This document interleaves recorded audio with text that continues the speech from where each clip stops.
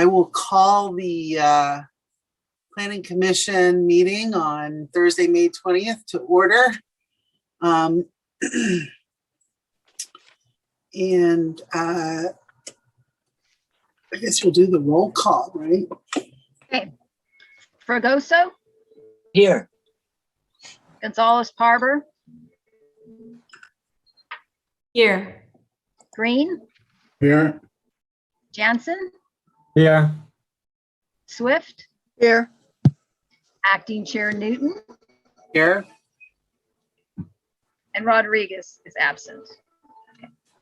Okay, and welcome Commissioner Jansen. We will get to your swearing in before our first public hearing item, but on behalf of everybody on the Planning Commission, welcome, and we're very grateful for your presence here and looking forward to having you here. Thank you. Let's go forward and approve the agenda. I would love to entertain a motion. I make a motion to approve the agenda. I will second. All right. And Linda, will you do the roll call? Yep. Fragoso? Here. Didn't we just do the roll call? Are you Oh, I'm voting sorry. yes for the motion? Yes. Okay. Gonzalez-Parber? Yes. Green? Aye. Jansen? Yes. Swift? Aye. Chair Newton? Yes. Okay, so the ayes have it, and we've approved our agenda. I'm going to read through the meeting protocol. The chair shall maintain order at the meetings in accordance with Robert's Rules of Order, and the commission has the responsibility to be a model of respectful behavior in order to encourage community participation and citizen input at commission meetings. The commission and the audience are expected to refrain from using profane language and or ridiculing the character or motive of commission members, staff, or members of the public, and to maintain the standards of tolerance and civility. First thing we're going to do is have public comments on non-agenda items. Anyone wishing to address the commission on matters not on the agenda, but within the jurisdiction of the commission, must do so by email or in person via Zoom in the manner described on the agenda.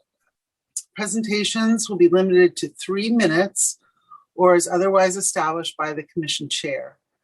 All interested persons are invited to participate in public hearings in order to give all interested persons an opportunity to be heard and to ensure the presentation of all points of view. Members of the audience should, 1, limit their presentation to 3 minutes, 2, provide their comments by email, as stated before, 3, state their view and concern succinctly, and 4, submit any new documents to the planning staff first via email to be entered into the record. So I don't know if there are any public comments, but if you have a public comment on a non-agenda item, please, first, I guess I'll ask Linda if we got any email. We got one email, not for the public comment period, for one of the On items, one of which I forwarded to you. Yeah. Yeah, I saw that. And then, do we have any members of the public who wish to speak on the Zoom meeting?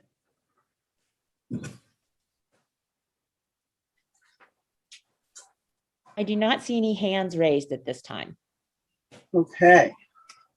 And then I will close the public comment on non-agenda items. And we'll go to the swearing in of our new commissioner. And who is that? Who's going to do that honor? Is that Linda? I will take care of that, Chair. Am I muted? No, go ahead. Okay, very good. Okay, Commissioners Jansen, I would ask that you repeat after me the following. I, your name, I, Robert Jensen, do solemnly swear or affirm do solemnly swear or affirm that I will support and defend that I will support and defend the Constitution of the United States the Constitution of the United States and the Constitution of the State of California and the Constitution of the State of California against all enemies, foreign and domestic, against all enemies, foreign and domestic, that I will bear true faith and allegiance that I will bear true faith and allegiance to the Constitution of the United States to the Constitution of the United States and to the Constitution of the State of California, and to the Constitution of the State of California, that I take this obligation freely that I take this obligation freely without any mental reservation or purpose of evasion, without any mental reservation or purpose of evasion, and that I will well and faithfully and that I will well and faithfully discharge the duties discharge the duties upon which I am about to enter. upon which I am about to enter. Congratulations, you are now sworn in as a planning commissioner for the town of Fairfax. Well, thank you very much. That's awesome. Thank you. Thank you, Ben. All right, so now the fun begins, Robert. Do you prefer to be called Robert or Commissioner Jansen? I will follow protocol. I had this discussion before in the commercial world. We'll tend to go to by first name, but I understand that, so I'll comply with protocol. Well, no, I'm actually inviting you to be more informal and wondering if you go by Robert or Bob or Robbie or. It would be Robert. Yeah, no Bob. I'm not a Bob. Okay, thank you. All right. There is nothing on the consent calendar. So I think that'll take us on to public hearing item number 150 Madrone Road. And I guess I'm turning it over to you, Linda. Okay. So this project encompasses the improvement of an unimproved area underneath the driveway bridge that connects the attached garage to the improved Madrone Road roadbed at the house at 150 Madrone. The unimproved area is currently accessible only from the exterior of the house via an exterior door and interior access stairway. The project proposes removing the interior access stairway and improving the 141 square foot area with sheetrock, flooring, electrical, a window in the west wall, and connecting the improved storage space with the interior of the house via an interior door. So on this property, the front property line is located 13 feet from the edge of the paved Madrone Road bed. And the property line is down a steep incline. And in order to comply with the 6-foot front yard setback, the house, when it was built, was set 19 feet from the edge of the paved road. So the area proposed for conversion is under the driveway bridge, and it actually does extend to the front property line. This property also doesn't meet the minimum size requirements based on its 81% slope. In the 70s, the town adopted a slope ordinance and increased the minimum parcel size of all their parcels based on slope. This is a legal non-conforming parcel. So this proposed project, in order to improve this area that's already enclosed under the driveway bridge, is going to require the approval of a conditional use permit and a front setback variance. So the additional square footage that's being added to the house doesn't increase the house FAR beyond the 0.40 that's allowed by the code. The addition meets all the setback requirements except the front setback variance. Other residential properties in the immediate area have floor area ratios that range from 0.07 to 0.35. This will result in the house at 150 Madrone having a floor area ratio of 0.21. So the proposed location for the improvement will have very little, if any, impacts. It will utilize underdeck area, have no impact on the undeveloped portions of the site. It will not require the removal or pruning of any existing trees. It will require no excavation and will be minimally visible from neighboring properties. The only visible exterior change is the new window proposed in the western wall facing 152 Madrone, which is 36 feet away. So the project won't result in a structure out of character with the surrounding neighborhood. Therefore, we're recommending you approve the project by adopting resolution number 2021-8, which sets forth the findings and the conditions for the project approval. That would conclude our report. Oh, sorry, my big debut of sharing my screen again. There is one correction because the plans that we provided to the Planning Commission and that are referenced in the resolution say that the plans were received on April 8th of 2020, and that is incorrect. So I'm going to share my screen and show you all that we have corrected this because it was actually submitted April 8th of 2021, but the stamp must have somehow gotten switched back to 2020. So we're changing the resolution where it references the plan date from April 8th, 2020 to April 8th, 2021. That would conclude our report. Okay, thank you, Linda. Are there any questions of staff by the commission? One thing I would like to see in reports is just a reference to the zone in the staff report in the box at the top. You know, we have location, project, action, applicant, owner, etc. And if just said zone colon and we knew what that was, that's all. I mean, that was my only thing. I kind of noticed that now that I'm kind of using electronic version. Otherwise, it's a great, thank you.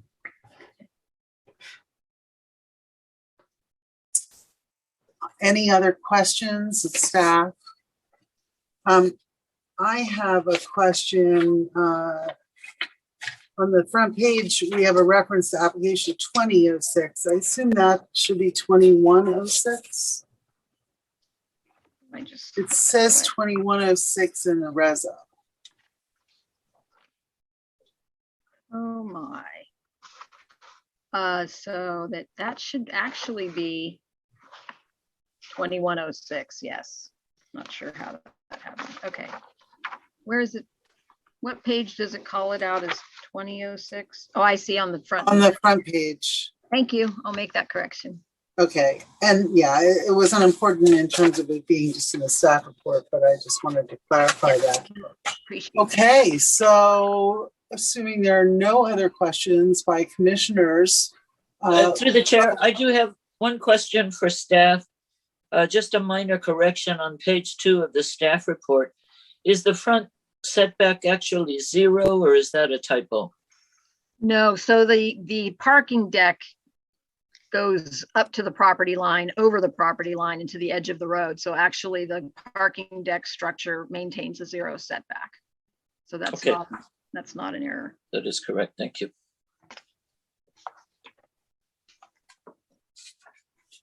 Okay. Then let's open up the public hearing on this item. And is the applicant or their representative here, and do they want to say anything?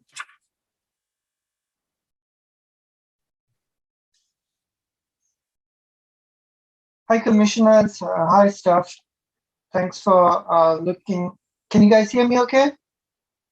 Yes. Oh, thanks for looking into this project for us. What I'd like to do is, if you don't mind, I'd like to show you a video of what the current occupants have to go through to get to this little storage area. And so maybe that'll help clarify why we are trying to just create an internal door and easier access to the storage. So let me share my screen here.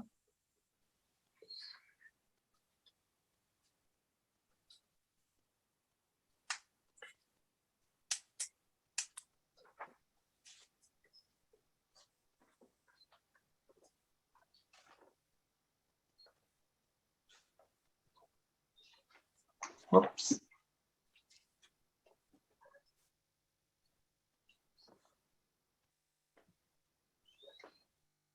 So this is going out of the front door, I mean the back door, down a deck.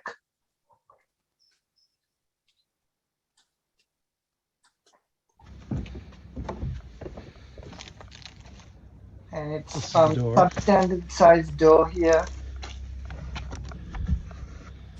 that I have to And duck into because it's only about 3.5 feet tall and about 30 inches wide. And this is the storage area underneath the driveway that we're trying to access from this wall from within the house so that we can store items without having to do it from outside. Again, that opening is not big enough to allow storage items that we want to put in this area.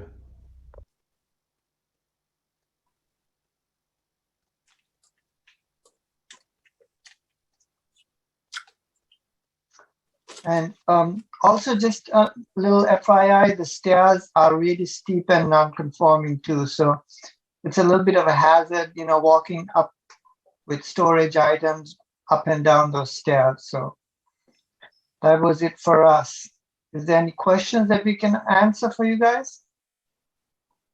If I may, it looked like the room you're trying to access is an unfinished storage room. Did you have plans to kind of, could we call it condition it, like put a wall, interior wall in or anything like that? That is correct. If you look at the plans, that's the storage space as drawn or as existing goes into public right of way. But we are planning on putting a wall to define the space that is within the property, and that's the space that's been accessed from interior. I meant like drywall on the interior of that room. Or, Yes, that is correct. Drywall and some lighting is being proposed. okay. Is there any, is it going to be used for storage or will people be using it for sleeping, let's say? No, it won't be used for sleeping at all. It is going to be used for storage. Okay. It's more conveniently accessed storage, I would add. Okay, thank you. Commissioner Gonzalez-Parker. Yes, I just had a question about what you plan to do with the existing entrance. So I think I see in the plans that you plan to remove the stairs, but is the existing door going to be, is it to remain or is it getting closed off or what's going on there? What we are planning to do, we are planning to take the stairs out, but the substandard door will remain as we would need access to service that part of the crawl space. Okay, thank you. And where the stairs come up now, you'd be putting flooring over that area, right? That's correct. Okay. Any other questions for the applicant or their representative? I have a comment through the chair, please. No questions. I just wanted to say this is a very lovely set of plans. I know it's a really straightforward project, but the plans are just delightful. They're beautifully dimensioned and detailed with the legends right there. Very impressive. Thank you. It was very easy to walk through. Okay, thank you very much. Hearing no other questions for the applicant, let's see if there are other members of the public who'd like to make any comments.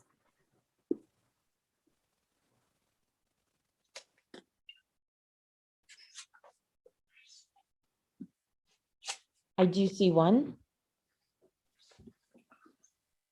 Okay.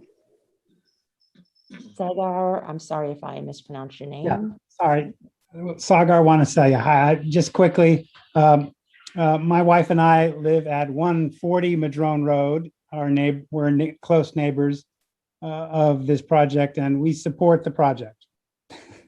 Just letting you know. Thanks. You could do that. Thank you very much. Appreciate that. Anyone else out there who wishes to make a comment? Raise your hand. I see no other hands raised at this time. Okay, well then I will close the public hearing and bring it back to the commission for any discussion or motion. Yeah, if I may, I think the project is a great project. It's very small, as pointed out, and there's a few things in the reso I'd like to recommend we change, but I'll wait till we get to the reso unless you want to hear those now.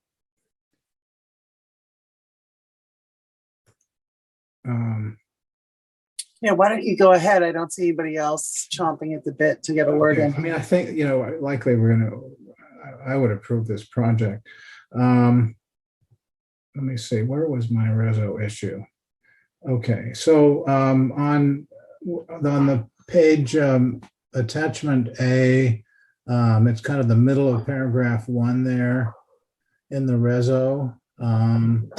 It says the addition will only result in the installation of one window in the west wall. And I think that's, for the record, just a little bit inaccurate. I think we need some words, different wording. I mean, I'm fine the idea of really only one window in the exterior visuals of this, which is great. But I think maybe will result in the installation of only one window might be a better way to put it. Because it's not like this whole thing's hinging on the fact there's only one window on the exterior. It's not really that. Okay, that's one idea. I got it. Okay. And then a little higher, attachment A, right under where it says conditional use permit. End of the sentence is the doctrines of equity and equal treatment because, and then the word because, the only change, et cetera, is installation of one window, et cetera. So I would add just after the word because, just to make the record more in line with the report, is it could say in part or in consideration of that the window is not the only change, but the only visible one, something like that.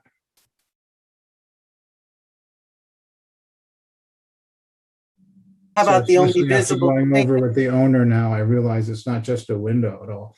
So those are the only changes I would make to the reso myself. I think it's good. Commissioner Green? Yes, ma'am. If we wrote under that conditional use permit, the approval of the use permit shall not constitute a grant of special privilege and shall not contravene the doctrines of equity and equal treatment because the only visible change to the exterior, blah, blah, blah. Will that work? Sure. That's great. And then I was trying to find the first reference that you had made, and I didn't see it. So if you could remind me where it's the language in the report where it says, and the window is not the only change. Oh, it's in the staff report. I think it's just the idea. It's not language in the report, but it's just that those two places, it kind of alludes to that we're giving this, only because there's this one exterior window. Not a big deal, really. It's just for the record. So the only reference that you're trying to change is there's one reference in the resolution, which is more my focus than the report. So we're only talking about one language change in the resolution. Is that correct? Only one is necessary, I think. We don't want to get great. redundant, but sure. Yes, Okay. That's the idea. Commissioner Swift? I'm ready to make a motion if there aren't any other. Well, I would like to change the date of the receive stamp on page 2 Make sure that reference is 2021 instead of 2020. Yep, I have that one. Okay, and then I'll let you go, Commissioner Swift. So I Just moved, I'm sorry, through the chair, before you make your motion. Linda, did you catch the 2006 in the title of the staff report as well? It still refers to 20, that should be 21 as well, but you may have caught that. Yes, I got that one. Okay, thank you, Cindy. Please go ahead. make a motion to approve resolution number 2021-08, a resolution of the Fairfax Planning Commission approving application number 21-06 for a use permit and front yard setback variance to construct a 141 square foot storage space addition, including interior access to the residence living space at 150 Madrone Road, with two corrections. The first one is on the first page under conditional use permit. The approval of the use permit shall not constitute a grant of special privilege and shall not contravene the doctrines of equity and equal treatment, because the only visible change to the exterior of the building, and continue on to that sentence. And then the second correction is on page 2 under the whereas, changing the date of the receipt of the plans from April 8th, 2021 to April 8th, 2020 to April 8th, 2021. I will second that resolution as modified. Okay, and I'll call the roll. Fregoso, Aye. Gonzalez Parber, Aye. Green, Aye. Jansen, Aye. Swift, Aye. Chair Newton. Aye. Okay, so that motion passes and that item is approved. And there is a 10-day appeal period for anyone wishing to appeal the item. And there's also a fee for an appeal. Is there, Linda? Can you remind me what the fee amount is? Oh, I have to look it up because it changed. Hang on. I thought it was 500. No, it's not that anymore. Now it's gone up to 625. Good. Okay. So there's a 10-day appeal period and a fee of $625 for folks who want to file any appeals. And now we'll go on to the next public hearing item, which is 85 Bolinas Road, application 21-07. And Linda, I think you're on that again. This project consists of removal of the existing 6-foot wide by 8-foot tall monument business directory sign currently located on the south side of the driveway entrance to the rear parking lot for the commercial building at 85 Bolinas, and proposes construction of a new 8-foot by 8-foot externally illuminated monument business directory sign for the multi-tenant commercial building. The new sign is proposed on the north side of the driveway entrance to the rear parking lot. The sign will display an approximately 20 square foot directory area where there would be space for 12 approximately 1 square foot tenant business name placards. The illumination proposed is for a ground mounted spotlight directed up to the directory face. The town code requires that the planning commission issue a sign permit for any monument signs. But the code does give the commission the authority to grant exceptions to the sign ordinance for these types of freestanding signs if the exception is not inconsistent with the purpose and intent of the sign ordinance, and if the strict adherence to the regulations may cause unnecessary hardships. The building is octagonal with some suites facades facing the entry and exit driveways of the parking lot or facing the parking lot, and thus currently having no way to visually communicate to passersby or people driving on Bolinas Road the location of their businesses. The design also includes many windows and an upper exterior deck, which makes it impractical to erect a multi-business commercial directory sign on the business itself. The area where the sign would be erected is enclosed by a 3-foot tall wood rail fence. The applicant is proposing for the bottom of the placard portion of the sign to be approximately 3 feet above grade so that it's visible over this fence structure. Frame will be heavy timber with the sign background, the street number, and the tenant business name panels of aluminum painted blue-green with a satin finish, while the font will be white opaque vinyl overlay. The colors complement the building exterior color palette, which is tan siding with dark brown window trim. Aside from the lighting issue that we're about to discuss, the requested exception to have the freestanding multi-tenant monument sign is the minimum necessary to serve the business identification needs of the multiple businesses either currently or potentially located at this commercial center. So the sign will be in the planter on the west side of the entry driveway to the rear parking lot behind the split rail fence amongst a grove of redwoods. The redwoods were planted with the construction of this building, and there were previously 23. Somehow I went out and counted, we're down to 16. There's not a real clear record of why we are down to 16. Could be repaving of the parking lot. I do know that a couple came out at the request of the laundry next door. They needed more sun to their parking lot, I guess. So anyway, the subgrade sign support footings will extend 3 feet below grade at the front of this redwood grove. And if done incorrectly, the installation of the sign footings could negatively impact the roots of the adjacent redwood trees. So staff has included a condition in the resolution of approval that prior to the submittal for a building permit for the sign, the applicants obtain an arborist report by an International Society of Arborists member assessing the health of the redwood trees within the planter area where the sign is proposed and making recommendation for the protection of the trees and their roots during the sign installation. The arborist shall be on site when any digging is occurring, observe the excavation, and ensure that if roots are encountered, the sign is constructed in a manner that minimizes the impacts on the trees. But with that condition and the other conditions listed in the resolution, we're recommending that you approve sign permit application 20-07. That would conclude our report. Thank you, Linda. Does anyone have any questions? Commissioner Swift and then Commissioner Fregoso. I had 2 questions. Linda, you said there were 23 originally. The staff report said 26. Oh, then I meant 26. Okay. I was trying to go from memory.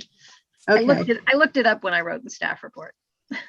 And then my second question relates to the right side of the driveway. There's what seems to be a temporary real estate leasing sign there. So I had a question about that. Is that permitted sign? Is it temporary in that space? I believe it's a temporary sign, but I went out before the meeting and measured it, and it's 16 square feet, and our code restricts leasing and for sale signs to being 3 square feet in size and one each property located on the property that's for sale or lease. So this sign does exceed the permitted square footage. It also has a notation across it that it's fully leased. So it seems to me that perhaps it's not really necessary anymore. But you should check with the applicant. Okay, those are my only 2 questions. Commissioner Fregoso and then Commissioner Gonzalez-Barber. Thank you. Linda, tell me the overall square footage again of the for lease sign. It's a little over 16 square feet. It's like 4 feet by 4 feet, 3 inches. And the maximum allowed is 3 by 5? 3 square feet. So 3 by 1, whatever combination gets you to 3 square feet. Yeah. 1 by 3. Okay, that's one thing we can come back to. Linda, was there any discussion about placing this sign over to the far right on the side where the existing sign currently is, but further up towards the street so that it's easier to see?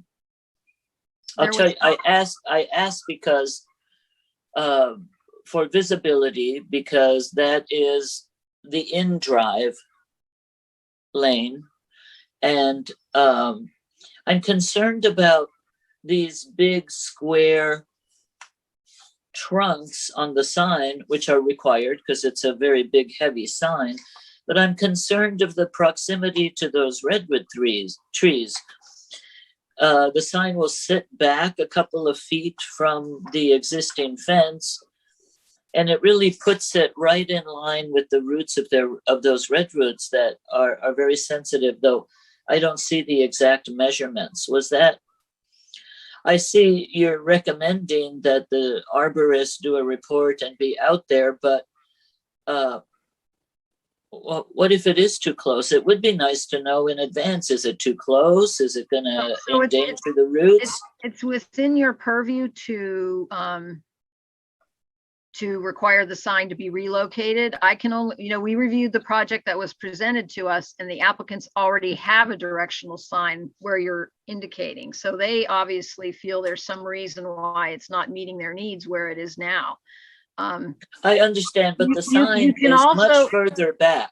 Yeah, you can also continue it if you would like to see the arborist report ahead of time. You can continue this and ask them to present an arborist report ahead of time if you feel you need that before you can make a decision.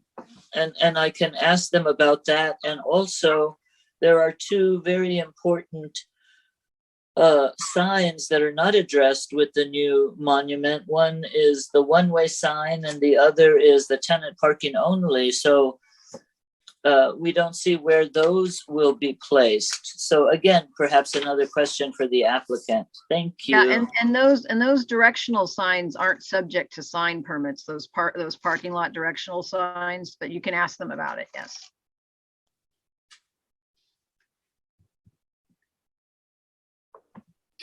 Commissioner Gonzalez-Barbara, and then Commissioner Jansen.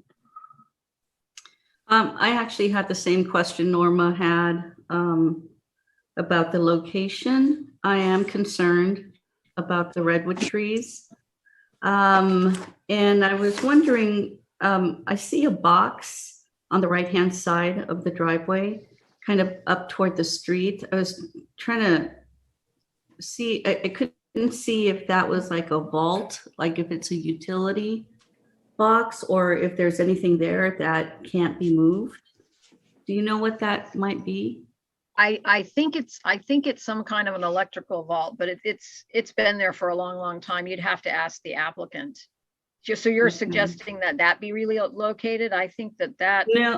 No, not to relocate the utilities, but I'm just trying to understand why that sign can't move forward toward the street because of the same concerns that Norma expressed. Yeah, I think those are good questions for the applicants. Okay.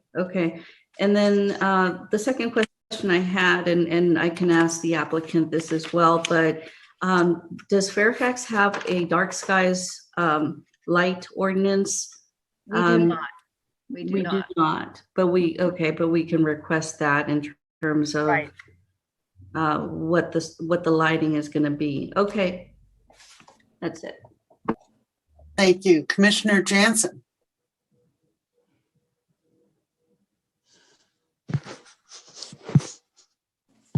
You'll need to unmute yourself. This is better, I guess. Thank you. That segues into my question that concerns the lighting, not only the dark skies and how it's illuminated, but there's no data on the actual light output and the light color temperature. And I think both are important, that it needs to be bright enough you can read it, but it should not overwhelm what's in the street. And I think color temperature is equally important, that it's not too white. I think that would be wrong in the surrounding. So either that would be a condition, I think, or it needs to be added to the documents.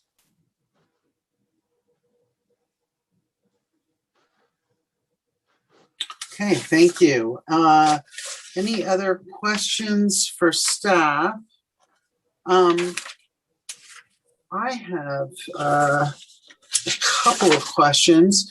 It seems to me that one of the one of the options is to put the signage on the building itself as opposed to a sign. Is that something that staff evaluated? I just think that would be really difficult. They have an overhanging balcony and they have a lot of windows, and I just don't really know where that would happen, but you can ask the applicants if they looked into that.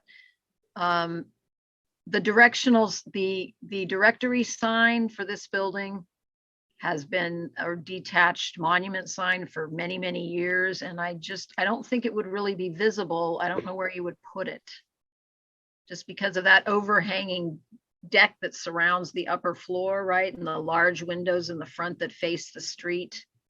I guess you could maybe put it underneath those windows, right even with the sidewalk, but I don't know how visible it would be there either. Isn't there a like a newspaper dispensary or something right there on the sidewalk?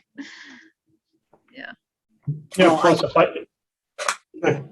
if I could interject, it's not unusual for multi-tenant buildings or properties to have a monument sign because of the nature of the buildings and how they're situated, and the fact that if you're trying to do a directory sign on a building, you're typically locating it on one of the tenants' spaces. So then it comes into a question of what's located in that particular space. So properly designed and located monument signs are pretty standard for multi-tenant commercial properties. Also, through the chair, if I may add to the planning director's comment, this monument sign has been approved for the business. I remember years back when it came to the planning commission for approval as a monument sign. And so I don't have a problem with the monument sign itself. And I don't know that we can disapprove a monument sign for them. I'm just concerned about the exact placement. So you're saying the existing sign was approved? Is that what you're saying? Correct. So they have an approved monument sign. All right. And then May I ask a question? Whether it's possible, is that okay, Mimi? Yeah. Okay. Whether it's possible, or should I say through the chair, whether it's possible in condition 8 to say exactly what we're talking about, is that if this is submitted to the arborist, and if the arborist comes back to say the plans as they are will hurt the trees, because they are monumental trees out there for our town, that comes back to us before any further work is done, so that we don't want the sign just installed anyway or something. I would recommend or really question at this point that additional part to the condition 8. yeah, I agree. I'd like to discuss what we're going to say in that provision, but Why don't we go to public comment and hear from the applicant? right, we'll do that. And so if the applicant or their representative are here, we can give them access to speak. Tamara.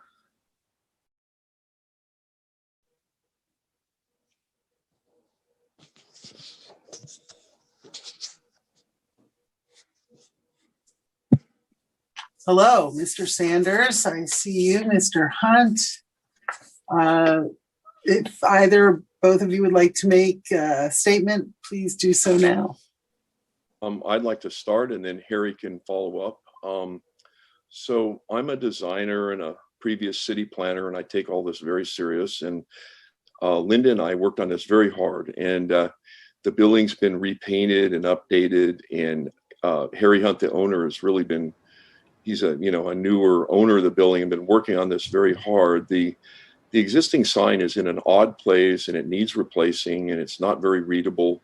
And we got rid of the name of, where it says Fairfax Square and so forth. We just went with a simple address, and we made the sign very simple and architectural, just try to make it a tenant sign that has a nice color scheme back to the building.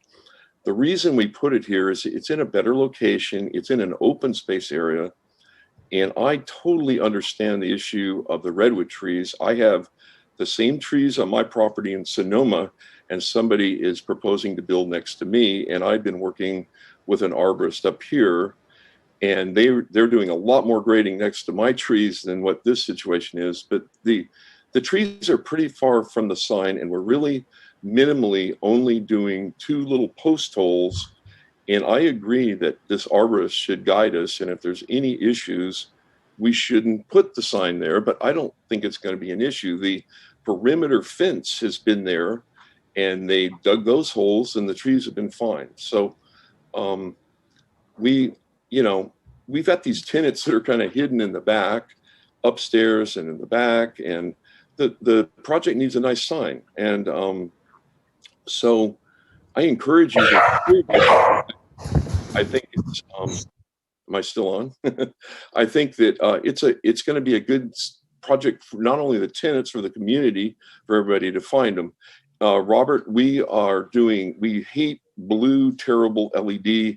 We're doing a nice warm wash of 3,000 on the lighting. We agreed to all the requirements so far as downlighting and protecting the trees. So Linda and I really worked hard on this, trying to bring you a complete package that hit all the details and the criteria. And so I'm encouraging you to leave it where it is, subject to whatever additional language you want to explore with the arborist. So, and Harry Hunt's here also to answer questions. Yeah, could I just add in, my name's Harry, this is my sister Lori. We invested in the building a couple of years ago. It was in very, very, very sad shape. It was about 50% vacant, in need of a lot of extra work. A lot of the suites had to be improved upon. We both grew up here in Marin. We live about a mile away in San Anselmo. So we love the town of Fairfax. We love the trees. But, in addition, I agree with what Bob just said, that we certainly want to make sure that the arborist is okay with the placement. But to reiterate what Bob said, the trees are quite a bit far back, and those roots go very, very, very far down on the ground.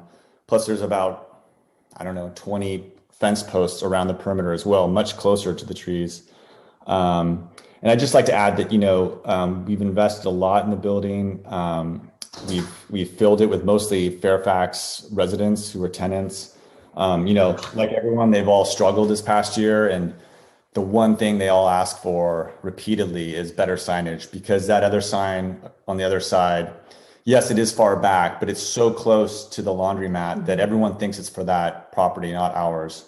And I don't think, a lot of the foot traffic will, even if they're walking by, they're still going to think that sign is for the next door property, not 85 Bolinas. So I guess I just wanted to add that. Thank you for your time. Thank you. Questions for the applicant? Commissioner Gonzalez-Parber and then Commissioner Green. Okay. First of all, let me start off by saying I think it's a beautiful sign. I love the sign. I think it's a little bit big. It's 29 inches wider than the previous one.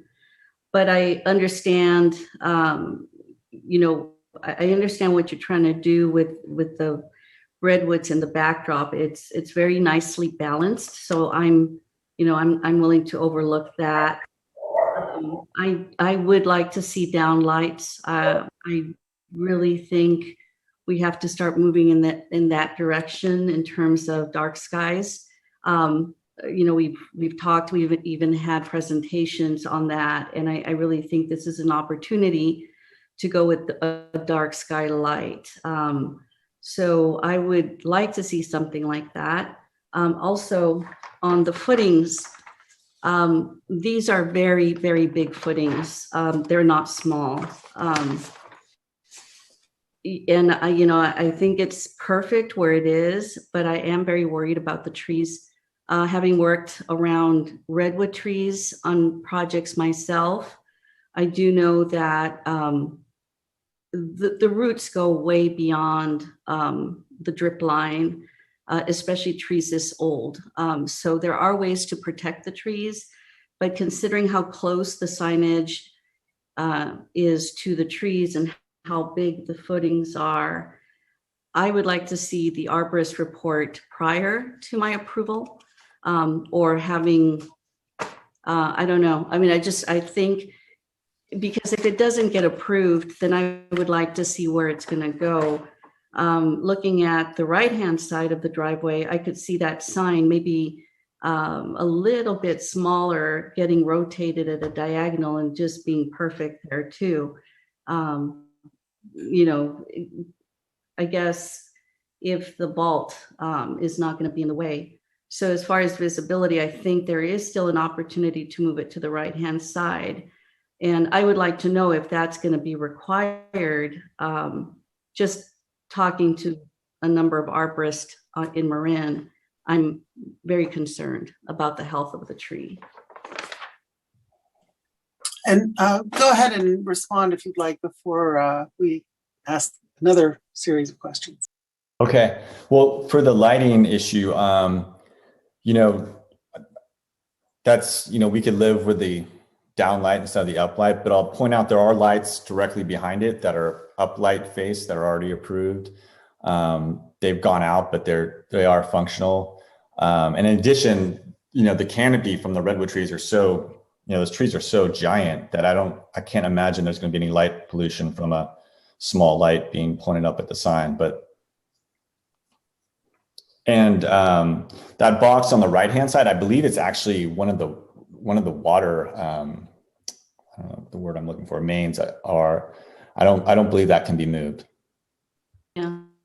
You know, the uplight or the dark skylight is not just for, you know, I guess pollution, it's also for the wildlife. So, you know, there are critters living in those trees.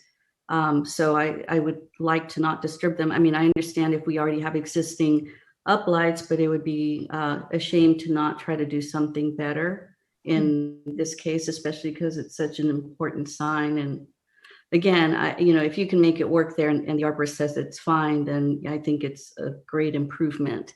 But I would like to, you know, consider the wildlife Good point. in those trees. Yeah, absolutely. We agree with that for sure. Commissioner Gonzalez-Parber, if I might interject, one of the challenges with trying to determine whether something that's going to go into the ground might impact the trees, you don't really know till you actually look at the roots. I know that our town arborist is very conversant in the topic of minimizing or avoiding tree root impacts. And there are various ways that you can do exploratory, you use like an air drill, things like hand cutting roots, relocating the foundation, in this case, around any scaffold roots that they might encounter. An easy way to perhaps get this decision moving forward and still provide the type of protection is to simply require that the town arborist be consulted and approve of any method of excavation and root removal prior to any of that taking place. Because, like I said, I have a very high degree of confidence in Ray Moritz's ability to minimize or avoid any tree impacts that might result from this project.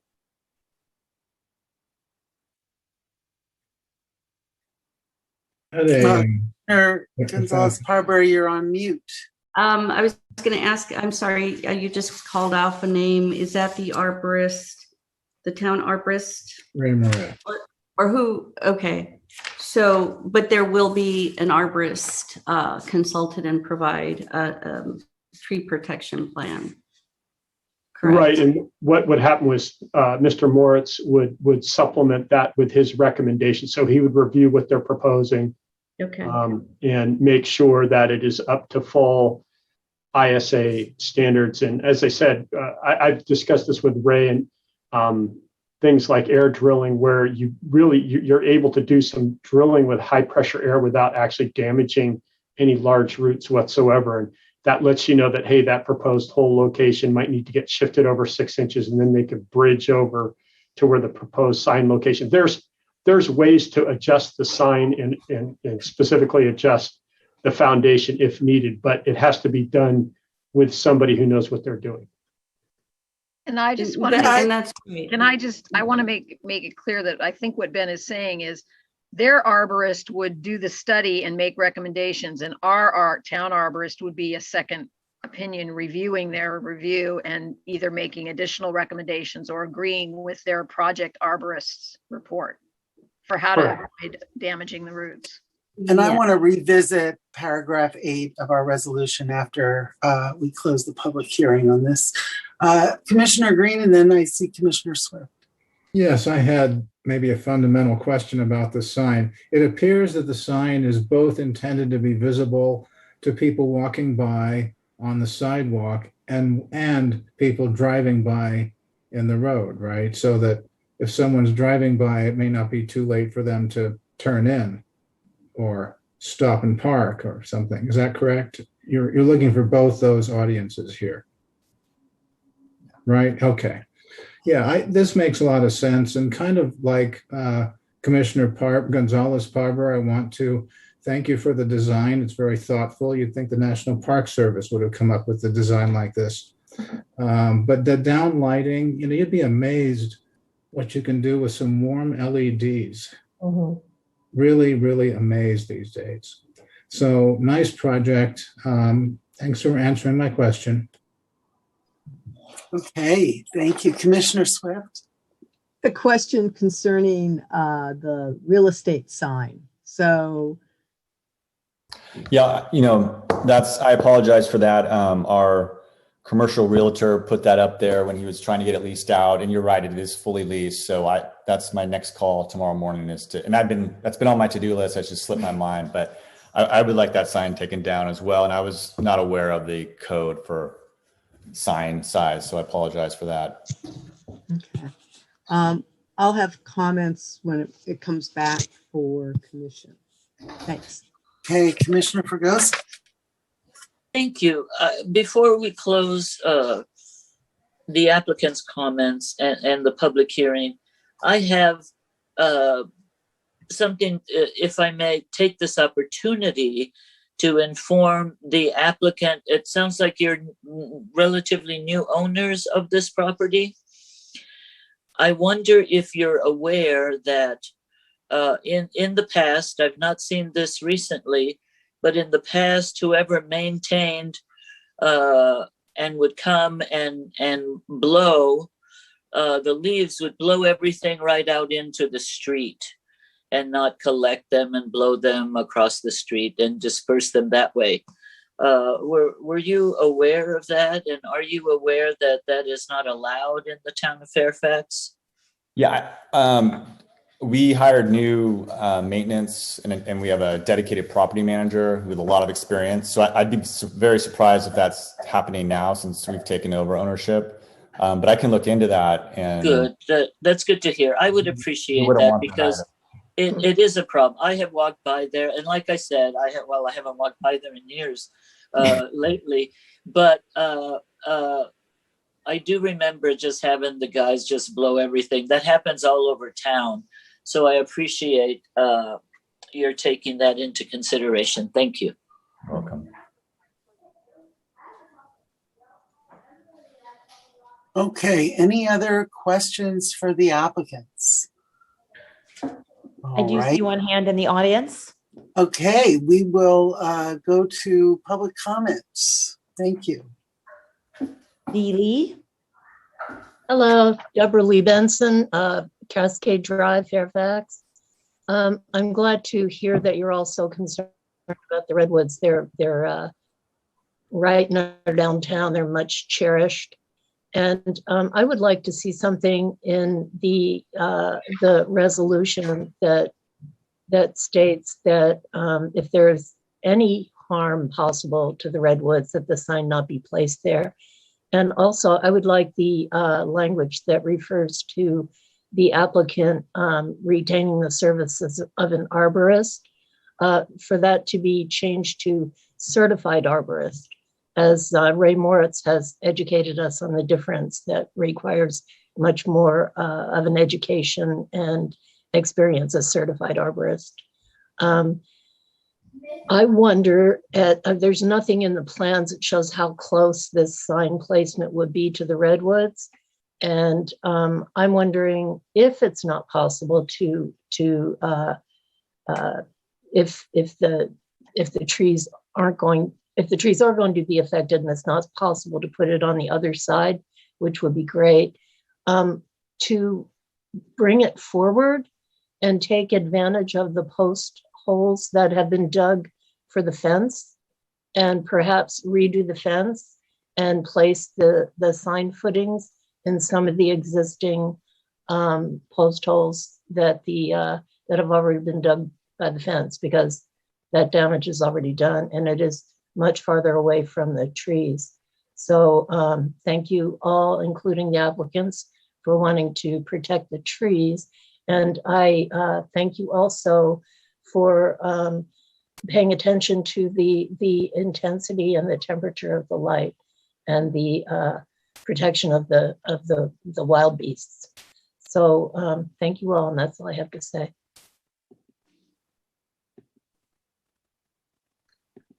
Thank you very much. Are there any other public commenters, Pamela? I don't see any at this time. Okay, before I close the public hearing, I'll give the applicants another opportunity to respond to our public comment, if you'd like.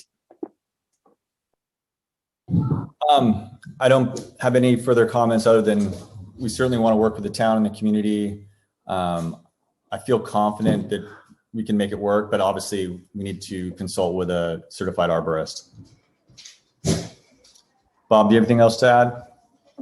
No, I think we need to look into that and make it work out. So we don't want to damage the redwood trees, that's for sure. Right.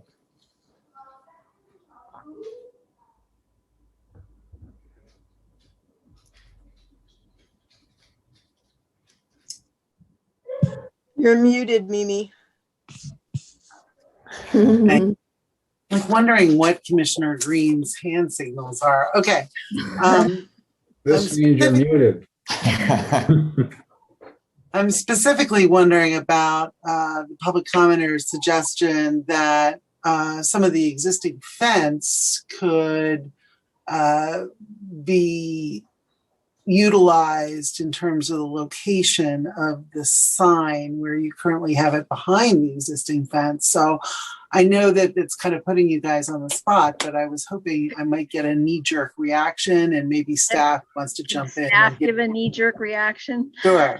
Because I don't think an 8-foot high fence right at the edge of the sidewalk, right there, is a good idea. I think it's, inviting vandalism. I don't know. It's too large of a structure to be right at the edge of the sidewalk like that, placed where the fence is. Maybe we'd also be closer to the fence. An idea. Sorry, I should raise my hand. No, that's okay. I wanted to get your... The issue was that was suggested was that perhaps the fence posts could be removed and the holes could be reused as the supports for the sign, and that would put the sign right next to the sidewalk, which I just don't think is a good idea, but that's just me. All right, Linda, thank you very much. And unless the applicants have anything else to say, or are there any other questions for the applicants, I'm going to close the public hearing and bring it back to the commission for further discussion. I saw Commissioner Jansen's hand up, so I'm going to close the public hearing. And go ahead, Commissioner Jansen, and then Commissioner Swift. That was part of the knee-jerk reaction. That if you put it right next to the sidewalk, apart from the height and the size, it would have a conflict with your lighting as well. So it would be difficult. So I concur with doing that. All right, Commissioner Swift, and then Commissioner Gonzalez-Harbor. Okay, I'm concerned about both the size of this sign and the placement in that redwood area. The sign is 8 feet high by 8 feet wide, I believe. And the footings per the plans, I think, are 2 feet in diameter and 3 feet down. As we know, the redwood tree roots are shallow, but they go out horizontally. And I think to grant an exception, the Planning Commission must find the application is not inconsistent with the purpose and intent of the chapter, and that strict adherence to the chapter may cause unnecessary hardship. One of the purposes of the sign chapter is to protect and enhance the town's natural setting and small scale residential character. And as you've heard from at least, one of the public comments, we know that the redwood trees downtown are dear to the community. We've kind of gone down that path with other redwood groves in the town. I think there's space on the right side of that driveway that provides an opportunity for new signage for the building. So as it's the application is now, I couldn't support this application or the resolution. I think we need to explore the right side of that driveway to see signage there that would work.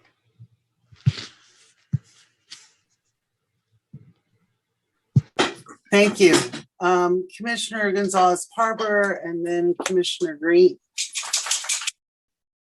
I had a question about the number of tenants that are currently in the building. Just wanted to compare that to the number of tenant signs. Is that something that can be answered by the owners? I closed the public hearing portion. So unless staff I can answer it. I can answer it because I asked that question. There are 14 tenants and there are 12 spaces for signs on this. And, one of the tenants has frontage right on the street, so they don't really, have as great a need for the directory sign. But I also want to remind the commission that this is one of the largest buildings and properties on Bolinas Road.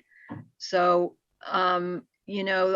I kind of feel like the sign is in scale with the size of the building.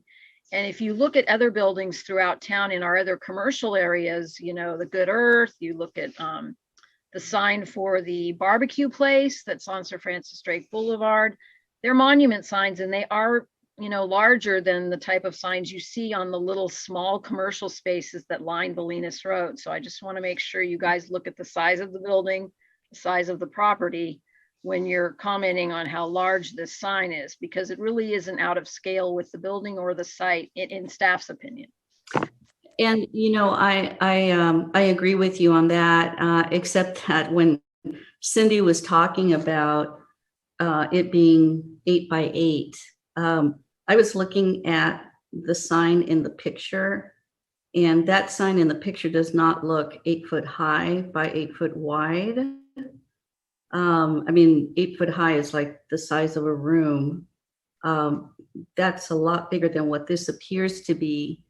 It's too late to ask the applicant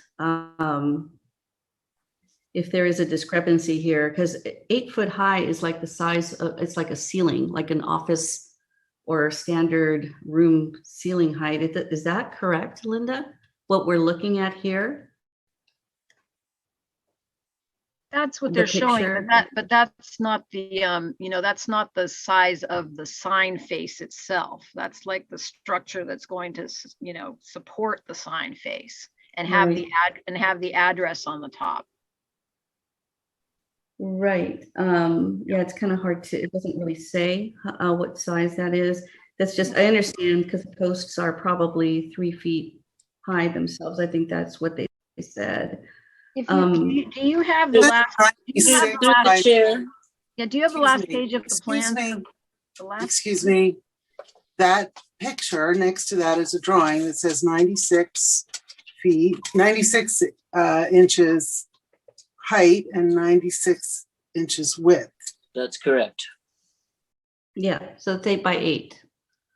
Yes. So it's like the size of a room, just in terms of, perimeter. Because of that size, I think it does make sense to kind of push it back. It's all about proportion and massing.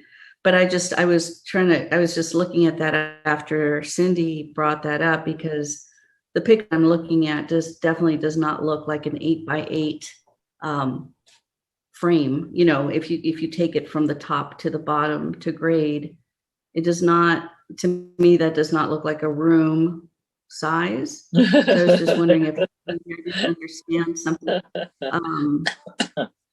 So I don't want to question the drawings, but going back to what Cindy said, I'm thinking a little more about my position on knowing what an arborist says prior to approving this. So, all right. There's no doubt that the roots are going to be cut, and I know that there are ways to design foundations to mitigate the damage. They will be cut. The question is, how much will it impact the tree's lifespan? So, yeah, these are very precious trees. I would like to see more on the arborist somehow.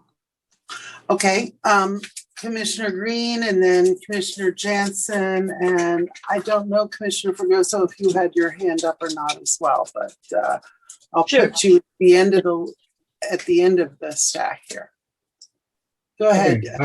So I've been going I really hear Commissioner Gonzalez-Parber here. You're right. I'm looking at this again. I'm thinking that is not 8 feet high. If the sign looks like the picture, if the proportion is like the photograph, I think it's a terrific project. But thinking through this 8 by 8, yeah, that's an issue there. I brought up the idea of we don't want to approve this until we see the arborist report. And I'm sure, like Ben Berto said, that there's engineering ways around damaging the redwoods.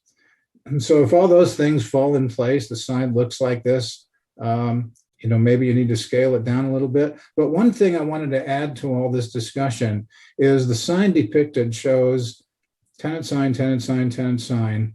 And the other picture of the old sign shows a bunch of blanks, where there used to be tenants. And so I came to the conclusion that is not a good look. So what I'm asking here is whether the sign could be kept always filled in somehow, so that if maybe there could be if there was a blank and a tenant sign one there, it would be better if the sign's out front like this, it's showcased. It's showcased with our redwoods. It's framed in the redwoods, et cetera. I mean, it's just this is a beautiful little setting for that sign. What I'd like to see is replacements for empty tenant signs that say things like welcome to Fairfax or something like that. Hope you have a good day. Something so that we eliminate blanks in the sign as tenants don't fill it in. That's just me, but I'm just asking if that's a possibility while we're on aesthetics. But we must save the trees. This is the big deal. Bottom line, really, apparently. We must save the trees. So if we need to continue this to wait for an arborist report, we may have to do that. And I kind of recommend it. Thank you.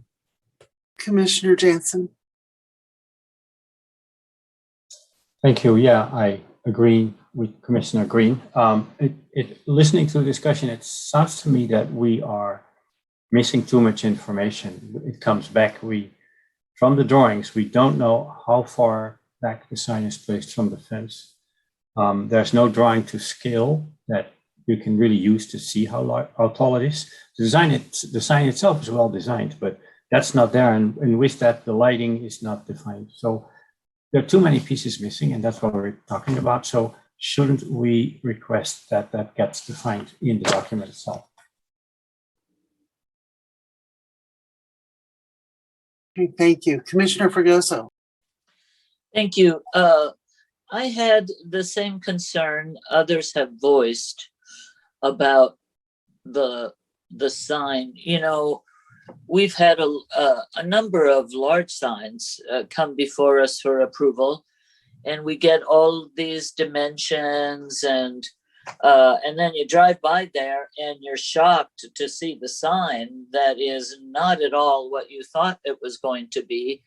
And certainly not the size that you thought it would be. They always get stretched. I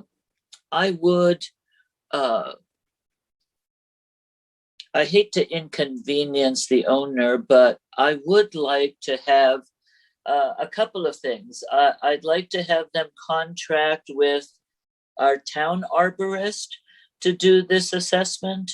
I know staff mentioned they would get an arborist, and then our town arborist would assess what their arborist said. That seems onerous. Let's just go with the one guy who knows our town and knows our trees. And secondly, I would like to see a better dimensioned page to replace the freestanding directory sign page, including dimensions from the closest tree to the edge of the fence and the location of the posts. And I would like to see the arborist assessment before we approve this project. I like the sign. I don't have a problem with the monument sign. I like the look that they're going for. I think it's great. I just want to make sure that the size and the location are perfect. And one other thing, I would like to see the 8-foot dimension from ground level. So I'd like to have a little flag or something at the 8 feet tall so that we can confirm whether the design, the photograph that's been scanned in is in fact the same as the 9 feet shown in the diagram. Commissioner Fregoso, if I could interject something, which is that we typically do not steer applicants towards hiring a particular consultant or other, but the applicant, if it is the commission's direction, the applicant would understand that should they opt to hire a separate arborist, that we would also be utilizing our town arborist and billing them for his services. So it's up to them who they hire, but I understand. That's fine. Okay, so I guess I'll weigh in too. I think in the drawing that we have that has the the dimensions of the sign with the 96 inches width and the 96 inches height, the image next to that, if you just measure, across the top of that sign with your pencil and hold it down, it really does seem to be a square. It looks like the bottom of the signage is maybe behind the lower post. There's also an indication there that it's 2 feet back from the fence.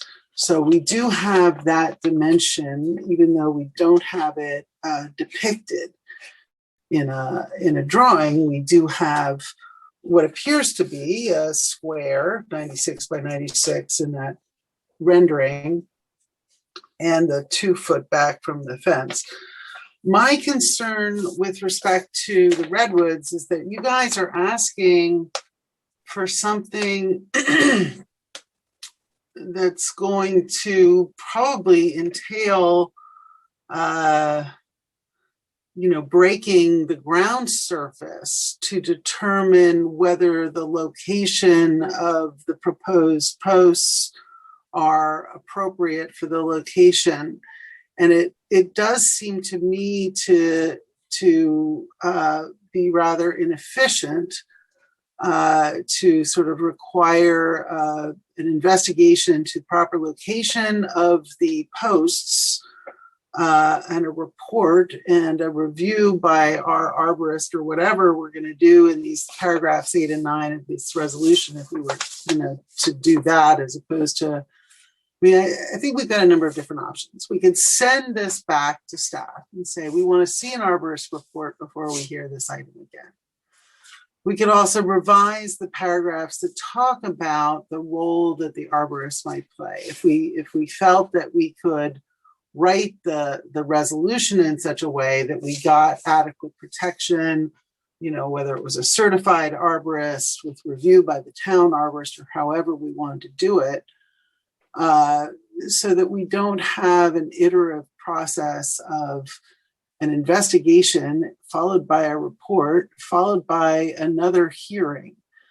So that's sort of what I would hope we could do, is figure out a way to write the reso so that we get the protections that we feel are appropriate from the professionals as part of the approval. Now, of course, if you guys don't like the sign at all, and we're not going to really approve it because we want a whole different design and more renderings, that's another issue. Over. So Commissioner Fregosi, go ahead. Yeah, a question for our acting chair this evening. In that scenario, what would happen if there could be damage to the roots? What happens to the project and the installation of the sign? What process? Well, I would suggest that we include some of the language in the staff report in the resolution. So the staff report talks about having somebody on site during sign installation and to observe the excavation, ensure that if the roots are encountered, the sign is constructed in a manner that minimizes impacts. There's even language about roots greater than 2 inches in diameter shall be carefully hand cut. I mean, we could rewrite that to say any roots shall be carefully hand cut or something if we wanted. But again, I think we would have to supplement that by requiring that the certified arborist make whatever accommodations are necessary to protect the trees, but that if they are unable to protect the trees, that it would have to come back to us at that point. I guess that's how I deal with it. Commissioner Green? Well, the problem is sort of having the arborist there at installation is sort of underway, and money has been spent by the applicant, and everybody's like standing around, I've seen this in movies, ready to film, and then the star doesn't show up, so because they're drunk. But anyhow, the problem is I don't think we want the arborist sort of there on the scene at the time. I think it'd be better, even if it's an administrative review by an arborist, to be submitted to our town staff, perhaps. Maybe we can skirt.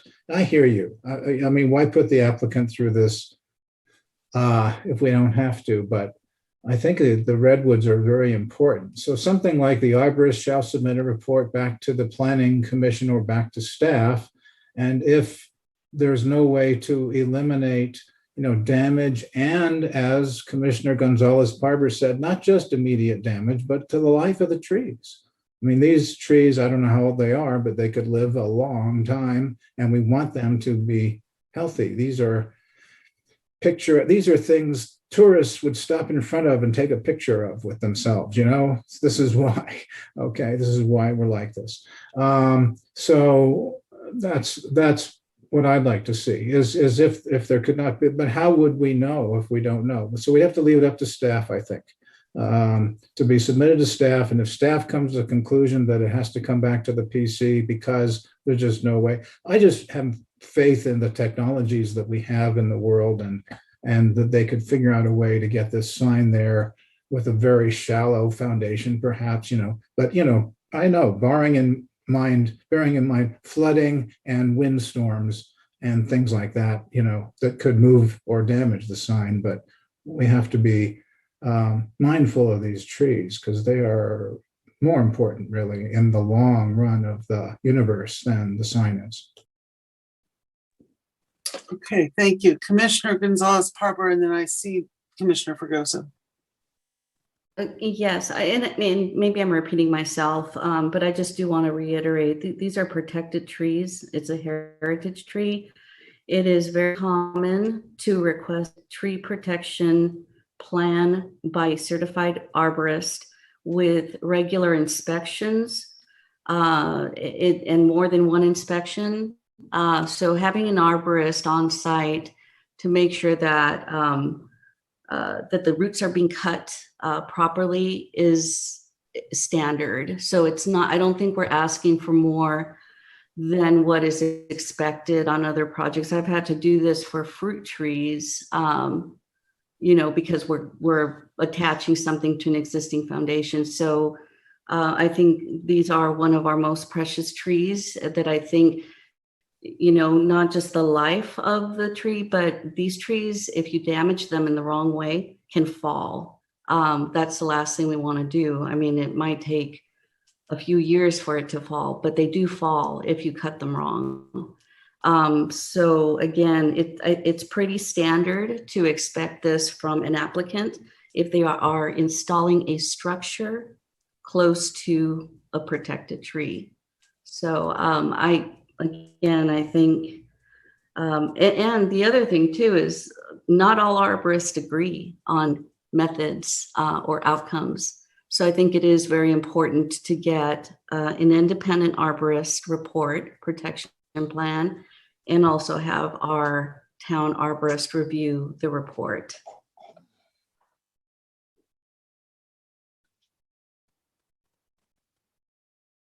Okay, thank you. Commissioner Fregoso?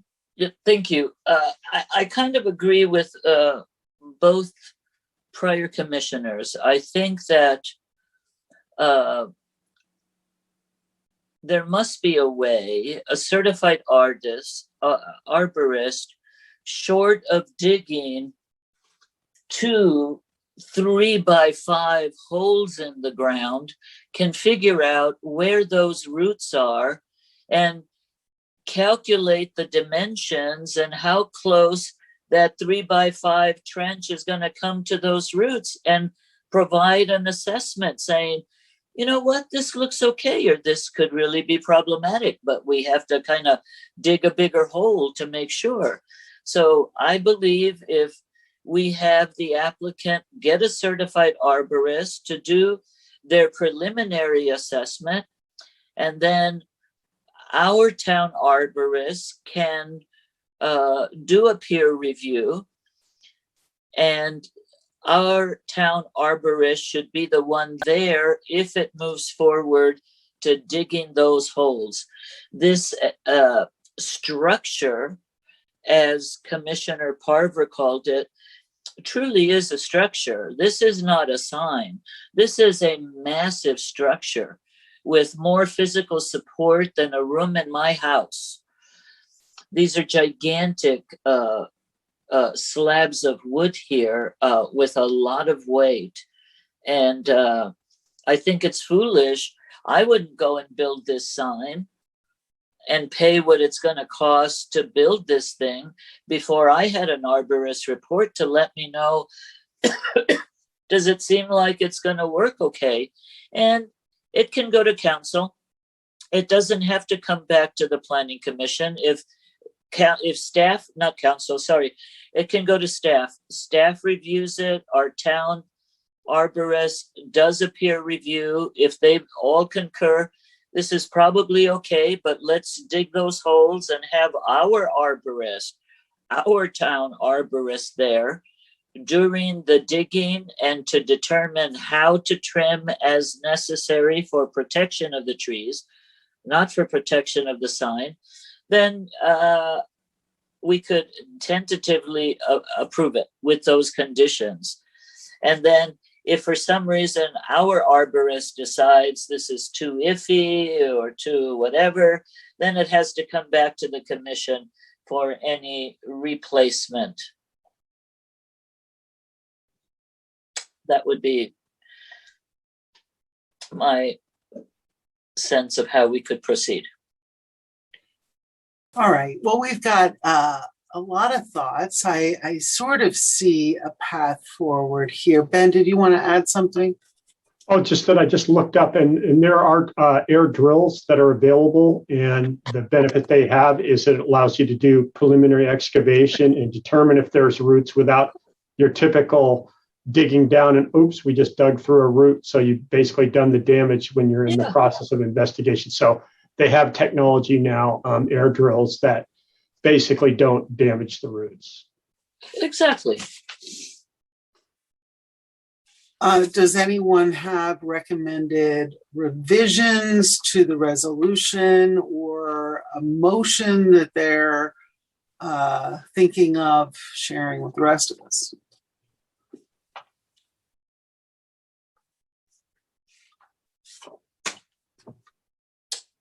I would like to move that we conditionally approve this project based on the applicant securing a preliminary certified arborist report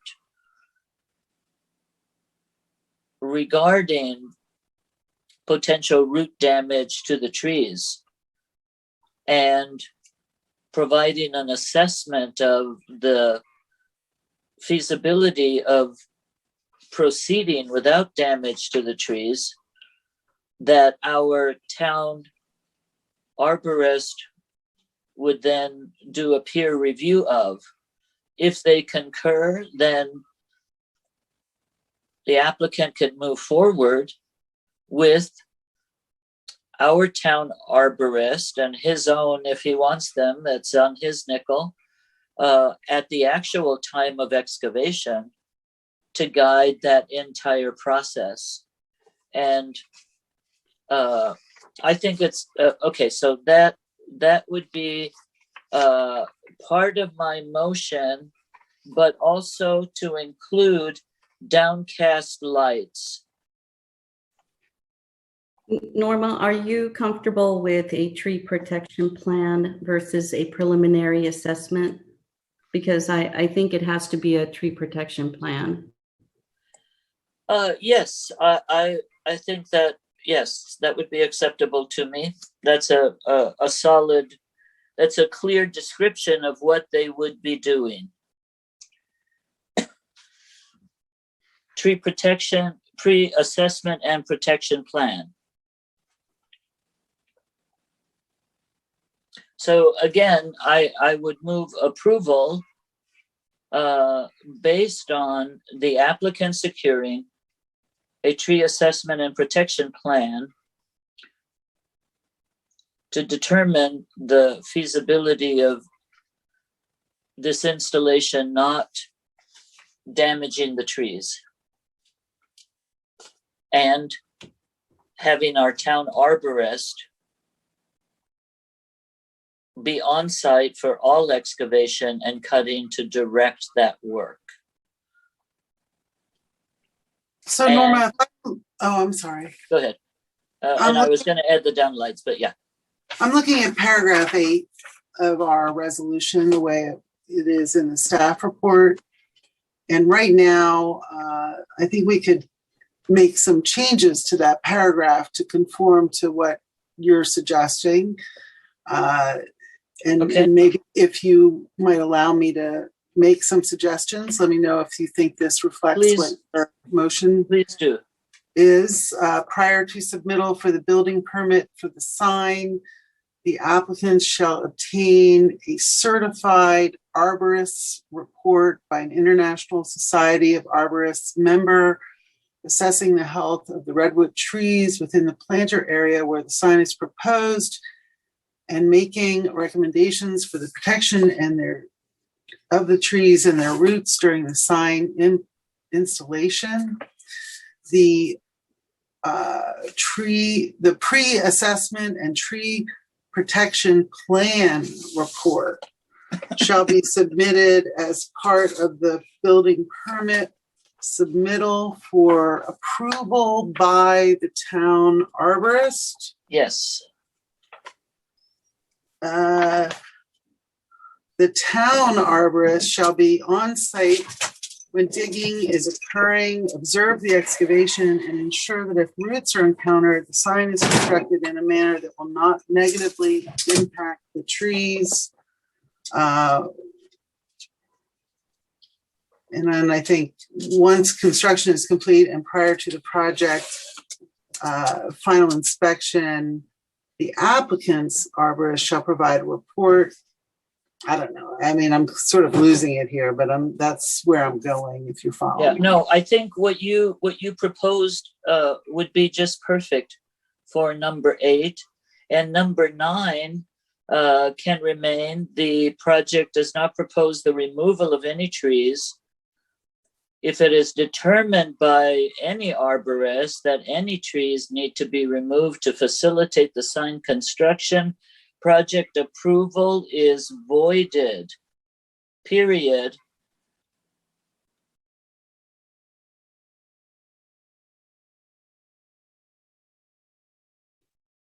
And the applicant must return, if that is the case, to the tree committee and the planning commission for approval in concurrence with the arborist. Okay, Norma, can you repeat that last sentence, please? Okay, so I'll end with if trees need to be removed to facilitate sign installation, not construction, project approval is voided. At that time, applicant must reapply should they wish to continue for new designs. I'm not recommending that they reapply to us because they want to take down the tree in front. I want them, if there's a tree to be removed, has to be removed, then the location for me is voided and it would come back to planning commission for a different location, a different application and review. Is there some way that because is there a term without prejudice that they would come back to us without having to pay a separate fee? Should there be a problem with the arborist report? Yes, we could certainly add that stipulation that Because we're inconveniencing their process, and they could, right. If the arborists decide, oh, there's a problem with this, we have to go back to the tree committee and the planning commission if you want to move forward. It would be at no cost to the applicant. Then number 10 is conditions placed upon the project by the arborist may be amended or eliminated by approval of the planning director. No, I would, at this time, I would eliminate number 10. And I'm fine with number 11, where staff has already requested dark sky compliant, fully shielded lights on the face of the sign. Commissioner Fregoso, if I could suggest some additional language, which is regarding resubmittal. If resubmittal occurs within 60 days, we don't want to have this free resubmittal hanging out there for an indefinite period of time. If resubmittal within 60 days, that's fine. And I'm sure the applicant would want to turn around quickly and deal with it as well, because it is a beautiful sign. I don't have a problem with the sign. Would that work for our reso, those few changes that we made? Well, let's see. We've got Commissioner Green's had his hand up for a little bit. So okay. Let's go ahead.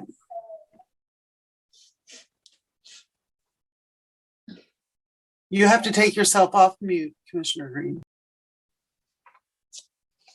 You know, they moved the mute button. It used to be in the lower left, and it's not as easy. So I'm going to have to talk to Zoom about this. This is not right. Anyway, so I think that the scheme between 8, 9, and 10 seemed to be a pretty good scheme and pretty close to doing what we say here. A few things need to change. So in 9, I know we're in the middle of a motion here. This is a little crazy, but it's like a. That's okay. We're tweaking the motion. Yeah, we are. So instead of in 9 saying the project does not propose the removal of any trees, why don't we just say no trees may be removed? There you go. I like that. But we're going to get a report back from an arborist that says a tree has to be removed. That isn't a possibility here. It's like, no. So what we need to do is be explicit in that regard. So I would change that sentence. And then also, it's not a bad scheme. If it is determined by the arborist, and we have to change that language, needs to be removed. Cannot be protected adequately, let's say there. If it's determined by the project arborist that any of the redwood trees cannot be adequately protected, and agreed, then the approval is voided. Then it's voided, exactly. So that's Period. Instead of just need to be removed, we're not putting up with that even suggested. Yes. And that's how I feel about this. And I like that. So those are my changes. And then otherwise, the changes to 8 that you've suggested, yes. I mean, we really need to have a double check process here. And I think we have some good ones in 8, and then those changes to 9. Thank you. So, does that mean we have a motion, Norma? Can we have a show of hands? Are people okay with this direction? And then I'll rephrase that into a motion? Well, okay, no. I'll just make a motion. I would if rather have a motion, and then we'll see if we have a second. Yeah. All right. Let me see if I got Can this right then. Oh, wait, hold on, Norma. Okay. Wait, hold on. So I think you're covering a lot of my concerns. The size of the sign, I'm still not making the connection between the dimensions and that photograph. I'm looking at my doors. My doors are 6'8", and I'm looking at my double doors that are 6 feet wide. And I'm thinking about an 8x8 structure. Is there anything we can write into the resolution that says that the applicant has to provide story poles and that the planning department can approve them? I think that that's a little unreasonable. I think we either are going to go with a plan that we have in front of us or, reject it. So we could continue it if everybody else felt similarly, but I'd rather see where we are with the motion. And, if we don't have enough votes for it, we can discuss what happens at that point. Okay. So Norma, I'm going to go back to you and let you finish your motion. All right, let me take a clean stab at it. This is 85 Bolinas, yes. I move that we, can we call this a conditional approval? That we conditionally approve, because we do have conditions of approval. No. We always have conditions of approval. Okay, so that would just be in the conditions. Okay. I recommend approval of sign permit application number 21-07 for 85 Bolinas Road with the following revisions to the resolution as follows. Section 8 shall read, prior to submittal for the building permit for the sign, the applicant shall obtain a certified arborist report by an International Society of Arborists member assessing the health of the redwood trees within the planter area proposed and making recommendations for the protection of the trees and their roots during the sign installation. Such report shall be submitted as part of the building permit submittal to be reviewed by the town arborist prior to building permit. The arborist shall be on, the town arborist shall be on site when any digging is occurring, observe the excavation. I'm sorry, let me go back. To assessing the health of the, okay, no, that's fine. Assessing the health, it does cover the health of the redwood trees. The report shall be submitted as part of the building permit submittal and reviewed by the town's arborist. The town arborist shall be on site when any digging is occurring, observe the excavation, and ensure that if roots are encountered, the sign is constructed in a manner that will not negatively impact any tree.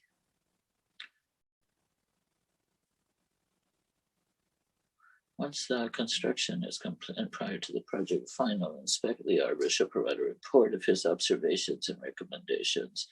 The last sentence is fine in number 8. In number 9, we're revising it to say, this project does not propose the removal of any trees. If it is determined by the town's project arborist that any of the redwood trees would be damaged or need to be removed to facilitate the sign installation, project approval shall be voided. Period on number 9. Number 10 is eliminated, and number 11 is as it is. Though number 10 can be replaced with, should resubmittal by the applicant, okay,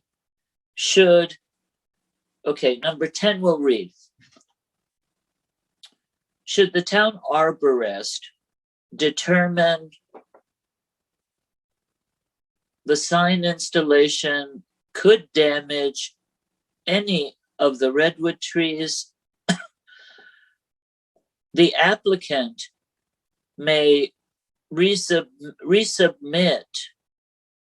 a revised proposal to the Planning Commission within 60 days at no additional cost or without additional fees, however that should be phrased. And then number 11 remains as stated. Thank you very much. Is there a second? I'll second. Fabulous. Linda, could you ask for the roll call? Fregoso, Aye. Gonzalez Parber, No. Green, No. Jansen, Aye. Swift, No, and my reasoning for that is that real estate sign prior to its location now was in that redwood area. And it's not quite as large as the proposed sign.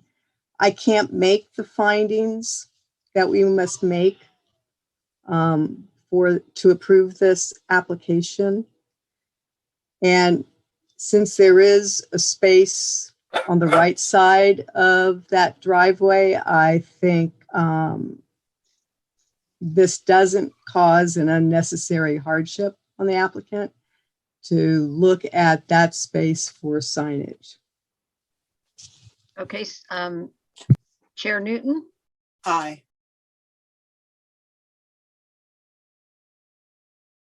so we have a tie, which means, I believe, let me check the code, that the motion fails. The motion fails with the tie. If that's the case, I recommend we continue this item and we move on with the next. I think the applicant has a good sense of what the issues and concerns are. It couldn't, unless there's another motion, I recommend we Could be continue. another motion to continue, if that's what you'd like to do. No, Linda, I mean, you're on mute. I can't hear you. If someone would like to make another motion, Well, can I just we say should something hear it now. first? Can I say something first? What I'm hearing, what I've heard you all say, I mean, a majority of you say, is that if you are going to continue it, you would like to see the arborist report before the Yes. next time it's heard. And what I thought I heard some of you say is you would like what's equal to like story poles for a sign put up in the location that the sign is proposed, showing the size and Yes. the orientation between the redwood trees and the fence. So if you do make a motion for continuance, if you could ask for those two things, I think it would help you at the And next. can we public hearing. add one more thing to that? You can, whoever need makes the to have- motion, add whatever We you need to want. have dimensions on the plans.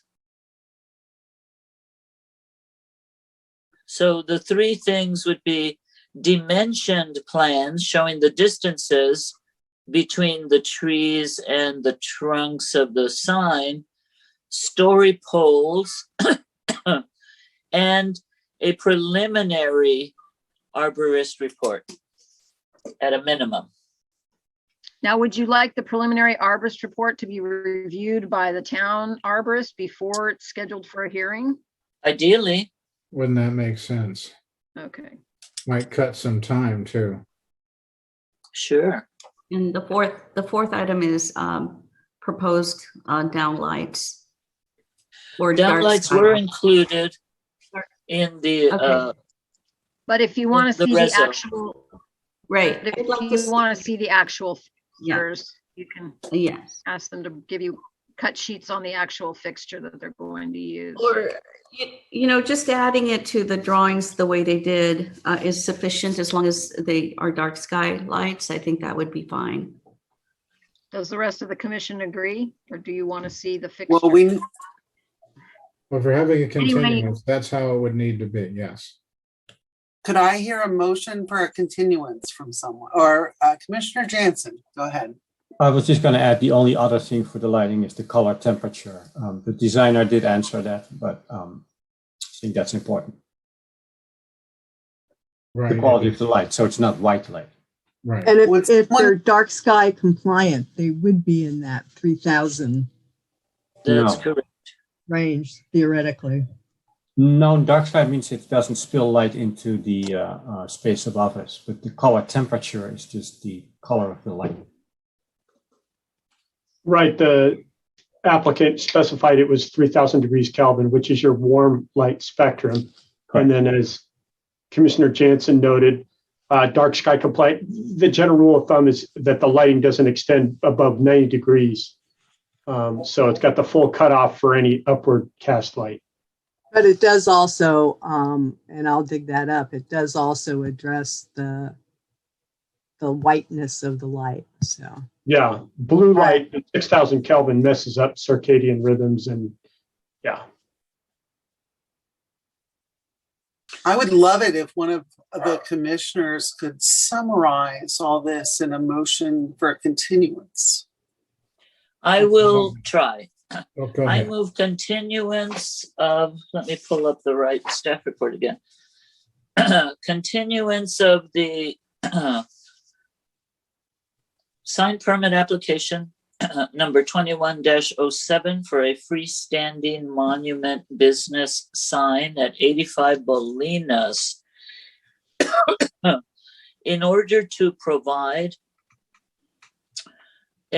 the applicant to provide a preliminary arborist report on the health and condition of the trees and any potential damage that could occur due to the installation of the sign.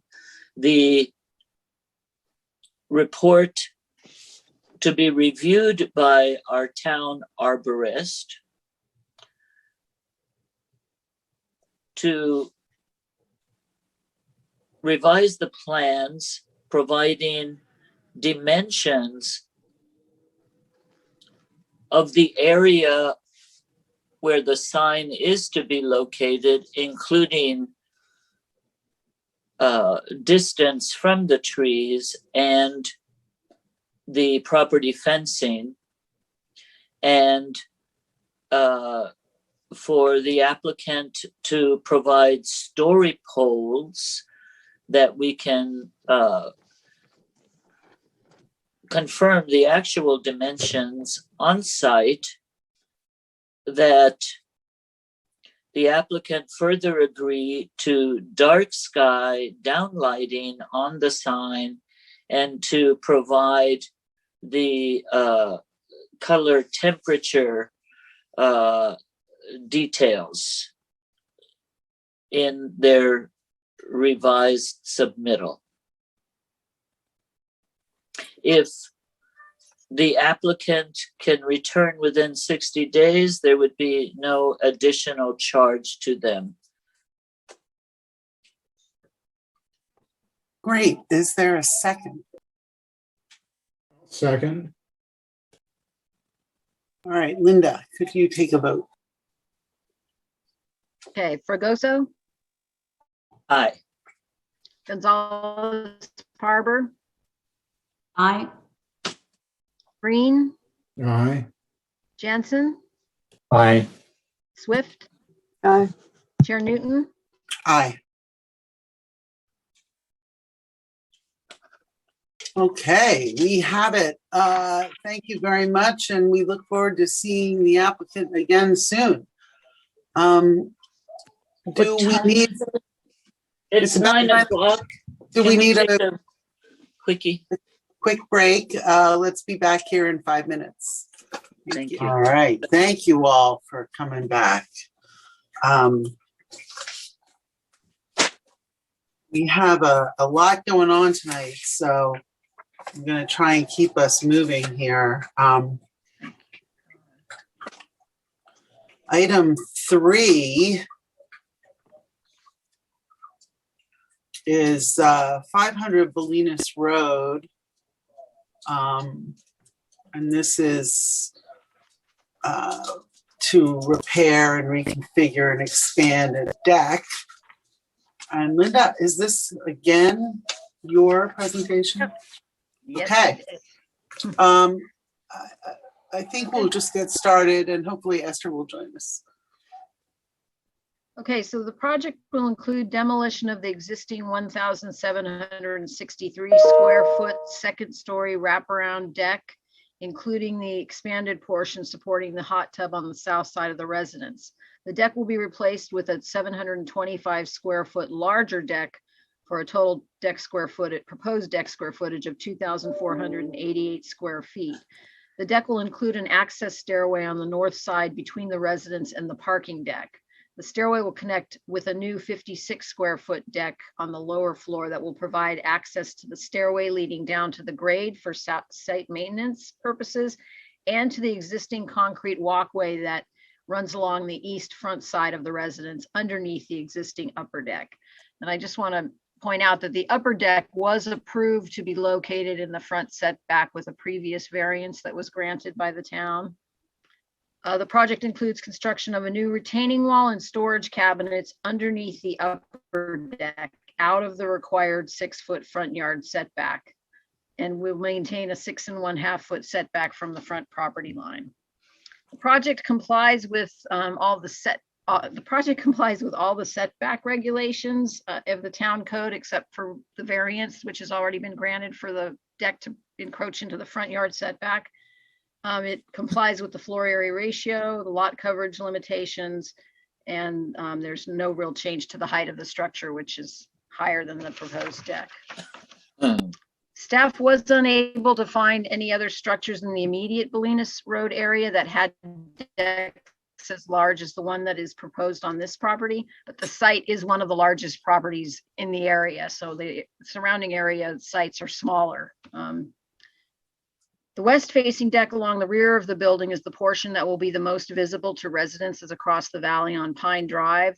The rear deck is actually being reduced in size by roughly 232 square feet. The reduction is made possible by reducing the width of the proposed deck to 6.5 feet deep, while the existing deck is 8 feet deep.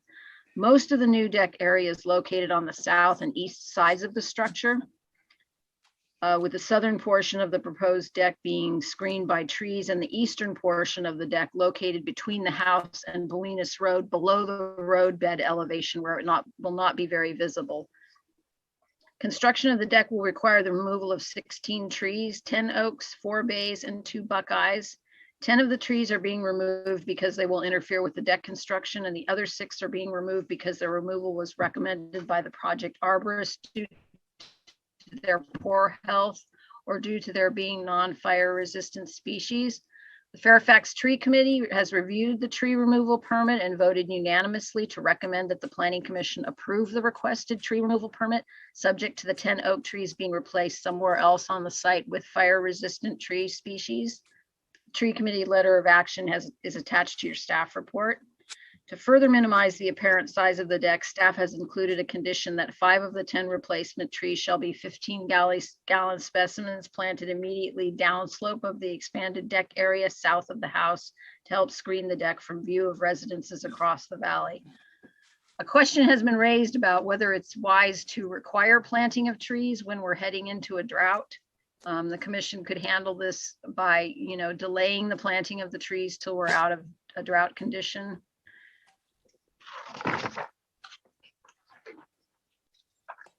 The deck design includes a number of lights, and it also is proposing to use a glass guardrail deck panels. And staff feels that the number of lights proposed is excessive, so we've included a condition in the resolution that the total number of light fixtures be reduced as follows. All exterior door entrances with 2 wall-mounted lights shall be reduced to 1 wall-mounted light. And to minimize the glare off the glass guardrail deck panels and limit the potential impact of light spillage from the in-deck lighting on residences on Pine Drive across the valley to the west, we've included the following conditions: that the glass guardrail panels must be of a non-reflective material, and 2, all exterior fixtures must be dark sky compliant, fully shielded, and emit no light above the horizontal plane with no sag or drop lenses, side light panels, or uplight panels. And the lighting plan shall be submitted with the building permit application and be approved by the planning department prior to issuance of the project building permit. The lighting shall not emit direct off-site illumination and shall be the minimum necessary for safety. And I just want to also point out that the applicants have volunteered that if there is a concern about the glass paneling, they would be willing to replace it with cable railing, which isn't really visually obtrusive. And we're recommending that you approve application 2108 by adopting resolution 2021-10, which sets forth the project findings and conditions for project approval. And that would conclude our report.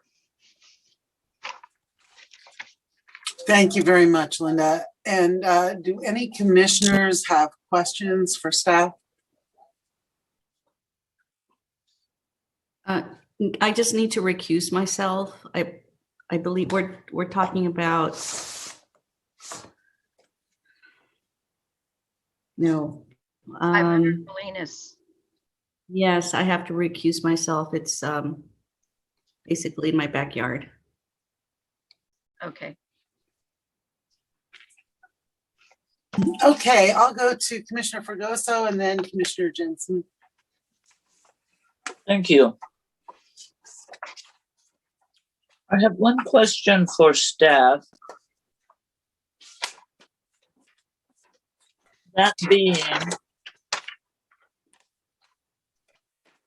it appears to me from looking at the plans, specifically sheet A15, with the perspectives of the house and the decks, I see the lower deck. I see the main deck that is being expanded to land an airplane.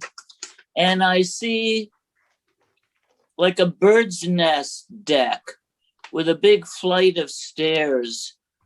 Is that That's a the park- deck or is that the parking? That's the parking deck. Okay, it was, The existing.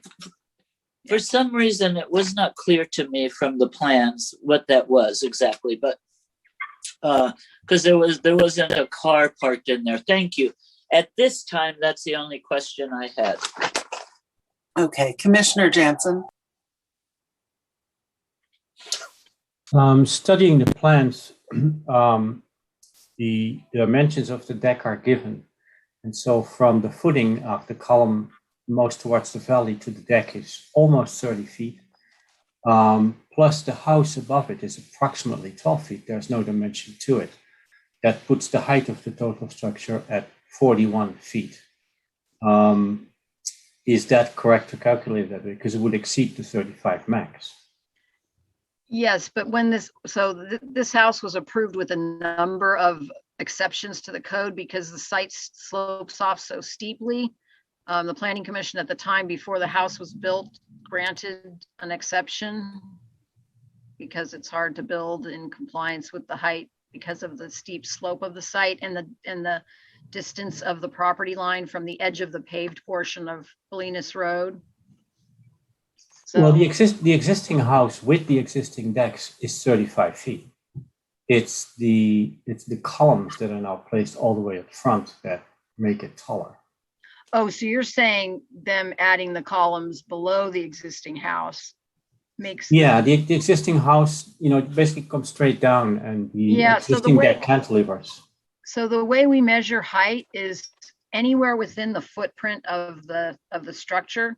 You measure from grade below to the portion of the structure directly above it. You don't measure from the lowest point of the house to the highest point. Does that make sense? Yes. Yeah, Sure. That's why I'm asking. Yeah. Yeah. So the house can step down the hillside, and yeah. Okay. That's how they measure it. Yeah. Understood. Thank you. But whoa, shoot. Sorry. Oops, spilled my soda. But that raises the question in our report. It says existing and it's blank in the height. So you're saying that existing is the 35. Yeah, what that should have said is there's no change to the overall height of the house. The deck isn't getting higher from the ground, but what Commissioner Jansen is saying is there will be additional supporting structures underneath this deck because of its size that don't exist for the existing deck. I understand that. I understand that, Linda, but I'm just looking at the table on page 2 of the staff report. That should have said there's no change to the height.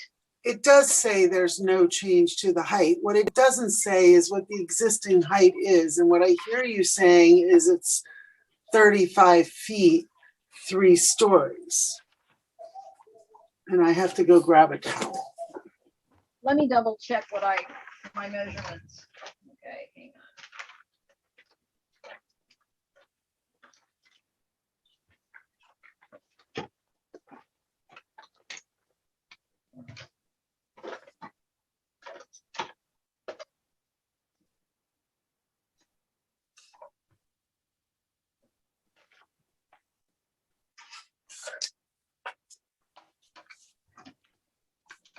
Okay, so when I scale the cross section of the house, the cross section at the highest point is 30 feet I'm sorry. Yeah, 30 feet above grade, but let me, I mean, I can measure other portions of the house and see. Or maybe I'm wrong that there wasn't a height.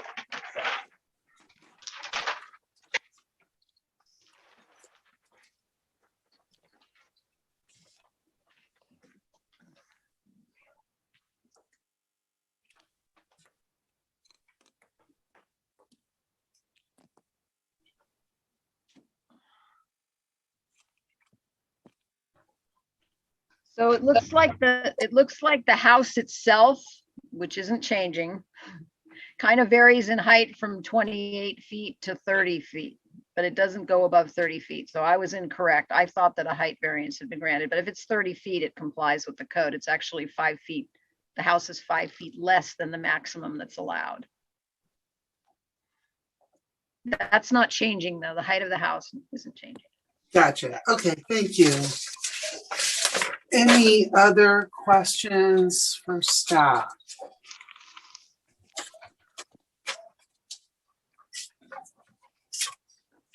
Okay, Commissioner Jansen. Still, and it's doesn't really have consequences, but I did notice that the calculation for the lot coverage there are some questions about it. Of course, the lot is plenty big, so it does not change the outcome. I'm not sure that's relevant, that it needs to be correct on the drawing. To give an example, the car structure is not included. Yeah, that's because it's another quirk of our code that they exempted parking structures from being counted towards the lot coverage. Oh, I did not know that. Excuse me. Am I right about that? I'm speaking off the cuff. I know driveways are exempted from lot coverage. Let me look that up to just make sure. Garages are covered up to a certain square footage, I thought. It's administrative. The outcome remains the same. It's far below what's allowed. That's true.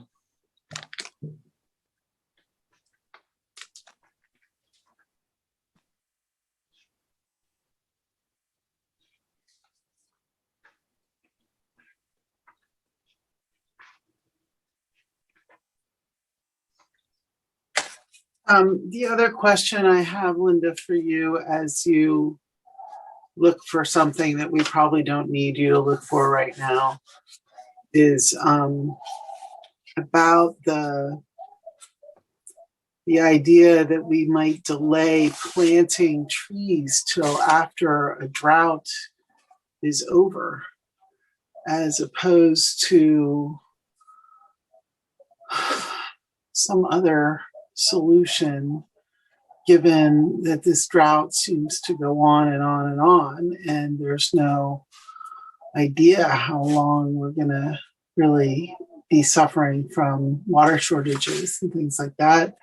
So are there other options that might be better suited for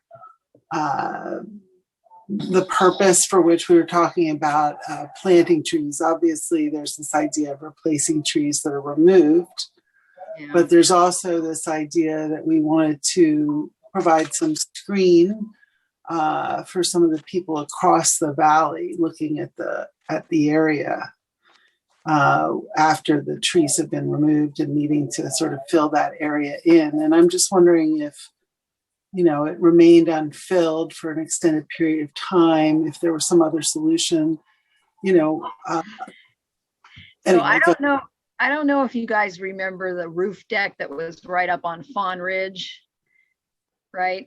And I actually went over to Pine Drive and crawled all around the hill, and I really didn't think that was going to be that visible. And it just had a couple of trees which managed to, when it had foliage, to really kind of screen that deck, right? So I personally wasn't that worried about, there are some trees that are remaining around the expanded portion, but that it was recommended by another staff person that we direct the replanting to go in that area. And I know there's all different ways to use mulch and drip irrigation, but I am not an irrigation specialist or an arborist. I think that you probably could, if you paid enough attention, you could probably keep some new trees watered down there without exceeding your allotted, amount of water that the water district would allow you to use. They don't have much landscaping that they're watering now, except for what they're putting on their decks. So I guess my answer is yes, I think they probably could find a way to do it, but depending upon how bad the drought gets, the trees might not make it.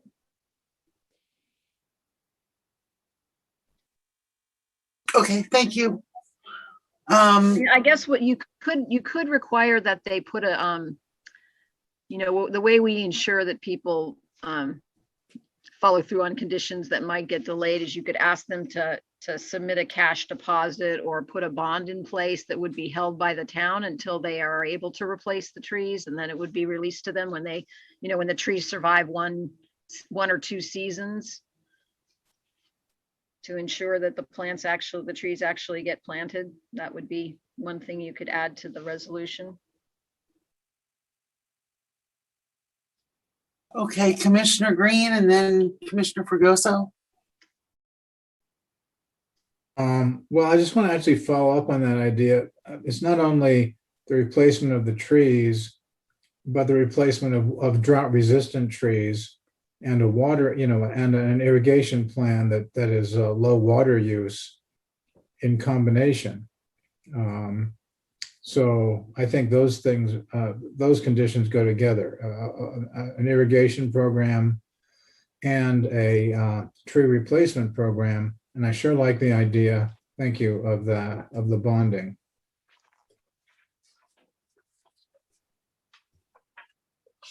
Okay, Commissioner Fregoso. Thank you. A question for staff. I was stuck at home today for some plumbing issues, and I didn't get a chance to go up to the property today as I had planned. Linda, can you tell me, are the trees, is the new deck extension that goes over to the hot tub and where the bulk of the deck will be extended out to from the house, the new extension, does that face down the hillside to the open hill, or does that face up the hillside where there are all those trees at the crest? Well, it's surrounded on either, it extends out from the house. So the hillside up to Bolinas Road, where there are a number of trees, is on one side. And on the other side is the slope down to the valley where Cascade and Canyon are. Yes. But the hot tub is on Bolinas. Is the major part of is the big chunk of landing strip deck towards the valley or towards the ridge? It parallels Bolinas Road, and it parallels Bolinas Ridge, and Bolinas Road is set below the Fawn Ridge, right? And then down below this property, down at the bottom of the valley, is the creek and Cascade Drive. And across from the deck is Pine Drive. So Pine Drive is way up the hill from Cascade. So does the new expanded deck face Pine Drive or Bolinas Road? It faces both. It's between the two of them. So if you're looking at the drawing on A2. I got A2. You see at the bottom of the drawing is Bolinas Road. I see. Which And is then the down slope from that's upslope. Upslope. It's So this- upslope. Okay. Yeah, this site slopes down from Bolinas Road. Their parking deck is accessed from Bolinas Road. And the house is below Bolinas Road. So the hot tub is on the Bolinas Road side of the deck. And you go up the hill from the hot tub towards Bolinas Road. You go up the hill from there where there are more trees up the hill. My point is, from the valley side of the house, are people in the valley going to see that big landing strip? It jogs back from the corner of the house towards Bolinas. So when you look at the A2 plan, you see how the house is a white square, Yeah. and the deck is the striped areas. Yes. See how it jogs back towards Bolinas Road. So it's not going to present. The deck is not going to present a straight face with the rear deck behind the house. It's going to jog back away from Pine Drive and away from the valley. Okay, that was my question. Thank you. It goes back away from the valley so that it's a gigantic deck, but it will be screened by the trees on the ridge. Up towards the ridge, that is. Thank you. Yeah, between the house and That was my concern, that it wouldn't be that gigantic deck overlooking the valley where it can be seen from everywhere. It will be kind of nestled in the trees to some extent. Okay, that's it for now for me. Any other questions for staff? All right, so let's open the public hearing. And if the applicants or their representatives would like to say anything, and if we have any questions for them, we can let them speak.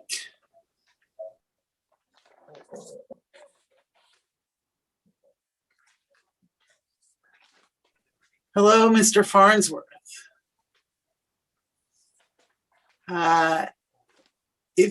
Would you like to make any statements, or the Andersons?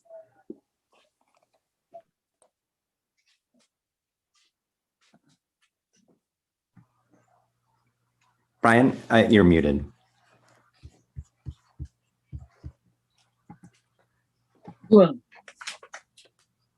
You'll have to unmute yourself, Mr. Yeah. Did I get that? Now we hear you. Hello? Oh, okay.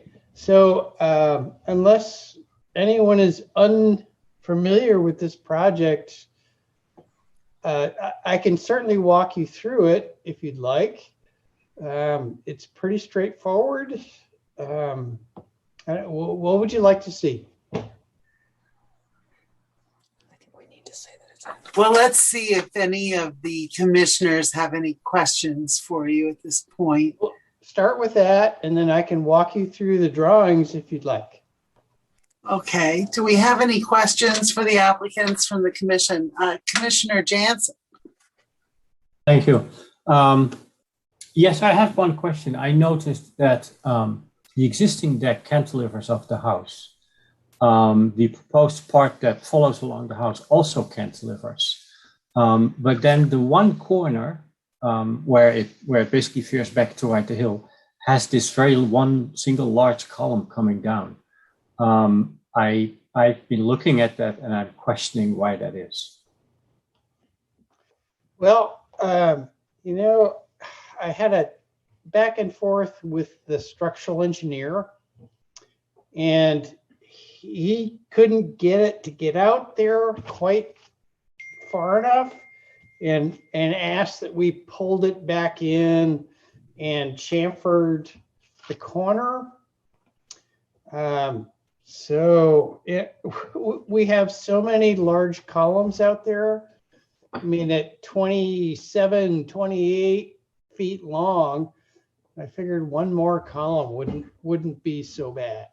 So we could probably eliminate that and cantilever that one last column. But I didn't think it was really needed. I don't know. What do you think?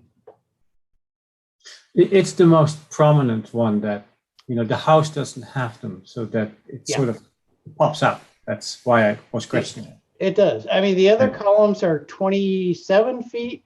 This one is 29 feet. Do you think that makes a difference? I think if it is possible to not have it without consequences and do it differently, I think it would improve the project, but that's just my opinion. I can talk to the structural engineer about that and see what we can do. Thank you.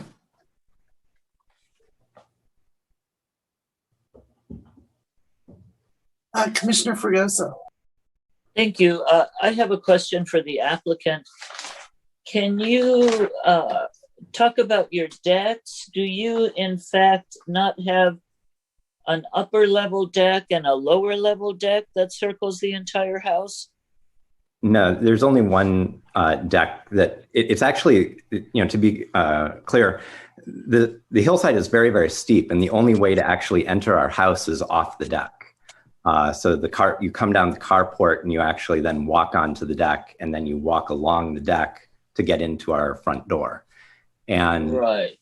And so that's how steep the hill is, that there are literally no flat spaces where our feet actually touch the hillside.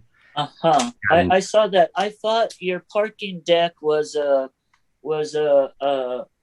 bird's eye deck up there. I didn't realize from the perspective drawings that it was parking because there's no car, but I keep seeing lower level and upper level, both with decks around it. So that confused me on the plans.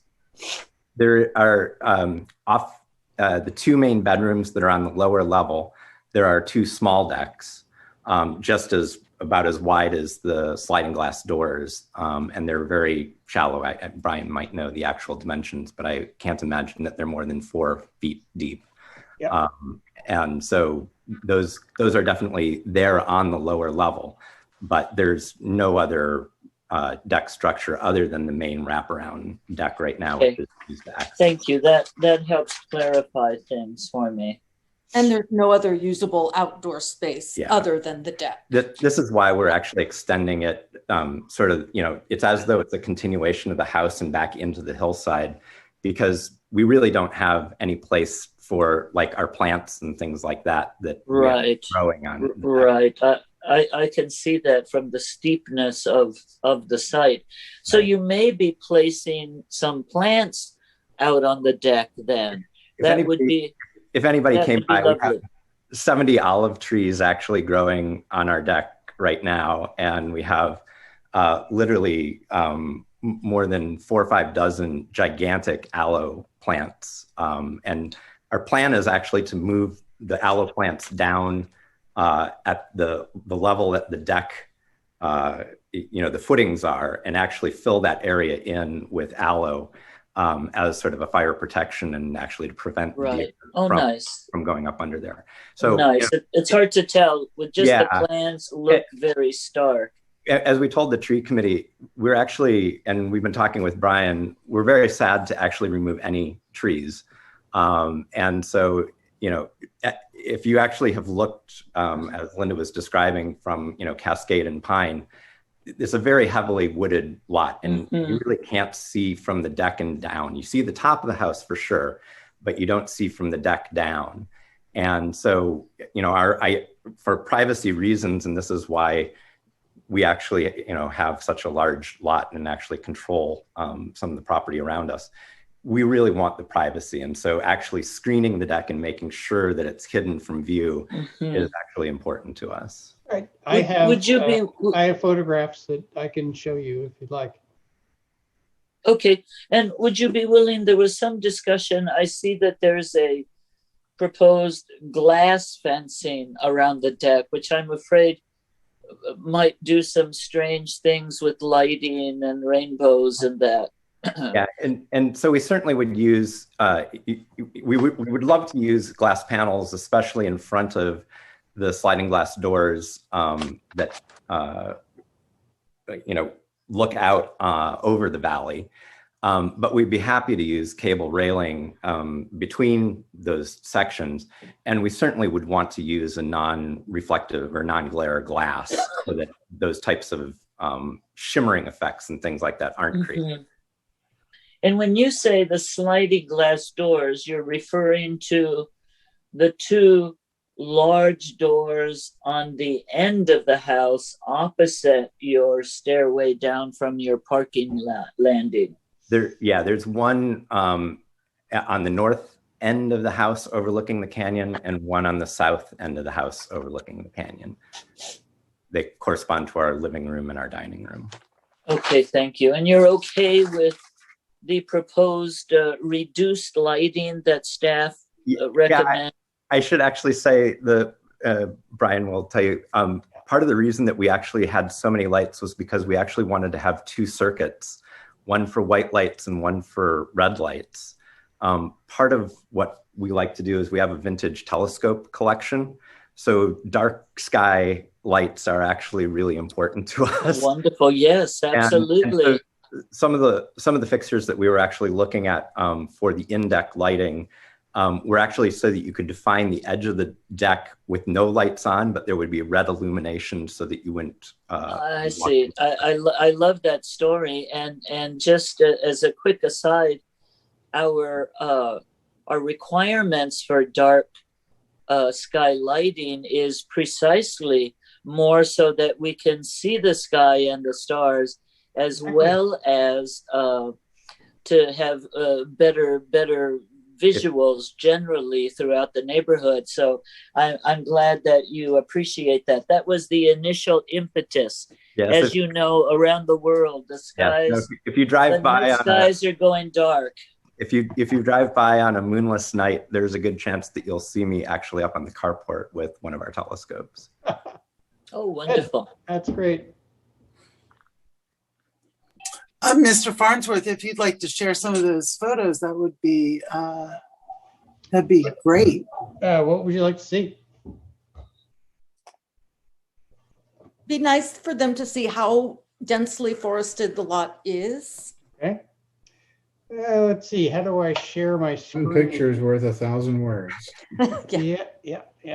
Let's see. Participants chat. Share screen. So you might want to bring the photos up first before you share the screen, or it'll bring up your desktop and it'll be harder for you to find. That's probably a good idea.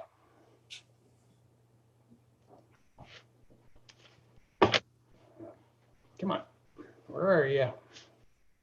And to the chair, I just wanted to tell you that we do have one other audience member with their hand raised, waiting as well. Thank you.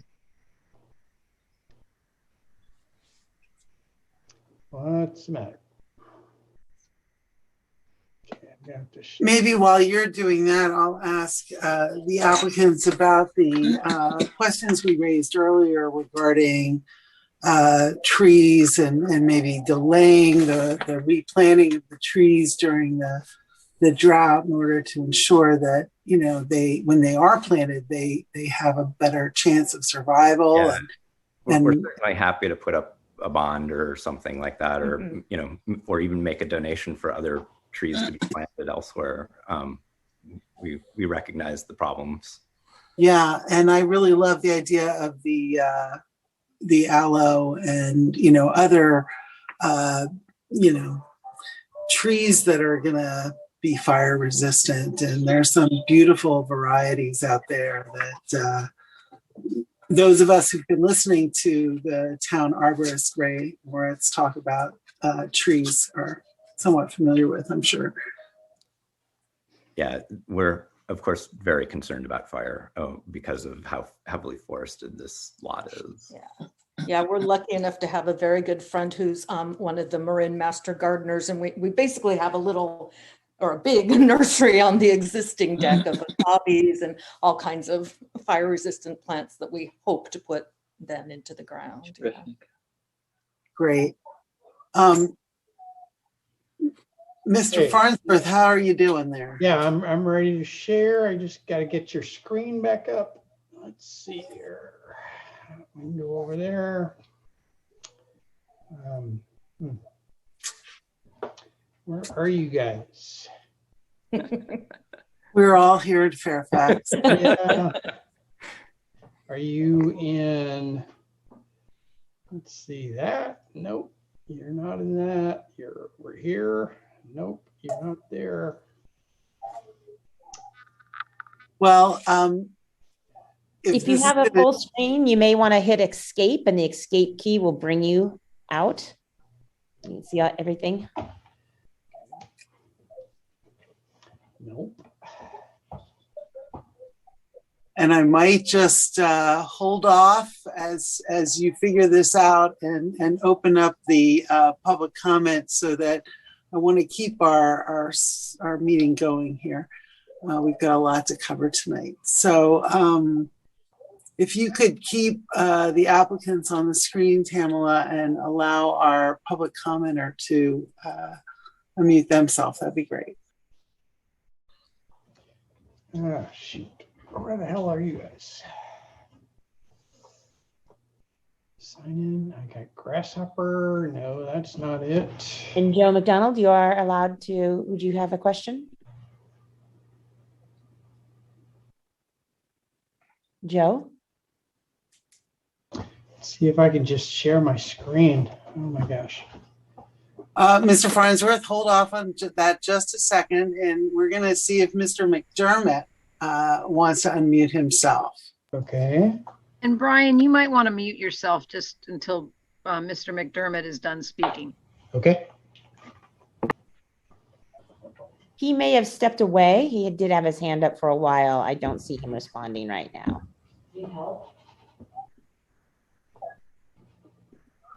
All right, we are a well-oiled machine here tonight.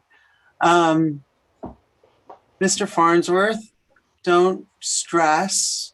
I think this is all going to be okay. Are there any further questions for the applicants? Mr. McDermott, you're going to lose your opportunity if I don't hear your voice pretty soon. So I'll just keep saying nothing very slowly, just give you that opportunity.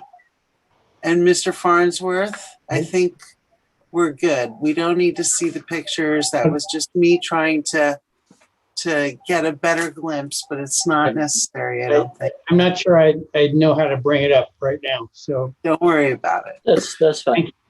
Okay. And I think, unless anybody else has anything else to say, I'm going to close the public comment and bring it back to the commissioners.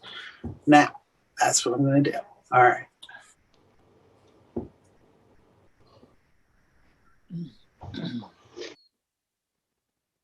All right. Do we have comments from commissioners? Commissioner Fregoso. Your hand raised. Oh, sorry.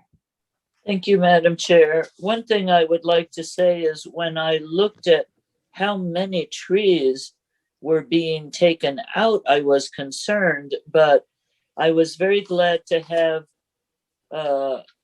information on the plans and the arborist report so I could correlate and find out that in fact, all of the trees, it says they're being taken out in proposed deck area, but if you look more closely at the report, they don't rate well in terms of their health and sustainability. They get low marks in that regard, and so it made me feel better about taking them. It's not just that they were in the way of the deck, but they're also one of them growing through the deck, the other one going sideways, and so there were another one had some root rot. So there were several issues with them. It wasn't just that they were in the path of the new deck. So I felt better about that. Okay, thank you. Commissioner Swift and then Commissioner Jansen. I just wanted to say I appreciate the willingness with the decking and the railings to go with what is the most non-reflective materials. I am on the other side of the valley, So I see the houses off of Bolinas, and there have been times with some of the structures where there is very intense reflection off of metal or whatever is on those houses. So I appreciate the fact that the applicant's willing to minimize that. Thank you, Commissioner Swift. Commissioner Jansen. Yeah, just share observation. I think it was very helpful to describe, on a steep downhill lot, the deck is really the only outdoor space they have. So that makes it very simple to understand why it is. So I do not see any problems with that. It's a downhill lot, so the encroachment doesn't matter. The only concern that I had a little bit is the whole structure that holds it up underneath. Of course, that's necessary, otherwise it doesn't stay in the air by itself. But to what degree that's visible from the other side? The other side of the valley, I mean, from a long distance. I can't judge that completely. That was also my question regarding that one corner column. Just an observation I'd want to share.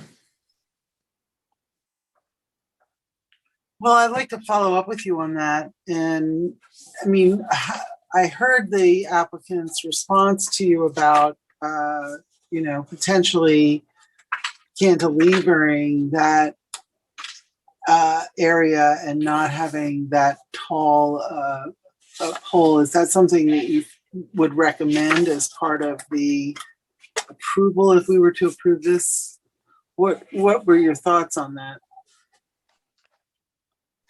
Yeah, there are technical issues with that. It's complicated, but yes, as a recommendation, the further back those columns are under the deck, the better it will come out from a longer distance. The possibilities of that, to what degree we should request that, as I said, I'm unclear about that. But I think that would be helpful for what it looks like from a large distance, considering its size and, of course, the height.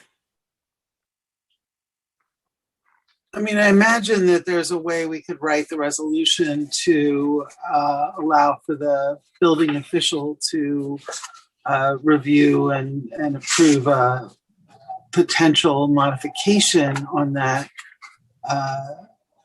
piece of the plan if we thought it was appropriate, or if the building official thought that it was doable, I guess. I don't know. Right, there's a technical part to it that we cannot solve here. Can I just ask Commissioner Jansen, is the idea there that then the columns would be under shadow and maybe not as visible? Because another idea is, paint them darker or green or another color. But I see your point. I do. A great part of this item 3 plans in that part is the perspectives view is very, very good. You can really see a really good, that's, to me, that's the best page of all these plans. You can really see the whole project. So I see that problem, and I think that's a good idea to consider that idea to move that under shadow. Correct, that was the thinking.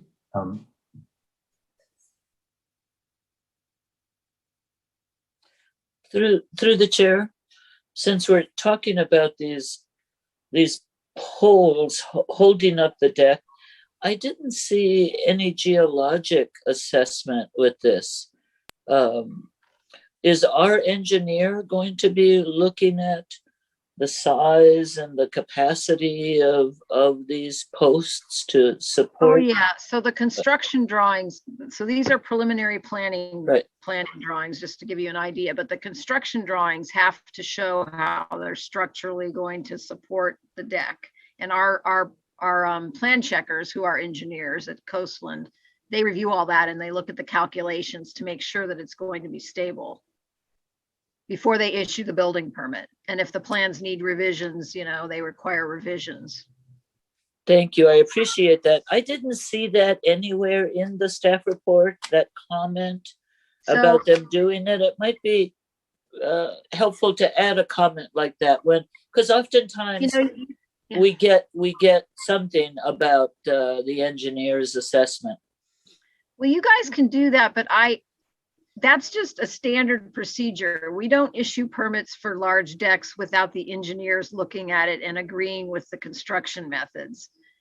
I think it's redundant to try to, reiterate every step that occurs, typically in a building permit review process. But if you feel more comfortable including language, you can.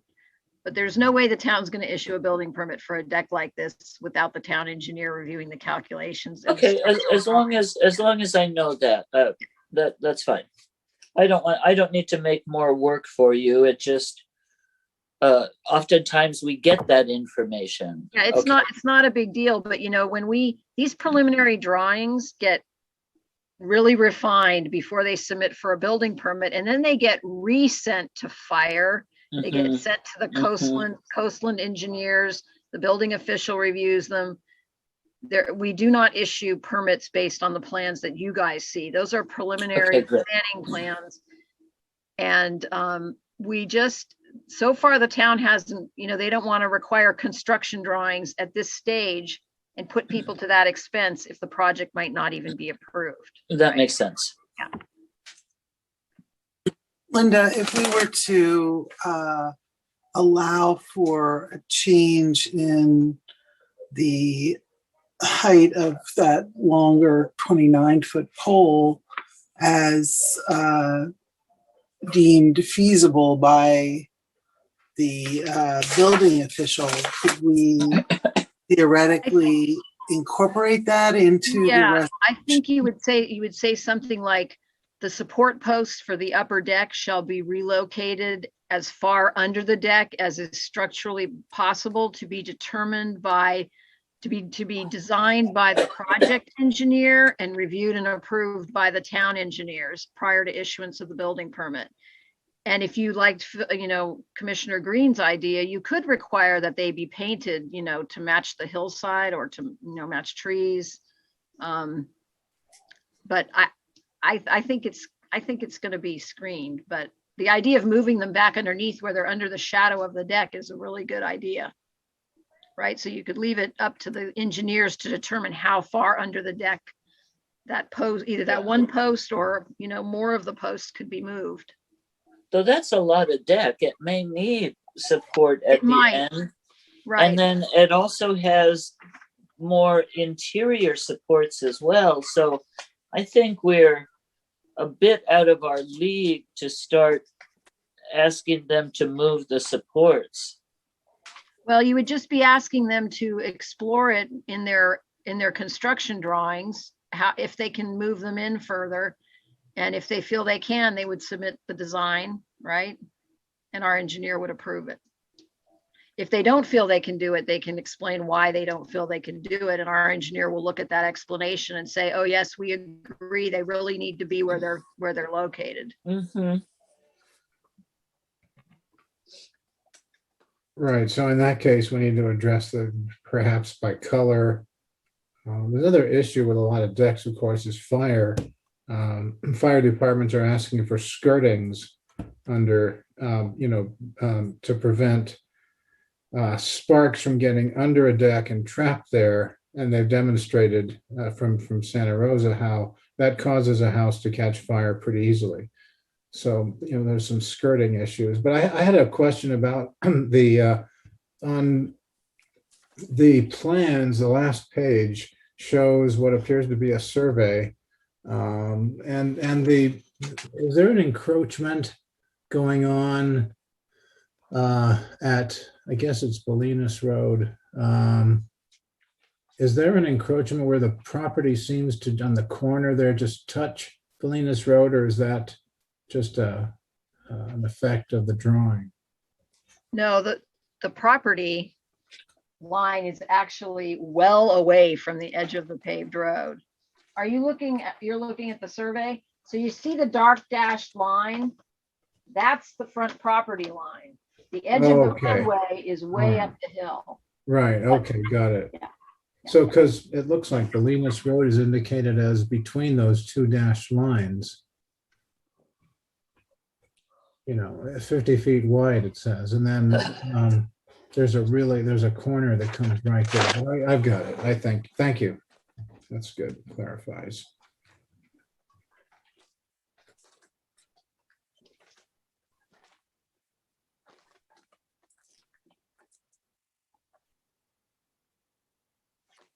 So there were a couple of ideas I heard, the question about stepping the supports under, if possible, based on the engineering review. The idea of putting down a cash deposit or a bond until, the trees that are to be replanted have, maybe survived 1 or 2 seasons. The idea of replacing the proposed glass in some of the areas with the cable on the rails, and I don't know if that means that somebody has an idea for a motion, but I'll just leave that out in the air there.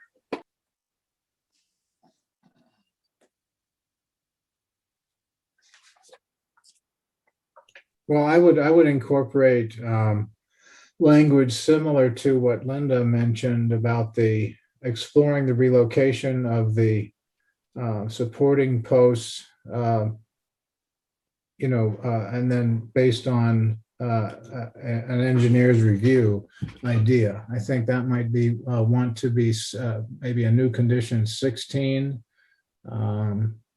That aspect of it, I would recommend. And or color in order to hide the posts from view. That type of language.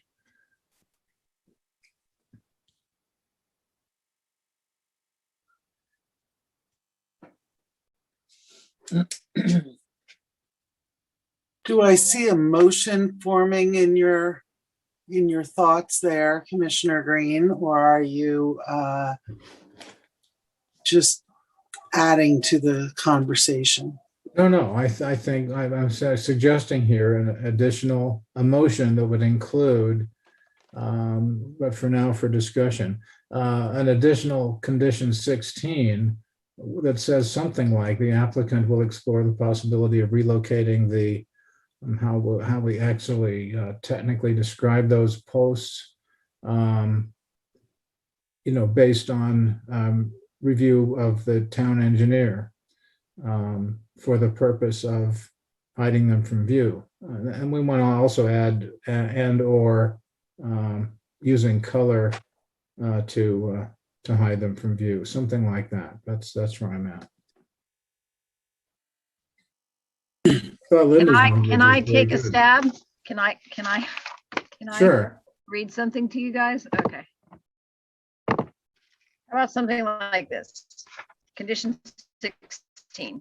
Relocating the upper deck support beams further under the deck shall be explored by the project engineer to make them less visible. And if it can be done, the project plan shall be redesigned accordingly prior to submittal of the construction drawings for a building permit. If it is not, and shall be approved by the town engineer prior to issuance of the building permit. If it is not possible to relocate the beams further under the deck, the beams shall be painted in a color to match the surrounding hillside and or trees. Prior to the project final. Okay, you mean that posts sounds instead good. of beams, correct? Okay, posts, okay. That Deck sounds support good, posts. although it wasn't a kind of either or idea with the color. It's sort of not if the posts can't be relocated, but we want to explore them simultaneously. Okay, so you would just say, and the post shall be painted to match the surrounding hillside or whatever. No, sounds good. Yeah. Why don't we just paint the posts? You want to say, and the post shall be painted in a color to be approved by the planning director? Well, we could say painted, or, you can also put camouflaging around them, netting sort of things, or I don't know what the best approach would be. Robert's raising his hand. I think he has an Well, Sure. okay. Let's hear from him. So if I might just regain a little bit control here. Please. I am going to ask that we not have a lot of conversation, but rather get to the point with recommended amendments to the reso that we have in front of us to be incorporated into an actual motion. And I'm going to hear from Commissioner Jansen and then Commissioner Swift. Thank you. I think the way Linda read it sounds very good to me. Regarding color, you probably do not want to say the color of the hillside, which is light. They want to be painted in dark color. If you want them to go away, you make them darker. So be careful with matching the hillside. You could get a light cream color. Thank you.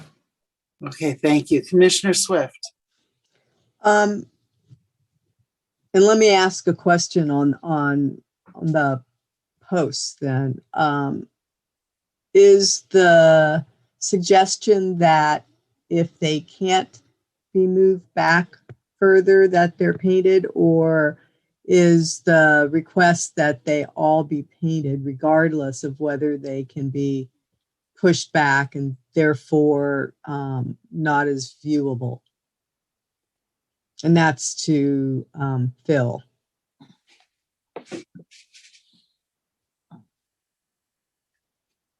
You're muted.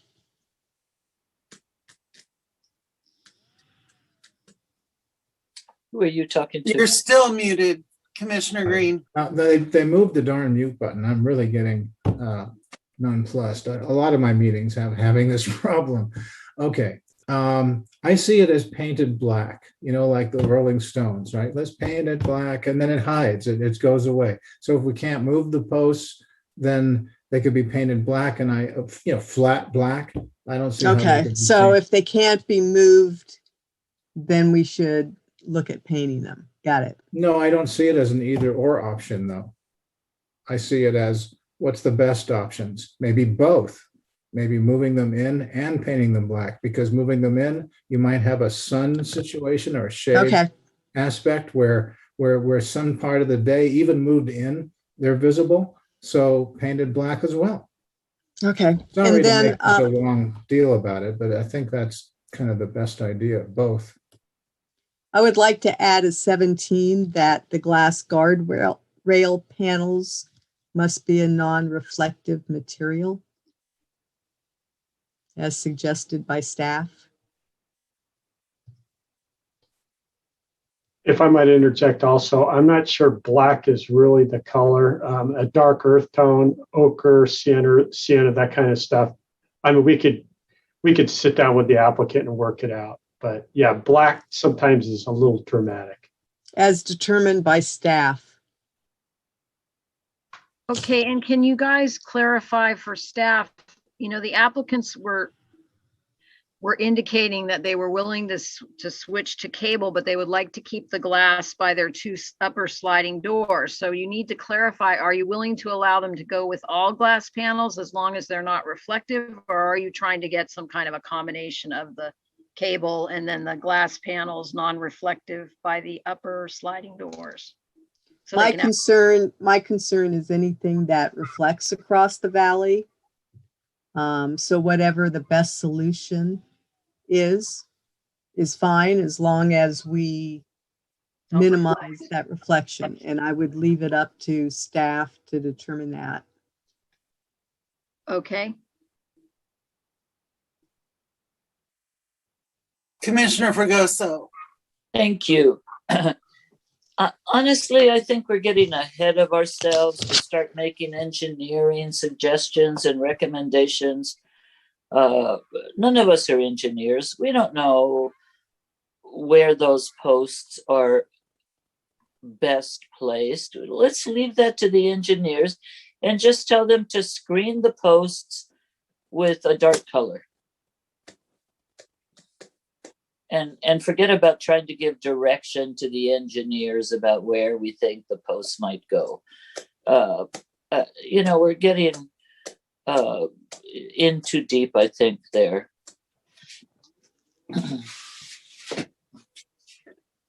I'm ready to make a motion if nobody else has comments.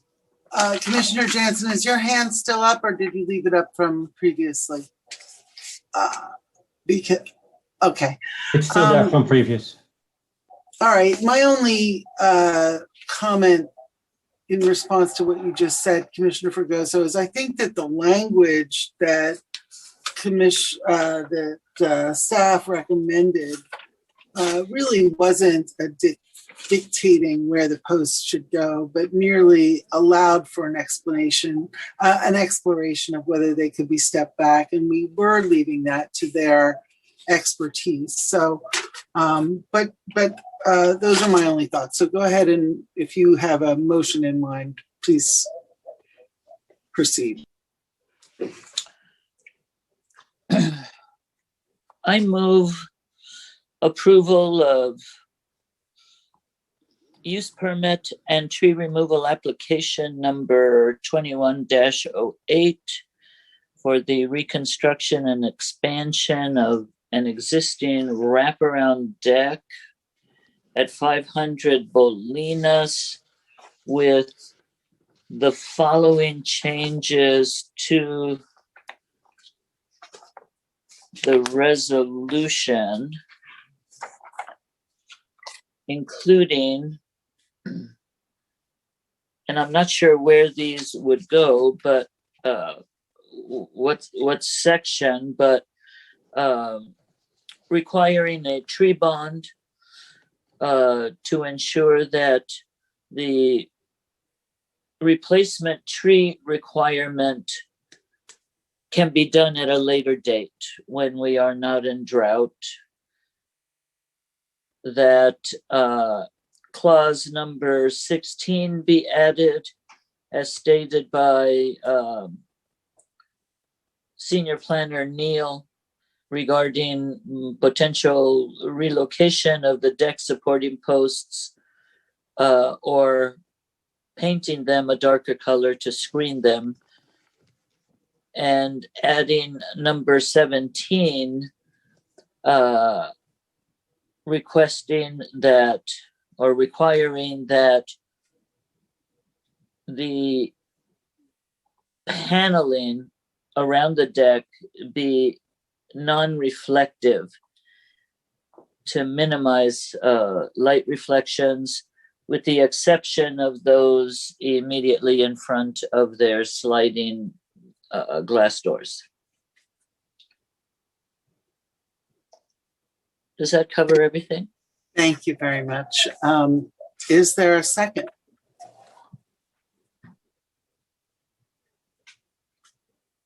I will second that.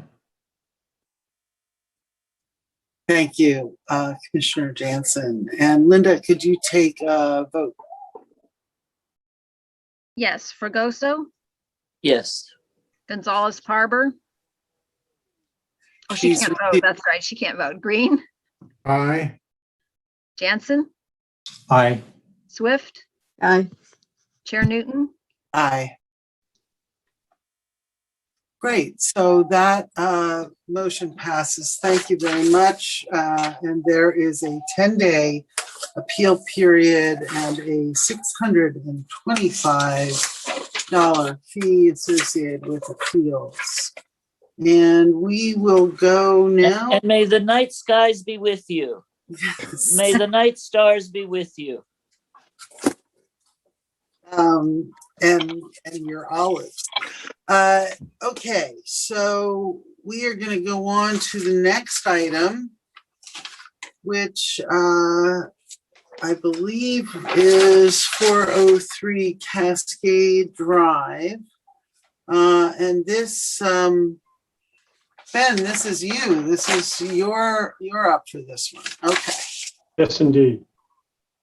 Okay, thank you, Madam Chair, Commission members. This involves an application proposing to demolish and replace an existing approximately 1,200 188 square foot home that's been in his family for a generation.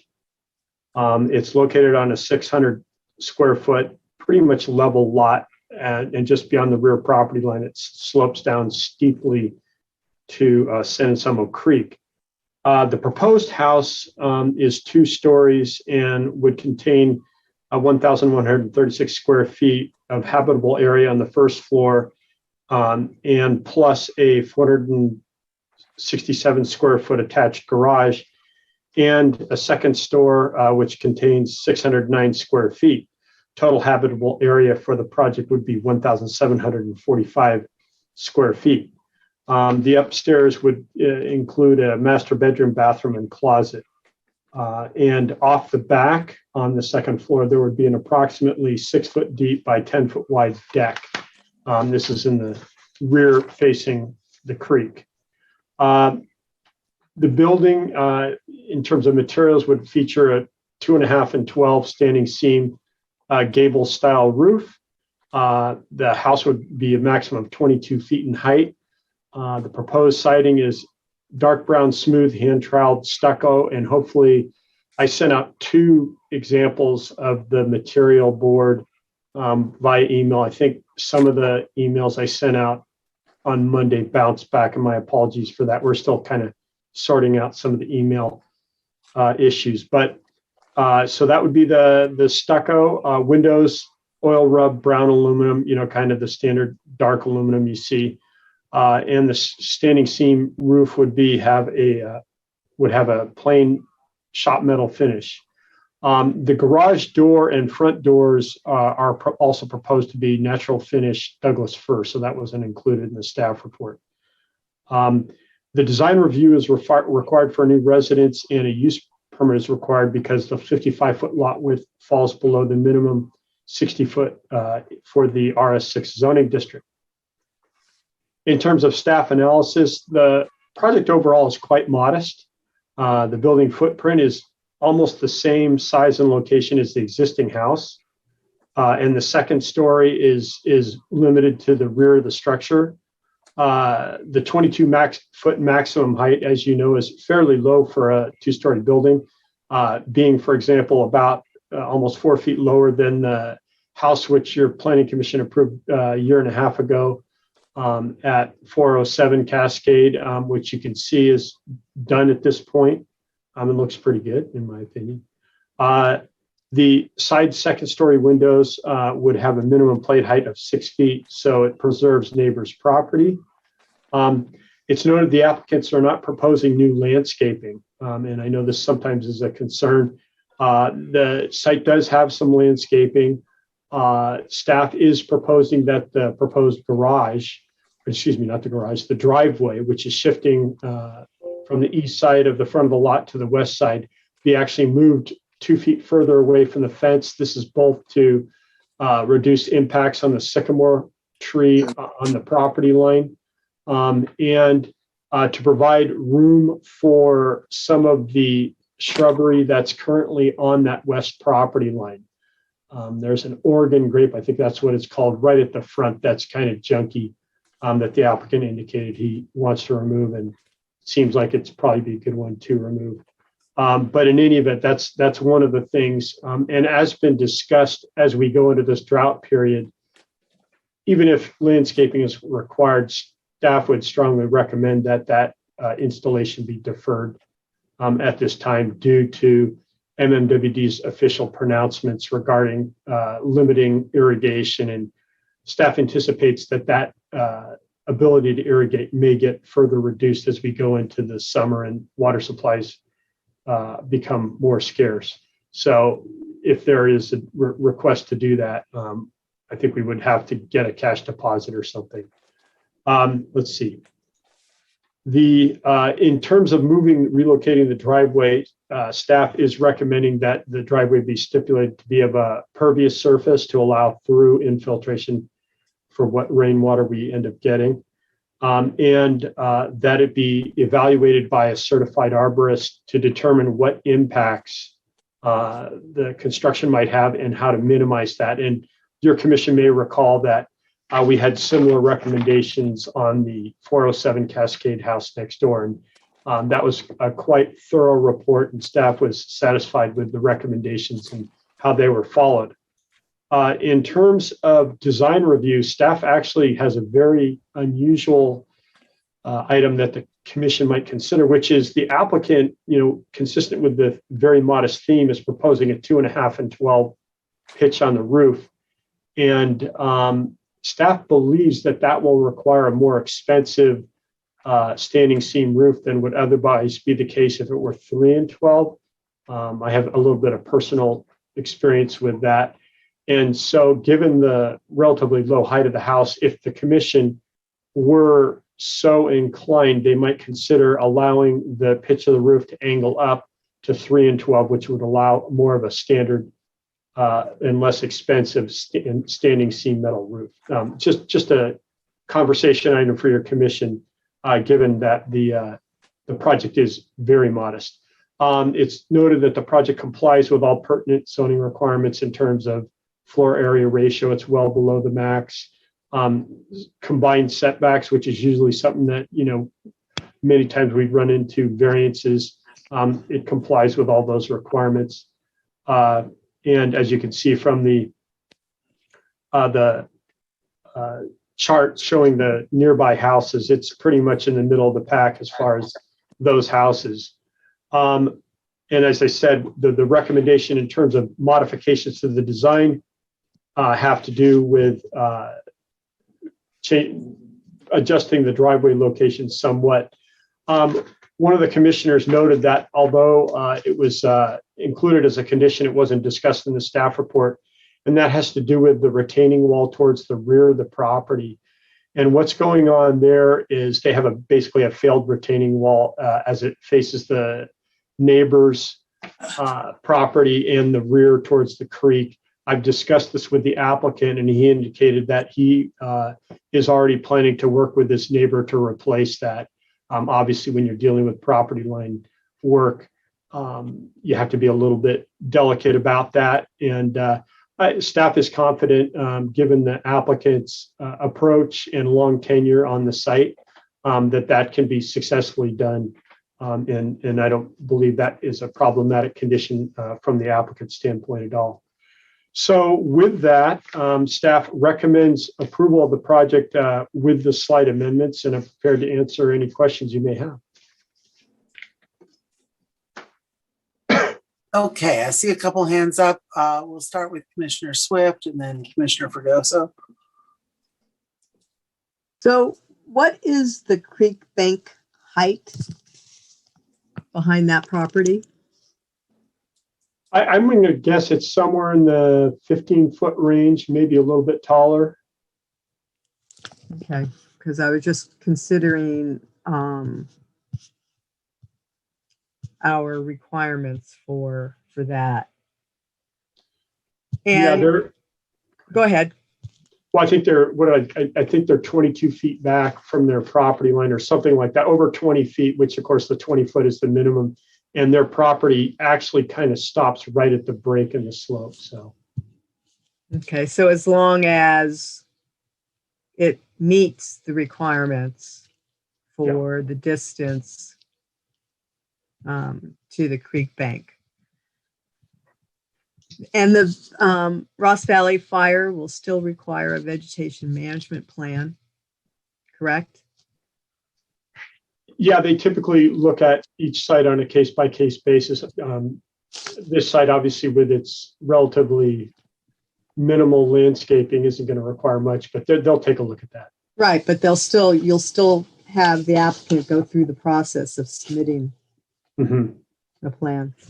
All right, that's all I had. Commissioner Ferguson. Yes, Ben, I'm wondering, every time there is a new house built, I wonder why they don't put solar and all electric appliances and a heat pump instead of the old style water heater and furnace and all that stuff. If you're building new, it's the time to do it. It doesn't cost you really any more than your standard old school construction. Was there any discussion of those features? Given droughts and floods and power outages, it would make the house fully functional when everyone else in town is down for a week with no power, no gas, no hot water, no Wi-Fi, no nothing. You know, it's a very interesting comment about, you know, the extent to which the town encourages or even requires new construction to include these green technologies. Certainly, as you point out, the cost of those type of facilities is much less. And their shade study seems to indicate that they're going to get decent sunlight. It's not like some of our north-facing slopes in the deep woods where solar just doesn't make sense. And heat pumps in this climate would work pretty well. So I think that would be a question to put to the applicant. Sure. And it goes hand in hand with your recommendation, which I think is an excellent idea. This is a very modest home. I know they're concerned about costs, but I don't believe getting a slightly higher pitch on that roof would mean much more dollars and cents for them. And yet it could provide the opportunity to install solar so that, they could put in solar and some backup batteries and they would be all set. But yes, a discussion for us to have with our housing element update and also with the applicant. Thank you. Yeah, and one other comment is at a minimum, I could see mandating that they install brackets for future installation of solar panels if they come up with some rationale why it doesn't pencil So that out the right roof now. is ready to go. Yeah, that saves a lot of problem with future retrofits. Thank you. Commissioner Green. Yeah, Ben, I just want to confirm if it is agreed that the roof pitch go to 3 to 12, then what would be the finished roof height? 22 feet, 7 inches. Yeah, so nothing close to, yeah. Okay, thank you. Okay, I have a couple questions. And this is a little bit pinheaded, but I'm known to be a little bit pinheaded. The agenda identifies this project CEQA categorical exemption as 15301E1, but the staff report identifies it as categorical exemption 15303. 15303 is the correct citation for new build. 301 is for additions to existing structures. So my question to staff is, because the agenda identified the wrong categorical exemption, does that pose a problem in terms of our notice requirements, so that you can chew on that? Because I have some other questions. One of them is similar to what Commissioner Fregoso asked about in terms of, when we're dealing with a new build, what we ask people to do in terms of their energy sources. But also, we've come across a couple situations where there's always the possibility for somebody to make a single family home JADU ready by allowing for a counter with a sink and a separate entrance. And I'm wondering to what extent we are asking people to consider sort of building in the idea of a JADU or what were those accessory, thinking granny units, but there's that special term for them, that is built in such that the the plumbing and the wiring is available if at some point in the future the homeowner decides to create a JADU. And I guess what I'm getting at is if we can't do it as part of sort of our usual inquiry and working with people who are looking for a permit to build a new home, whether it's, on the site of their, generations old home or whatever, if it's a new build, can we either ask people or maybe change our code to require people to build in the capability of turning something into a JADU in the future so that we could count it towards the RENA numbers that we're trying to deal with at some point? I really like that suggestion. I think it would probably be premature to insist that somebody, modify the design if their intention at this time is not to do that.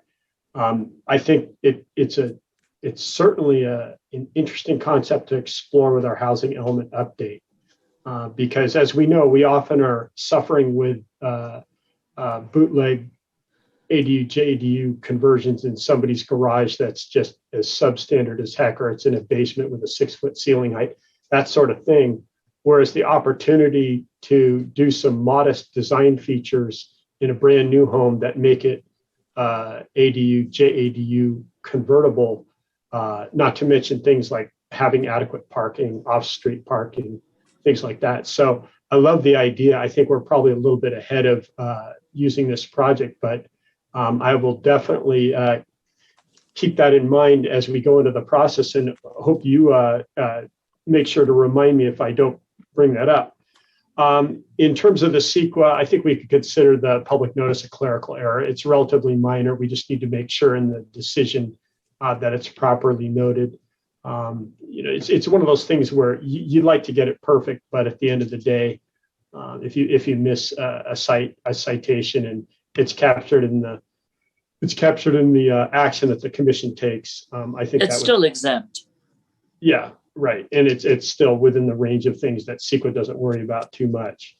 Let's see, and then that was it, right, Mimi? Okay. Our commissioner Newt. Yeah, that's it for my questions for staff. And I don't see anybody else with a question.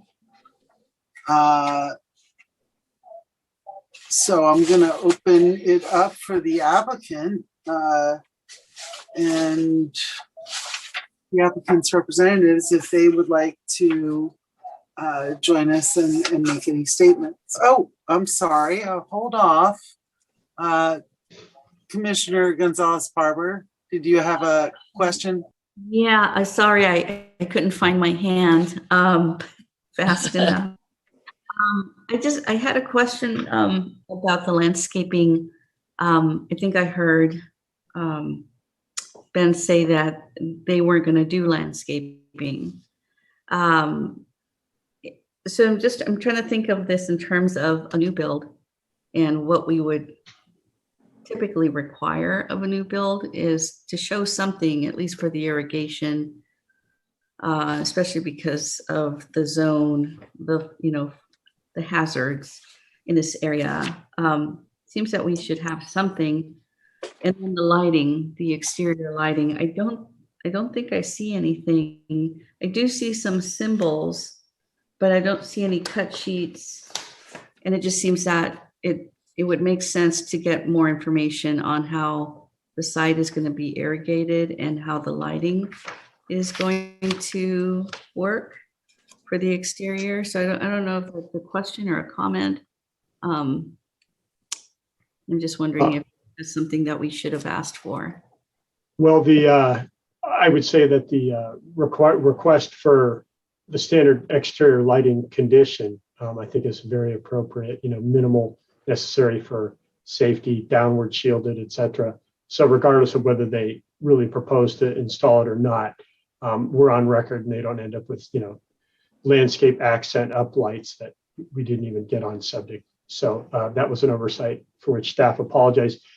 In terms of the landscaping, it's an interesting conundrum. The people at 407 did a beautiful job of landscaping, and the wife is a professional landscaper, so presumably they'll be able to keep it alive. But if we want to cast forward and say, assume normal rainfall this year, and by the time they're completed with the construction, which is typically when you install landscaping, they could be, able to just stick it in and, show us a drip irrigation system, things like that. I guess it comes down to the extent to which we believe that the site and the existing landscaping, for example, they have this funky old apple tree that the applicant had some great stories about, and I believe he's intending to try to retain that. They do have some existing screening landscaping to the west, but if the commission feels that some additional landscape screening is appropriate and with an accompanying irrigation system and a requirement that they not install it at this time, but instead give us a cash deposit on the estimated cost, we could certainly add that as conditions. It would be good to hear what the applicant's take is also. Okay. And Commissioner Gonzalez-Parber, there is a provision 16 in the resolution about the exterior lighting being of dark side fixtures with the light directed downward, and that the fixture cut sheets to be included in the building permit submittal and be subject to planning staff approval prior to issuance of the building permit. I don't know if that's what you were looking for. I know I was actually looking for a lighting plan on the drawings on, where and how many and a cut sheet. And then, the landscaping, I kind of understand it's kind of a wild, Tahoe look all around the Cascades. I was thinking about the street view. The street view shows the garage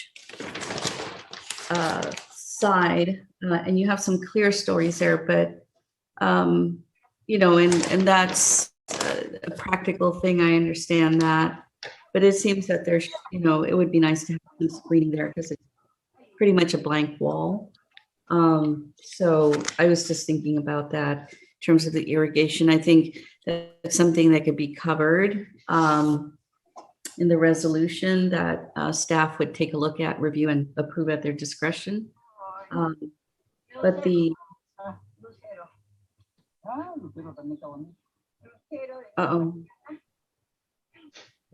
is that me?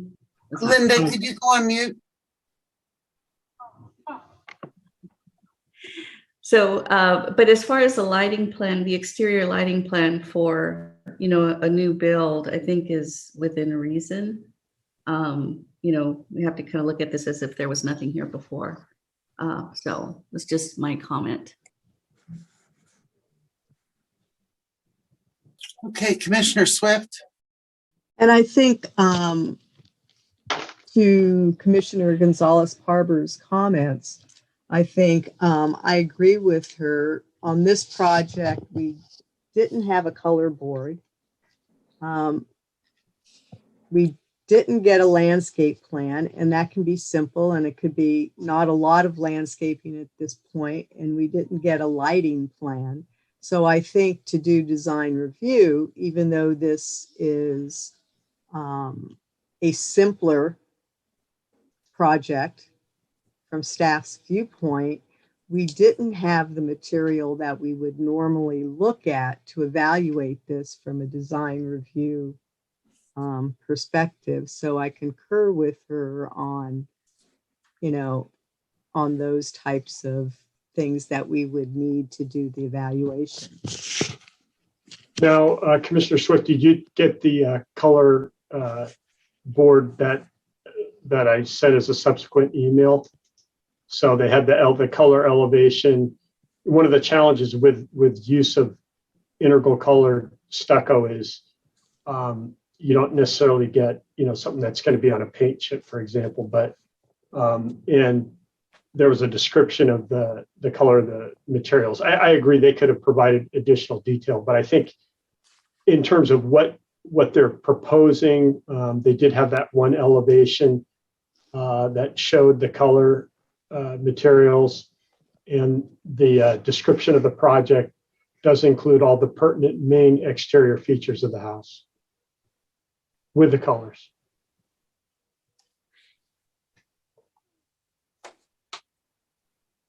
All right. Commissioner Swift, is that, I mean, we still have the applicant, so you might be able to ask them additional questions, but any other questions for staff at this point? Okay.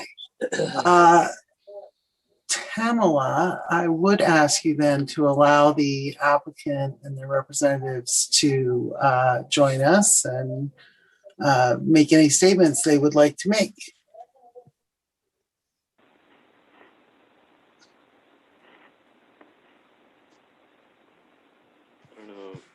Hi. Can you hear us? Yes. Yeah. Okay, great. And can you see us? We're pretty technologically challenged at the moment, so we're just trying to make sure that everything's connected. We can hear you, we cannot see you, but we will, we can listen. Right. We can see you. The version of Zoom or whatever this is doesn't allow the computer to do the audio, so we're calling in and then we're doing the visual through the computer. So we've got this sort of two-stage thing going on here. Hold on.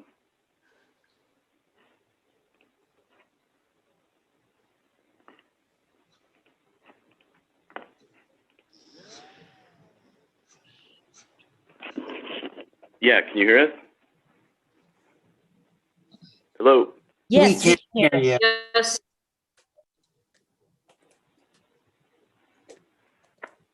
Hi, this is Dan Thompson. Can you hear me okay now? Yes.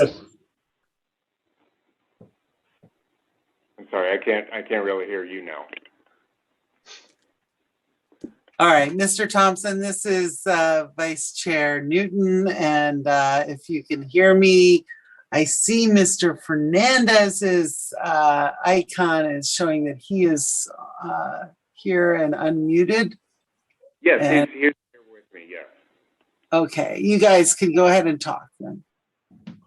Okay, well, I just wanted to say thank you so much for, hearing about my proposal, and I'm really looking forward to creating a place,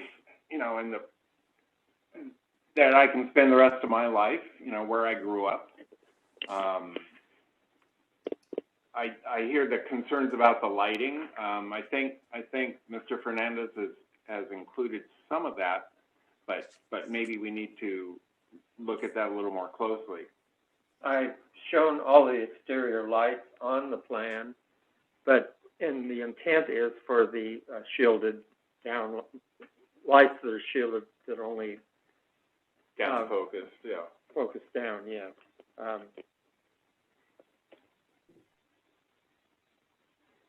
Yeah, the landscaping is one of those things that's escaped me a little bit right now. The apple tree is paramount to me. It's been a part of my life since I was a young boy.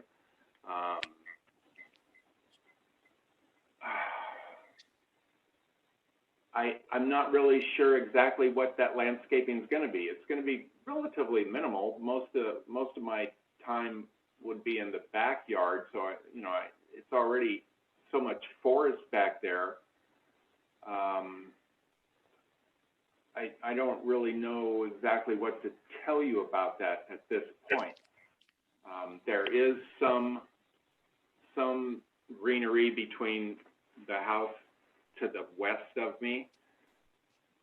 Like Mr. Berto said, some of it I like, some of it I don't care for, but I'm totally open, and I want to have some nice stuff back there. I just don't know what that should look like just yet.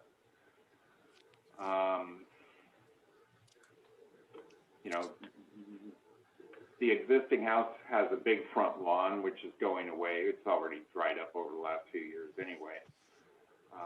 But that's going to be mostly driveway anyhow.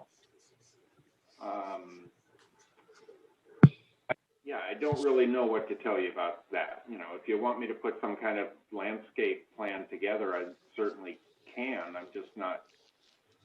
I kind of want to be in the house, and then as I move into my retirement, that's sort of what I was looking forward to doing, was landscaping my yard.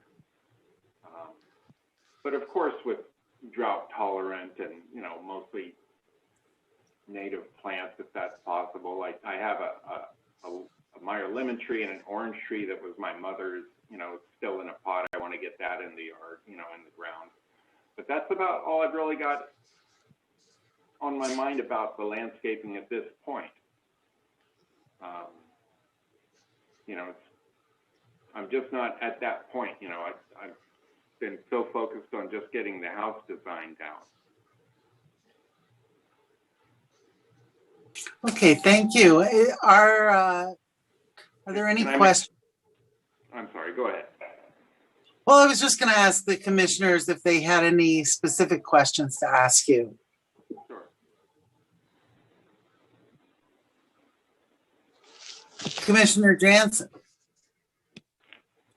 Thank you. Yeah, I have one simple question. I think we did receive positive message from one of your neighbors. Do you have also contact with your other neighbors on the other side? Oh, yeah, definitely.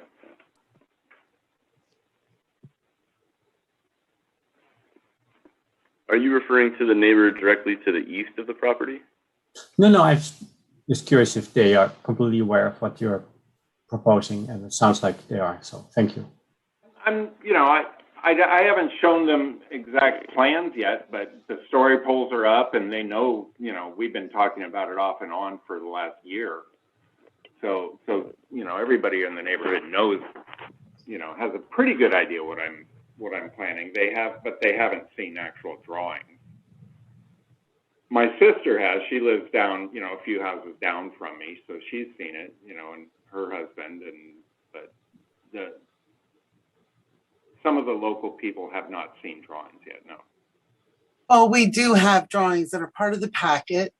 So they would have been available for those that were reviewing the packet on the town website.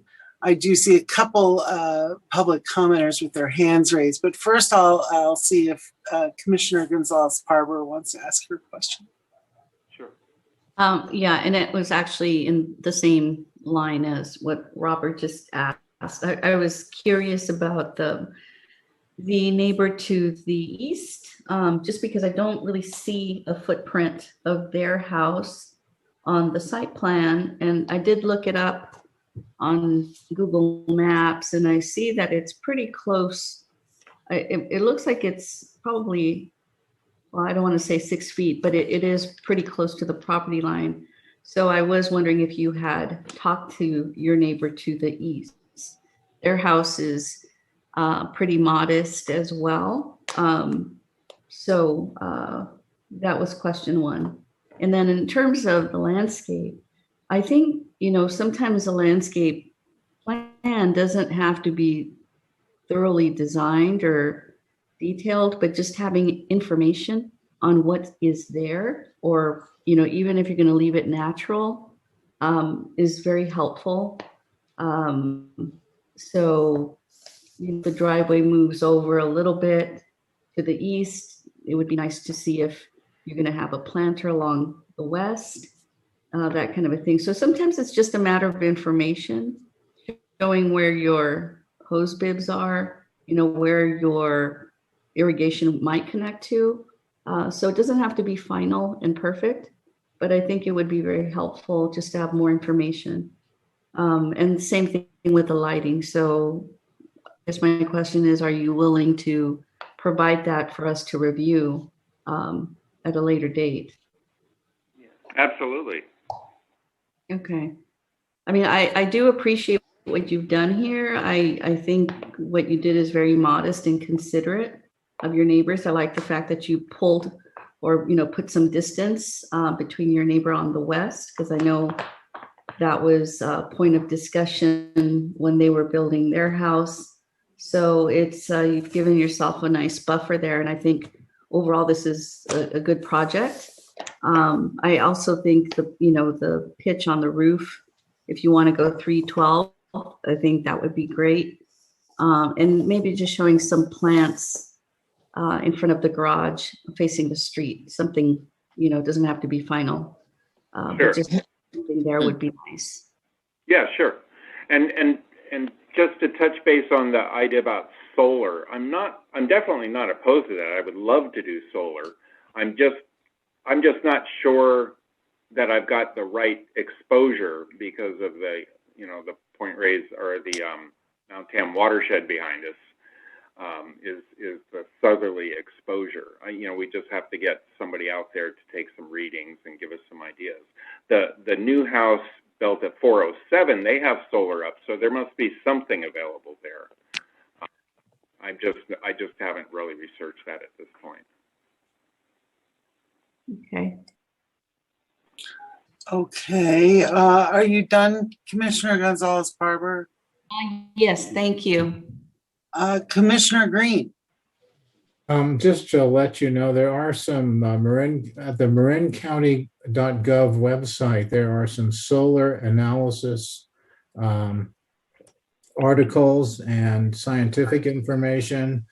And if you call virtually any solar company, they'll do two things. They'll ask you for a copy of your PG&E bill, and they will look at your house, I believe, on Google Maps and kind of do a shadow assessment for you, usually for free. So you might check that out. Solar installation companies can give you these estimates for that. That's a great idea. Thank you. Okay, I don't see any other commissioners' hands raised. At this point, I'd like to go to the public and Mr. Thompson, Mr. Fernandez, if you could hang in there and we'll hear public comment. We may come back to you.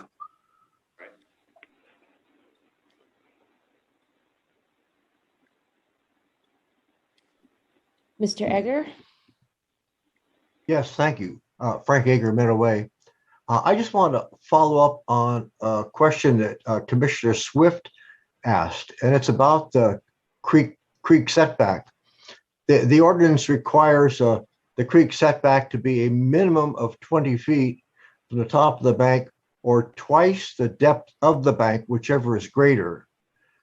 So if there were a 15-foot deep bank at that location, the creek setback would require a 30-foot setback at that location. I just wanted to make that clarification for the ordinance. I wrote that ordinance, so I know it pretty well.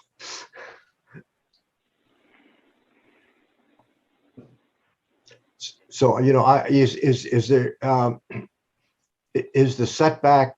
I looked at the combined setback, but the staff report doesn't really address the creek setback as a separate setback. It talks about front and rear and the sides, but there should be some clarification as to what the creek setback is and what the code requires.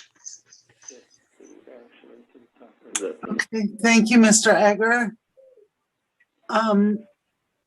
If that's all, we'll go to our next public commenter.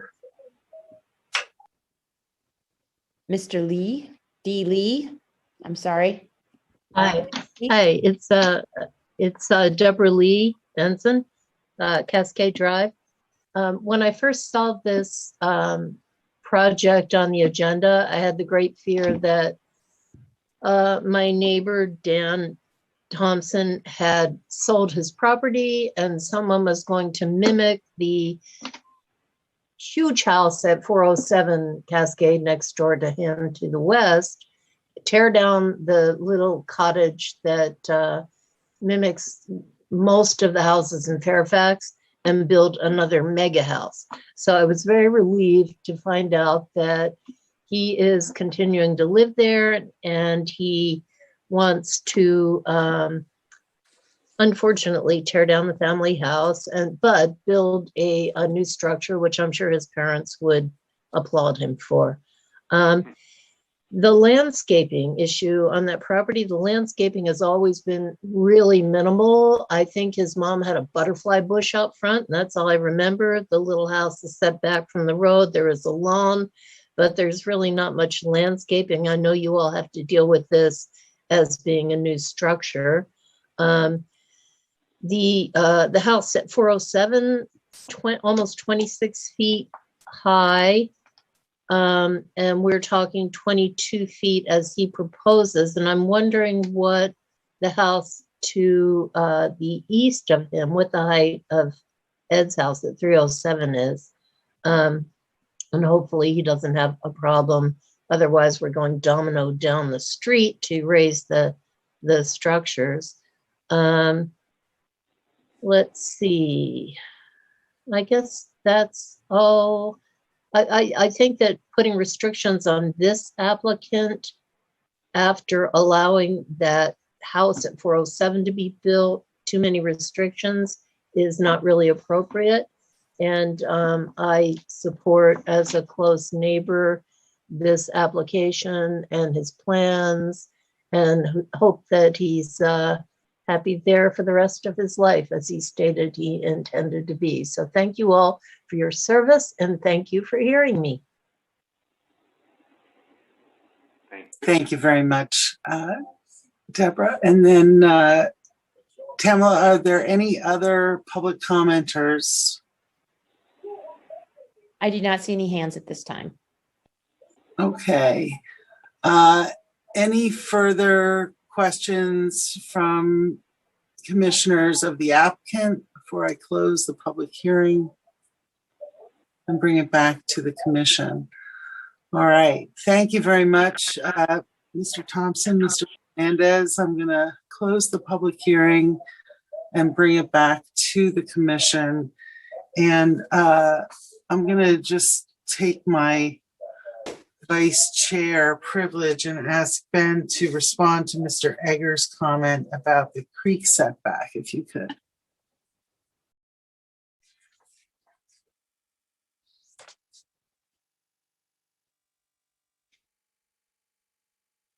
So in terms of creek setback, it appears that it's close. I did not do a detailed analysis of the depth beyond the rear property to the creek.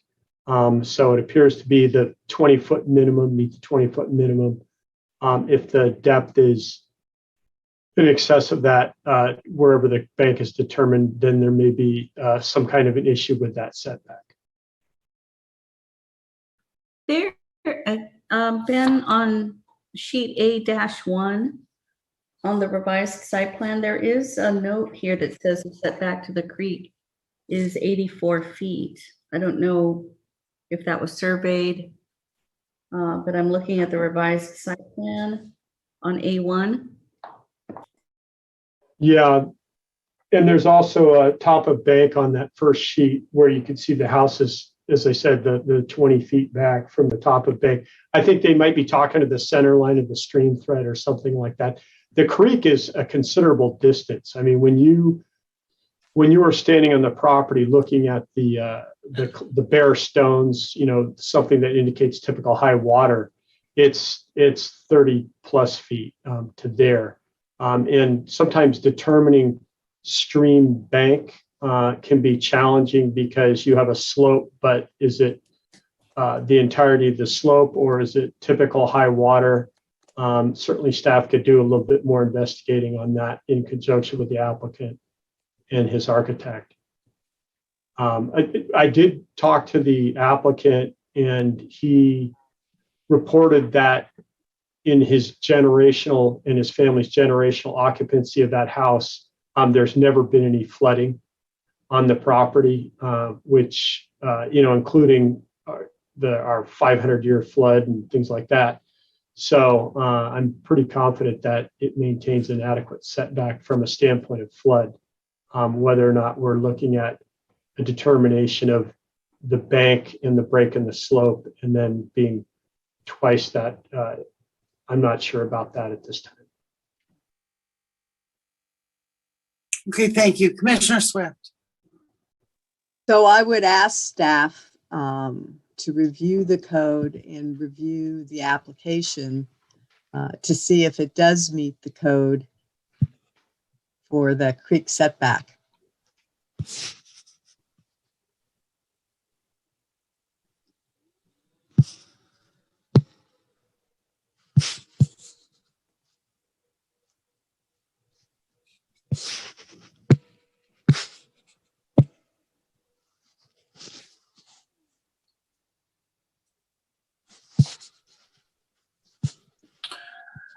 Cindy, is that a recommendation that we continue this matter to allow staff to do that and come back again? Or how would you recommend we proceed at this juncture?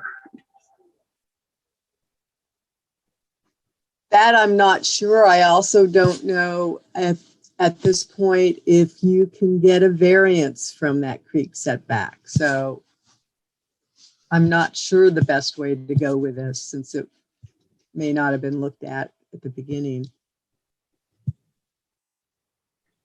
Yeah, if that is determined to be an issue with this project by your commission, I would recommend that we continue it and do a kind of a deeper dive in terms of an analysis of the stream bank and the depths and the distances. As noted in the staff report, the location of the house is virtually in the same location as the historical family home, the house that's there right now. And so then a question 2 would be, is it possible to get a variance on that setback? And that would be another piece of this. Okay, Commissioner Green and then Commissioner Fregoso. You know, I used to live in that area, and you know, as far as sort of requiring them to provide a vegetation and sort of landscape plan, I mean, that area is so wooded and kind of has a lot of its own natural growth. I lived there. It would be really difficult to, I think, come up with a vegetation plan that would make sense, considering all the natural growth there is there. But I'm kind of in favor of continuing this to look in this creek setback issue as well, because of precedent, among other things. So yeah, I'm there with you. Commissioner Fregoso. Yes, I'm not supportive of continuing this project for the creek issue. This is such a modest house. It's much smaller, much further from the creek than the one that was just built up the way. That is much closer to the bank of the creek. And I don't think it's fair at this time to continue it for this reason. If it became a problem, I think during building permit plan submittal, that could be worked out. I think it's a red herring. Could staff read a section of the code to you guys? Okay. So in our non-conforming uses and structures section, there's a section that says whenever a structure, the use of which does not conform with the regulations for the district in which it is located, or a structure which does not comply with the standards of coverage, floor area, front yard, side yards, rear yard, height of structures, distances between structures prescribed in the regulations for the district, blah, blah, blah, blah, blah, is voluntarily raised or required by law to be raised, the structure shall not be restored in a manner that would increase the nonconformity relative to the previously existing structure. And the restoration must be in conformity with the requirements of Title 17 as to the greatest extent possible. So that kind of leaves it up to you, you know, if you want to allow this building to be put back where it is now, even if it is within the creek setback, because the section starts out whenever a structure which does not come, well, I guess it doesn't say creek setback, so maybe it doesn't apply. Never mind, sorry. But the intent seems to be to allow non-conforming structures to be replaced, right? Anyway. Yeah, I mean, I appreciate that. I think the question that Cindy raised in my mind about whether or not we can even provide the variance for this is the critical piece, given the significance of it being the creek setback. I mean, if we're really talking about, let's say, a 40-foot setback based on a 20-foot rise in the creek bed, and we've got an 84 feet creek setback per what I see in this plan, it may be that it's a nothing burger, as they say. But you know, my opinion is that we do need to look at this. I don't feel as strongly about the vegetation management plan. I think we've got that addressed in paragraph 18. I don't feel as strongly about the cut sheets for the exterior lighting. I think we've got that in paragraph 16. I was fine with the color board and all that, but this creek setback issue, I think, is the one thing that kind of sticks in my craw. Commissioner Jansen. Can the required setback be a part of the building permit procedure instead of trying to solve it here? You mean added as a condition of approval that the creek setback be addressed and conformed with? And be verified, yes. I think that's something we can certainly consider. And Commissioner Gonzalez-Parber. Yes, so I move, you know, I am in favor of continuing this because of the creek setback clarification. I think that's paramount. And to find out again, I think what Cindy said about a variance, if that's possible, if we are, you know, everything that Linda said too. But in terms of like the roof ratio, the driveway, the lighting, the landscape, I think those are just as important. Well, they're important because, you know, we are tasked to review this for design, and I'm worried about setting a precedent.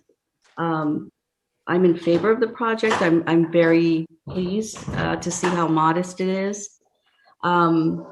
So I am in favor of all of that, but I just think that it's not a good idea to set a precedent and you know, just kind of waive these other, I guess, standards that we, you know, that most design professionals are held to.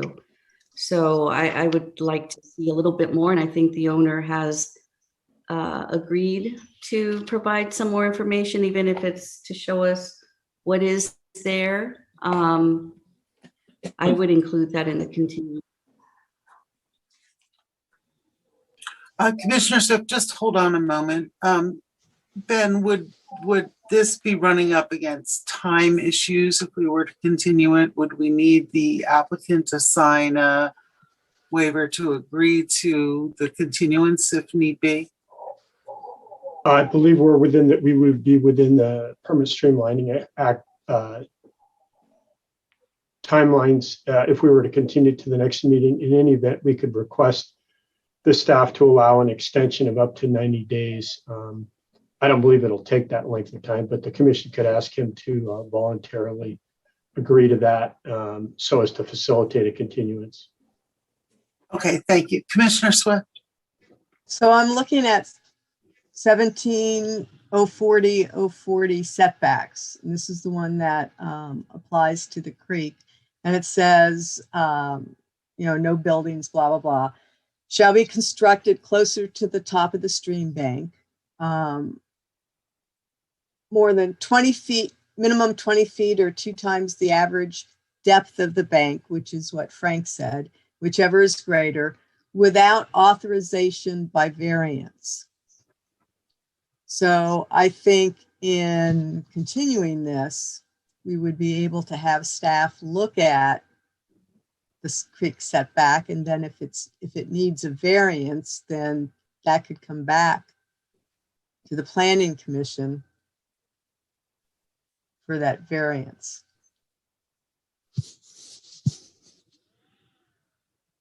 So I would recommend a continuance. Okay, and maybe we would seek a motion then from someone.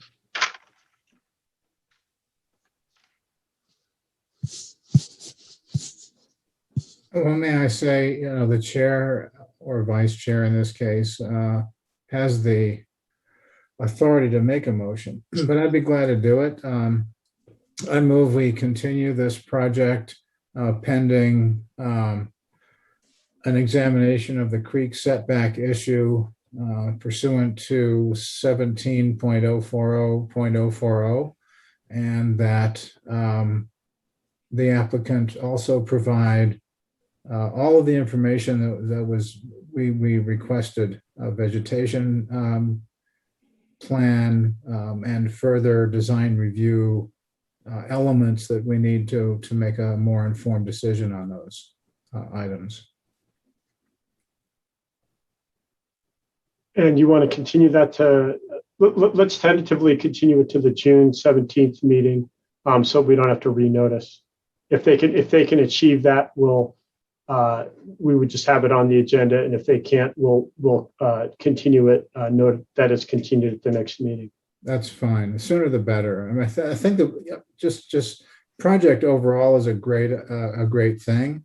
That area, needs rehabilitated houses, small, however they are. It's fine. That's a great idea, great project. So, yes. All right. Thank you. Is there a second to Commissioner Green's motion? I'll second. All right.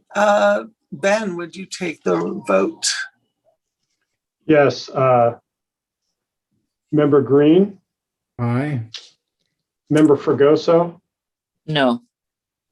Member Gonzalez-Parber? Aye. Member Jansen? Aye.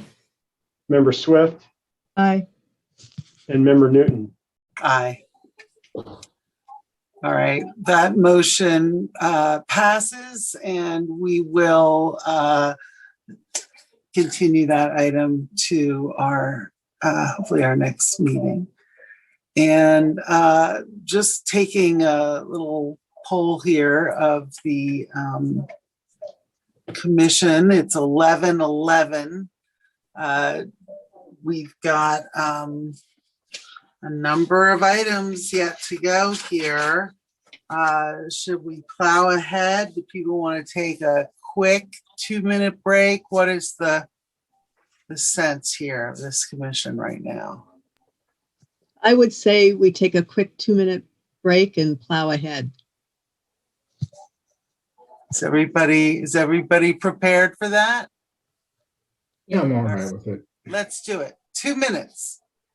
2. Last one back is a rotten egg. We are going to move on down this list. We're going to go on to Forest Avenue.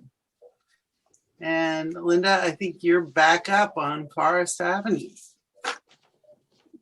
Oh, wait, Commissioner Jansen, did you want to say something? Yeah, I'm gonna excuse myself of this one. That's my neighborhood, so. Okay, thank you.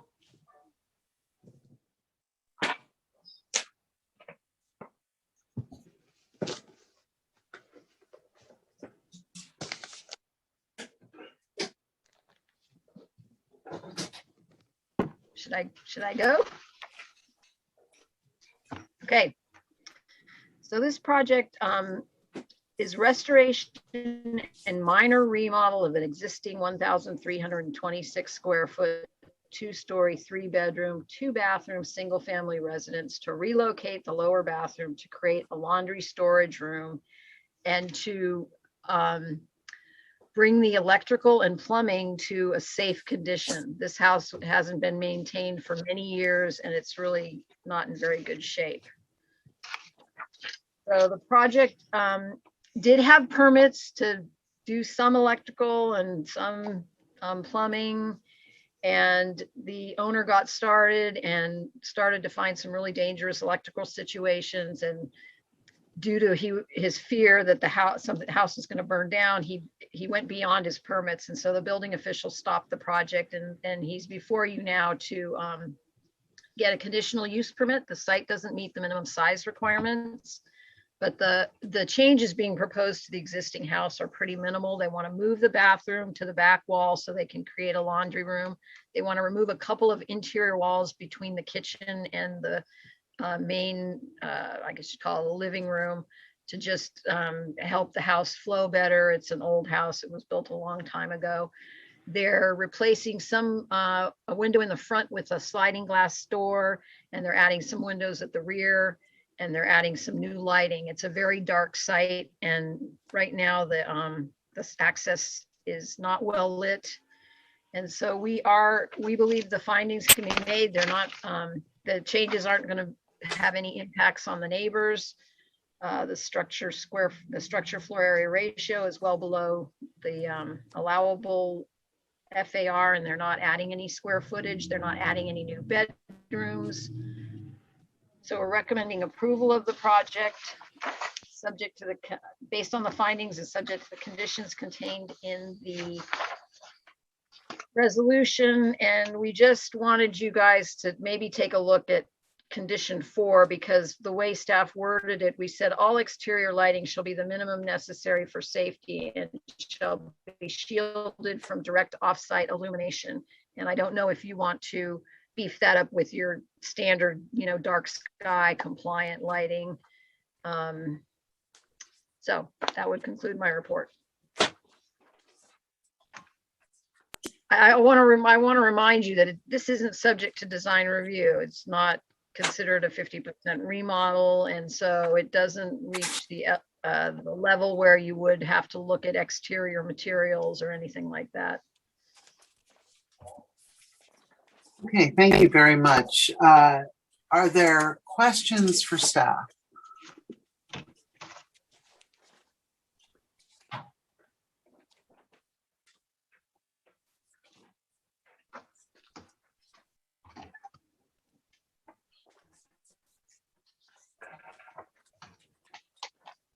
Commissioner Green. Well, there's some language in the report that talks about a condition that the lighting not directly illuminate or extend beyond the site. And would there be any problem with including that language in? You mentioned, I had that highlighted, condition 4. I thought that is the language in condition 4. I thought you might want to beef it up with your dark sky language. That all the exterior lighting shall be dark sky compliant. Did you want to add that to condition 4 in the resolution?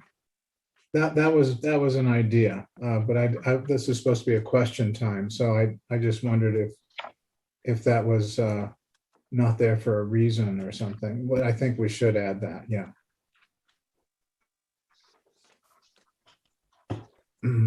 Any other questions for you right now? Thank you. Thank you. Any other questions for staff at this point? All right, great. Let's open it up to the applicant and their representatives for any statements they would like to make.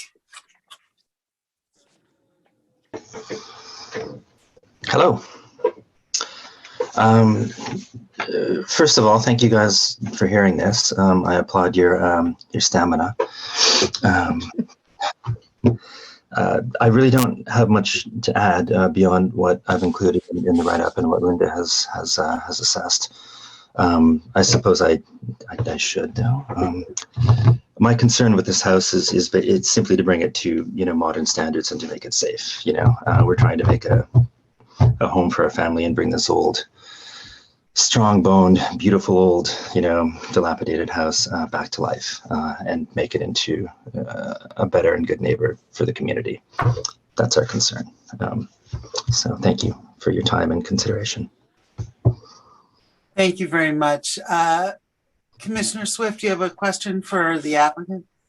I did. The packet included project goals write-up. that you had in there, and it talked about expanding the parking, and all of your neighbors were supportive of your efforts, and I think the ability to increase parking on Forest, but that isn't a part of this application. So that is something you're looking to do after this then, is that correct? Yes. My wife actually wouldn't let us buy the house unless we put parking in. And as you may know, Forest, it's a tight street with very limited parking. And this is what we're applying for now is the first stage. And after this, we are taking it forward. We have the record of survey done. We've had our soil study made. We're working with an engineer and an architect. We have a plan drawn up. That will be our next application, is to take forward a parking structure in the front. Definitely. Thank you. Thank you. Commissioner Green.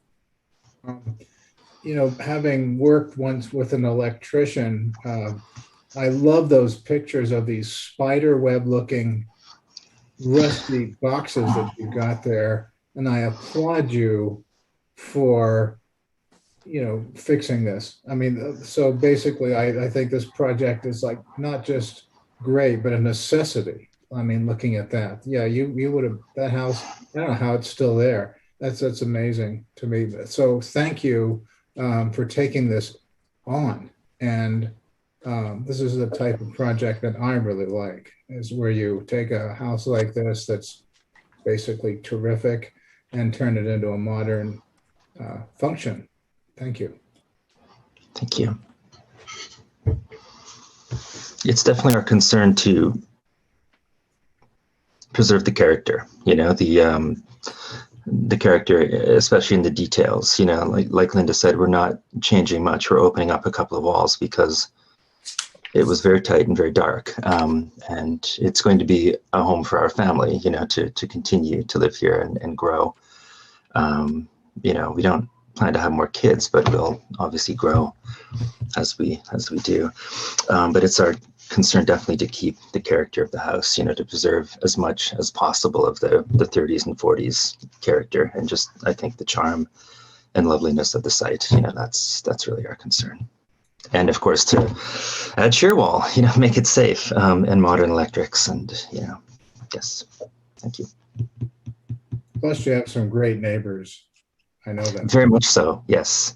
Yeah, we've reached out to as many of the neighbors up and down the road personally as we can. We actually had 2 or 3 that were planning to be here tonight to call in to support, but we wore them out. I think they've all gone to bed now. They sent me notes, wishing me luck. But we feel really lucky to have landed on that street where we do, because we are really thrilled with the neighbors that we've met so far. Commissioner Gonzalez-Parber, do you have a question? Yes, I do. I was just curious about the crawl space. It looks like you brought up the washer dryer from somewhere, and I'm guessing that it came from below. Is that correct? Yeah, the previous owner had it in the basement. In the basement. Yeah. Okay. And the basement, right now it says it's undeveloped. Is that just like a slab on grade, or? It's a poured concrete retaining wall on the upslope side, and then the space that you see is a poured slab. Yeah, so yeah, we have no plans to develop that into living space at the moment. It's my long wanted workshop right now that I'm using to do all the work in the house, and that's the plan for it to stay. Okay. Thank you. Thank you. All right. Seeing no other questions from the commissioners, if you could stick around, I'm gonna see if there's any public comment. And Tamla, I don't know if you see anyone with their hands raised. I do not. I do not see any hands raised. All right. Well, then, thank you, Mr. Matheson. I really appreciate it. I especially appreciate all the correspondence you obtained from your neighbors and the very act of going out and getting them to do that, I think shows that you are a good neighbor. So I appreciate that. Thank you. And with that, I'll close the public hearing and bring it back to the commissioner for any discussion. Does anyone want to talk about this? Make a motion? Linda, you're too cheery at this hour. Commissioner Green. Yeah, there's a certain point in time when the night goes on and your sort of endorphins kick in and you get laughy. I think this is a great project. I applaud the owner. When he comes back for further permits for the parking structure and stuff, we're going to have to make sure he's not actually planning to make something like he's professionally famous for, some kind of crazy scene out of a video game. But I think it's a great project and it really brings this house up to par. And that's my comments. And I'm sorry, Linda, I couldn't hear what you were saying.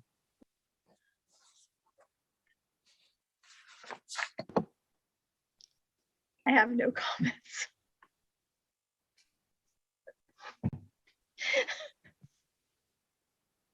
I keep putting myself on mute. Commissioner Swift. I too am supportive of this project, and if my fellow commissioners are as well, I could make a motion and then plug in the change in the reso having to do with the exterior lighting. I'd like to make a couple edits, but Commissioner Gonzalez-Parber, if you want to add anything before I do. No, just in support. I just wanted to just go on the record that I am supportive of this project, and I appreciate all the letters. It shows a lot of goodwill and a great start for this applicant. Great. Commissioner Swift, if you're inclined to make a motion, I might make some recommendations before you do so on the reso. On page 2, paragraph 4, to add the dark sky compliant language that we have in boilerplate and our other resos that we've been looking at earlier this evening. On paragraph 7 on the next page, I think that the application number should be 21-09 and not 21-10. And that's in 2 different places on paragraph 7. And then on page 5 in paragraph 25, I think it should say all of the district's rules and regulations in effect at the time services requested must be complied with. And those would be my recommended edits to the reso. Okay, wait a minute.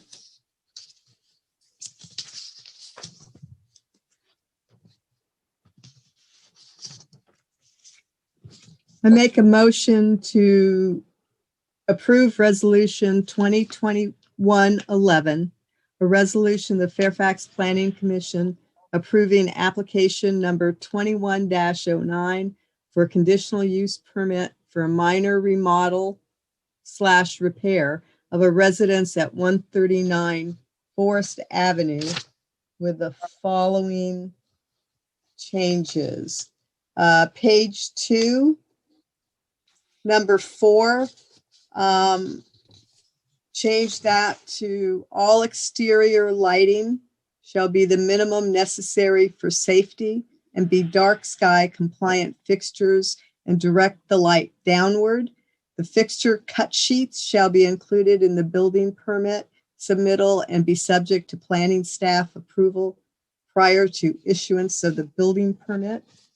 And then on page 3, number 7, change the application number to 21-09. And page 5, number 25, change it to all of the district's rules and regulations in effect at the time services requested must be complied with. That's it. Thank you. Is there a second? I will second. Great. Linda, if you could take the vote. Okay, Fregoso, Yes. Gonzalez Parber, Aye. Green, Aye. Swift, Aye. Chair Newton. Aye, and Commissioner Jansen is recused. Great, so that motion passes, and there is a 10-day appeal period with a $625 fee associated with any appeal. And that takes us merrily on to Scenic Road, 204 Scenic Road. And Linda, you're in the spotlight yet again, and Commissioner Jansen has returned. Okay, so this project encompasses a request for approval of an as-built 108 square foot interior stairway entry addition to the existing 1,159 square foot, 2-story, 3-bedroom, 2-bathroom, single-family home to eliminate the existing non-building code compliant interior stairway that currently connects the upper floor to the lower floor. The project, just because of the elimination of the existing non-complying stairway, it will create a minor modification, a minor remodel to the upper and lower floors, where it will add a little bit of more floor space to the upper floor. And it will allow the lower bedroom that currently has to be walked through to get to the master bedroom to be walled off with a hallway. So it creates a better floor plan. The project complies with, let's see, does it? Oh, I'm getting kind of delirious here. Hang on. Yeah, so the addition complies with all the required setback requirements. It doesn't change the existing non-conforming setbacks, and it itself does comply with the setbacks. It's not a 50% remodel. It doesn't result in the house exceeding the allowable floor area ratio, nor does it result in a house that's out of character with the surrounding homes. It does require a conditional use permit because, as most of our hillside parcels, because of the slope, it doesn't meet the minimum size requirement. So it does require a use permit. Other residences on similar size and slopes in the neighborhood range in size from 677 square feet to 2,279 square feet and maintain floor area ratios of 0.11 to 0.46. The project will result in a residence at 204 Scenic having an FAR of 0.17. So it's definitely in keeping with what you see around you in the neighborhood. And we're recommending that you approve application 2111 by adopting the resolution recommending approval and setting forth the findings and conditions for the project. So that would conclude our report, except to add that the applicant actually included photographs of the non-complying stairway that were, made it pretty obvious why the addition was started. They also were expecting at the time a new baby, and they had a couple of accidents where people trying to go up and down the stairway were actually hitting their heads on it because it's very non-compliant. The house was built probably prior to building codes, before the towns and corporations. So, and just since it's so late, I'll say that I also added, I loved seeing the pictures of their family and their dog featured in the plans. Yes, I love that as well. I do have a couple questions for you, and I'm going to just jump in because, I think they're kind of fundamental. On page 2 of the staff report, we have our lovely handy dandy table with all the existing and proposed and required. And on the first column, on the front setback, it does indicate that the required is a 6-foot setback and the proposed is a 5-foot setback, which suggests to me that it would not meet the required front setback. So that's one question.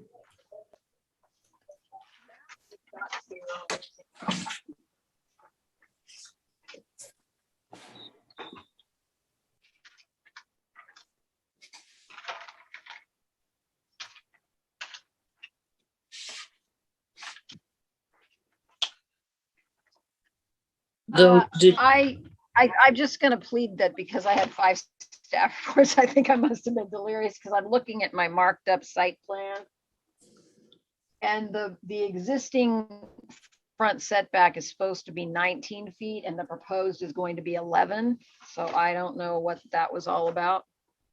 I have no answers for why. All right, well, because there's quite a few of these in this table. So I hear you. This was a number of items for tonight's meeting that it's amazing that this is the only one where I'm going to point out all these little things. The other one is under cover. For FAR, under proposed, it says 0.19, but in other places in the report, you say 0.17 is the proposed FAR. And then coverage, yeah, that one's left blank. Earlier when I was saying that it was supposed to say no change, this was the staff report I was thinking about. It's supposed to say no change. There's not going to be, but how can that be? So it says 17 in the table, and then the coverage is blank, and then the height, it says you're going down to 16, but in other places and in the drawings, it looks like it's really 23. So, well, I think what I was trying to do there is the existing house is 23, but the addition was 16. But this is a very good example of why the staff has too much to do. I hear you. All right. Well, those were my questions, and maybe I'll let some of the other commissioners have their say. I can tell you that the project does not require any variance. I can tell you that. All right. That may not be good enough for public notice, but we'll go with Commissioner Green for the moment. You know, you really kind of covered my points, so I'm going to pass. Thank you. All right. Sorry to jump in there, but Commissioner Fregosa. No comments, no questions.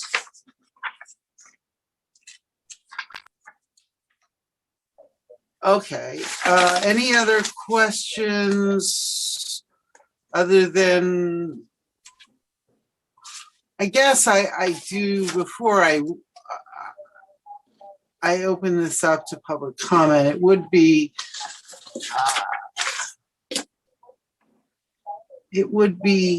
reassuring to understand the existing and proposed. It sounds like existing front setback is 19 and proposed is 11. Yes. And for FAR, it sounds like. Yeah, I actually worked that out in the file. So the FAR is definitely 0.16 and 0.17. And so the lot coverage is just based on one floor of the, the largest floor of the house. So hang on, I can do it quickly. Page, did they not fill it out?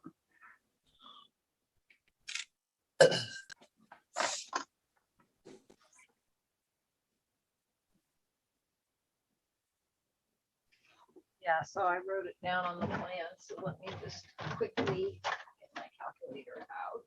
So the parcel size is 74.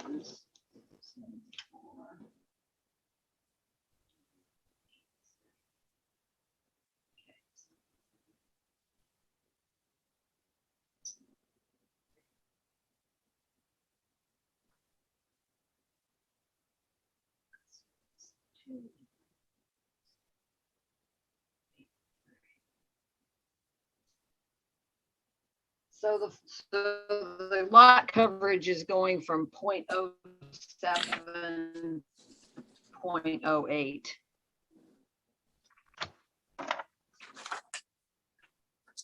Okay, so if I heard you correctly. I don't know where these numbers came from. I must have been delirious. If I heard you correctly, our front setback existing is 19 feet, our proposed is 11. Our existing FAR is 0.16 and our proposed is 0.17. Our existing coverage is 0.07 and our proposed is 0.08. And I believe that the existing height is 23 and the proposed is 23, or 22 7/8 based on the drawings, but if you confirm. Yeah, no change because the stairway is coming off the front and it's lower than the part behind it. Okay, thank you. Any other questions for staff? Commissioner Green. Yeah, just in the reso, I just wanted to ask why there's a mention of, let's see, where is this?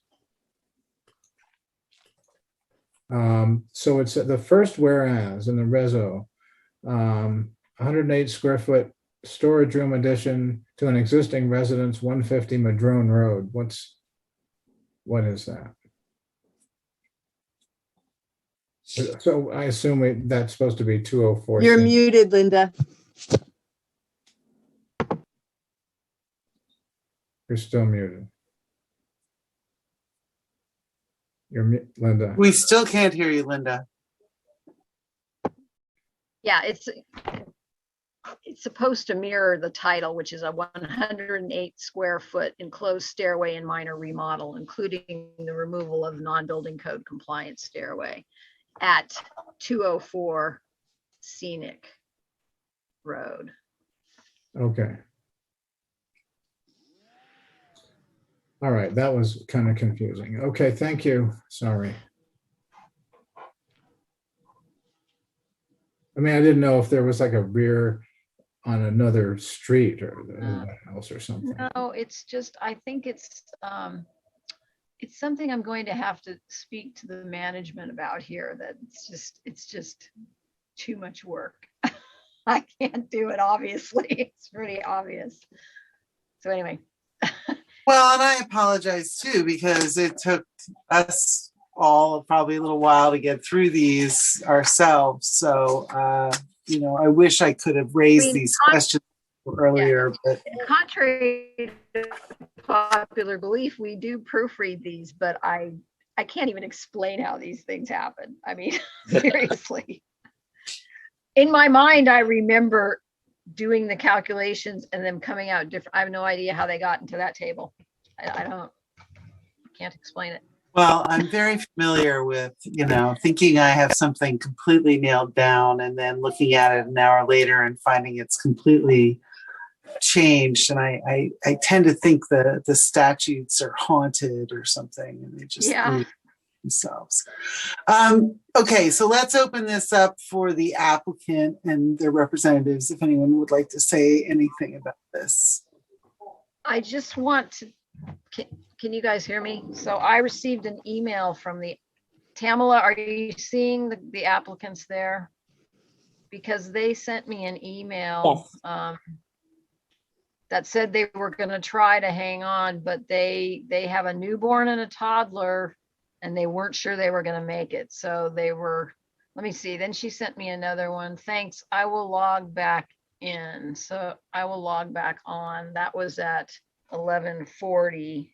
They're here. So I can promote them Oh, as soon good. as you're ready. Yeah, they're here if you're ready. Good. Okay, great. Thank you.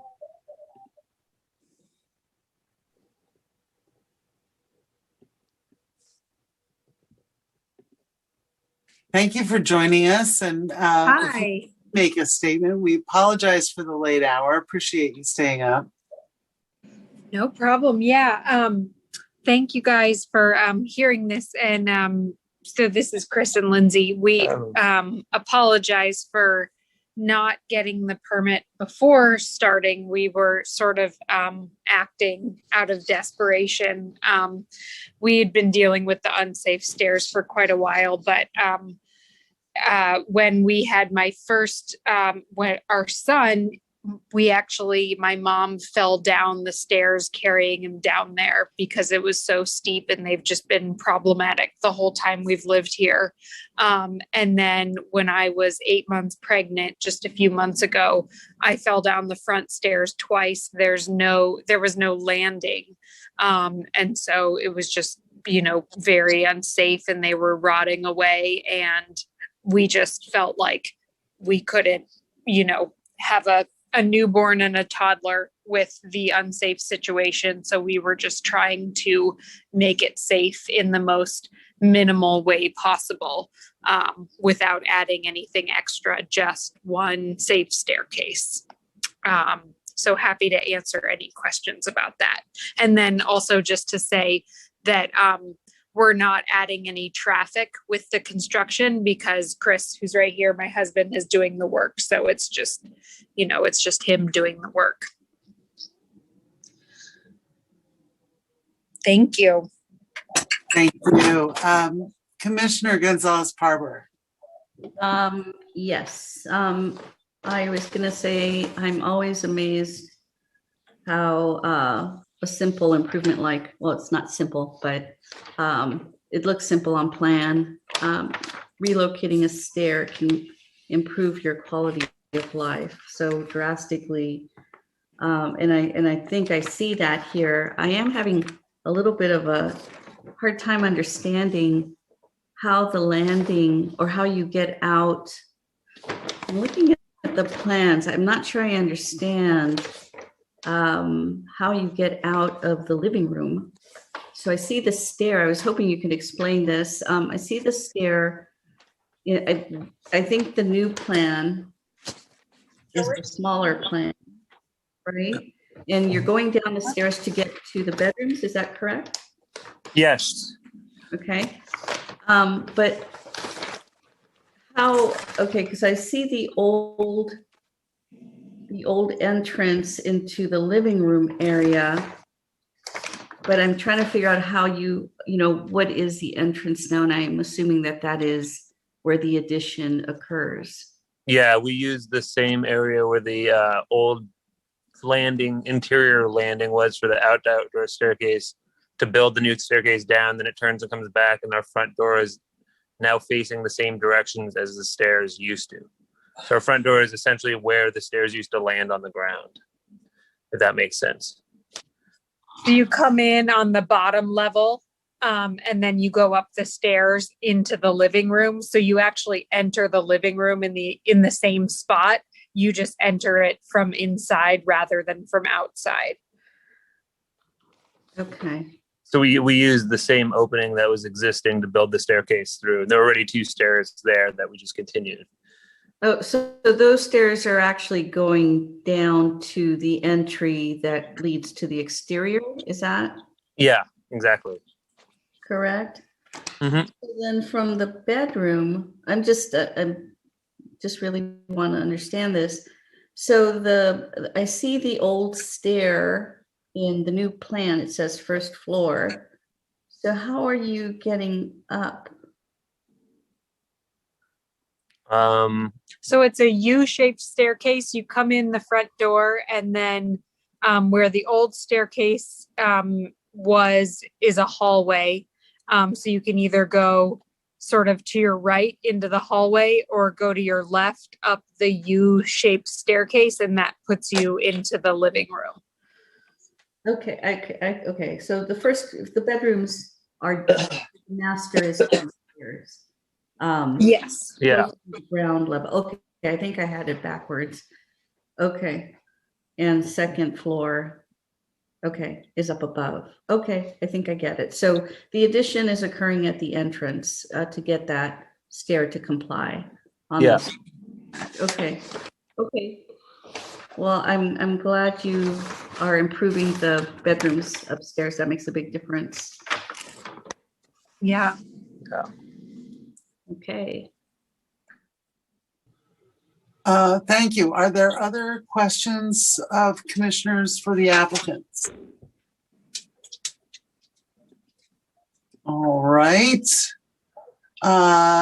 If you could hang on for a little bit, we'll see if there are any other members of the public that have comments.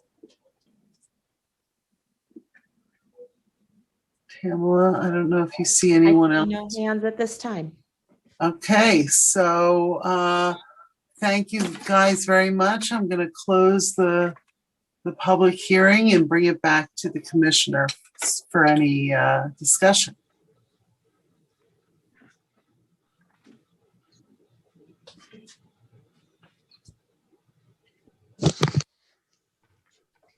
Commissioner Green. Yeah, I think the project is terrific. Well, obviously, the existing 1924 staircase is dangerous, and it's a very small project, so I think it's really not too much of a problem for me. So thank you for rehabilitating this house and making it safer.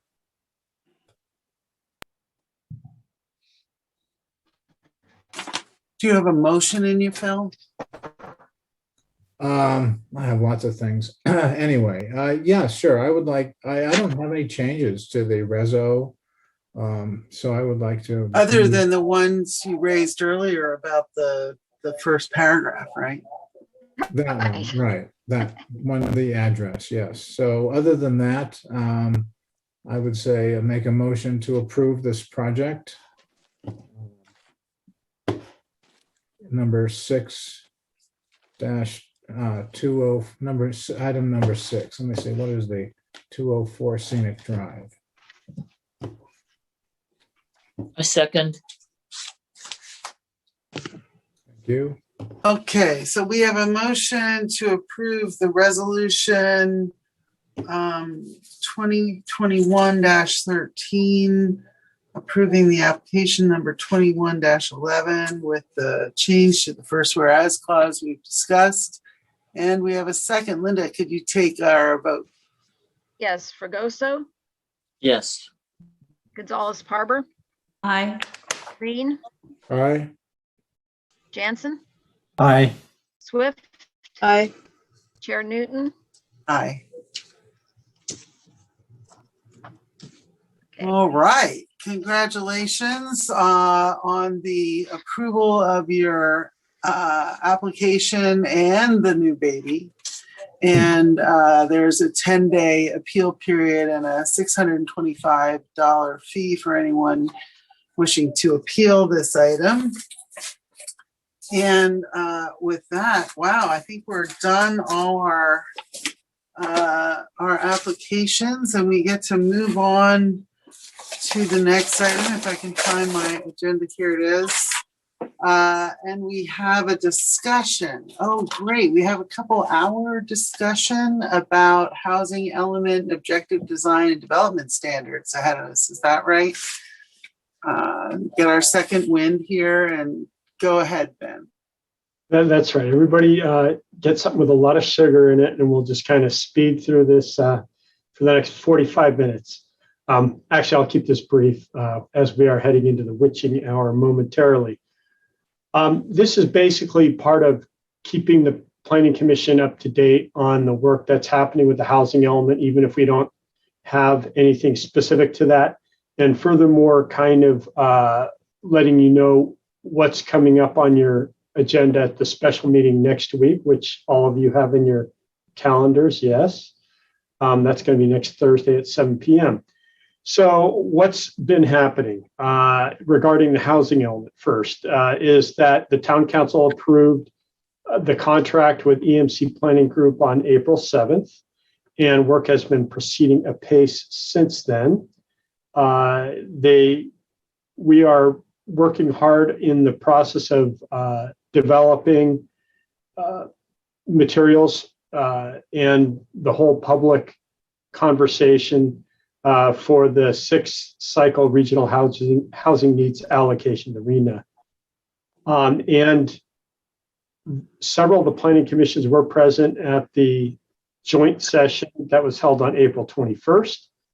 And the commission's housing element subcommittee, members present here tonight, has met twice already on that topic. And the planning commission obviously discussed a report out from that subcommittee, their most recent subcommittee meeting at the prior month's planning commission meeting. So all that's been taking place. Actually, some of that was taking place prior to hiring the consultant.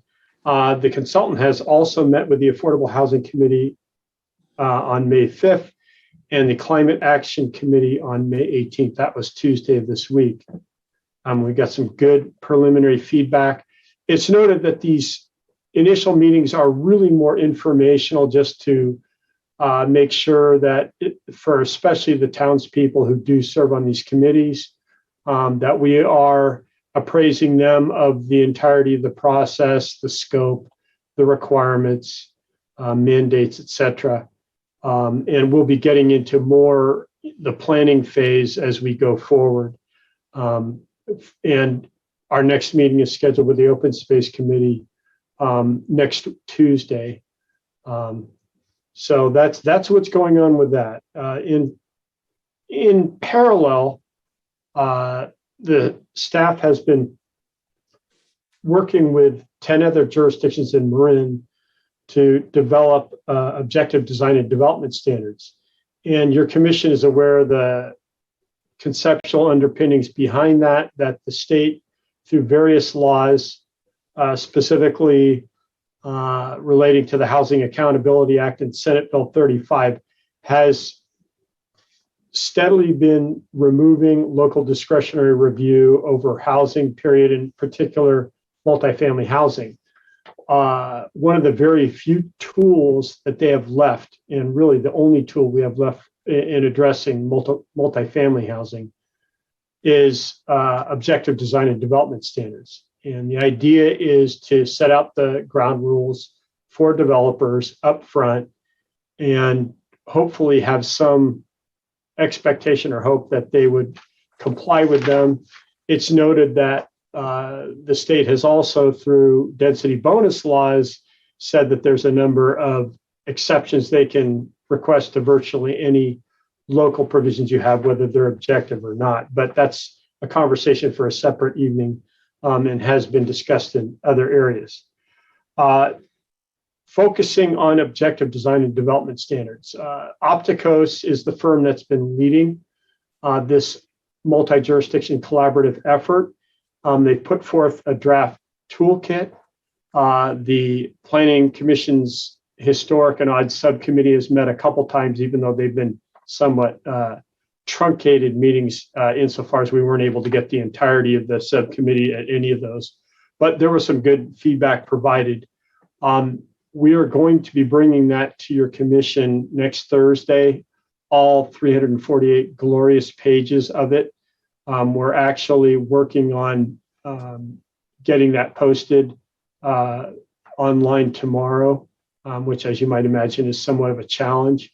Obviously, for such a lengthy document, we will not be expecting the commission to be doing any deep dives, but it is a dedicated meeting for this. So we'll have a good 2 hours, or if it runs longer than that, it's your commission's discretion. But this is a really important effort that will be starting in terms of a full public review of this to retain the town's discretion, for lack of a better word, over development projects, major housing projects.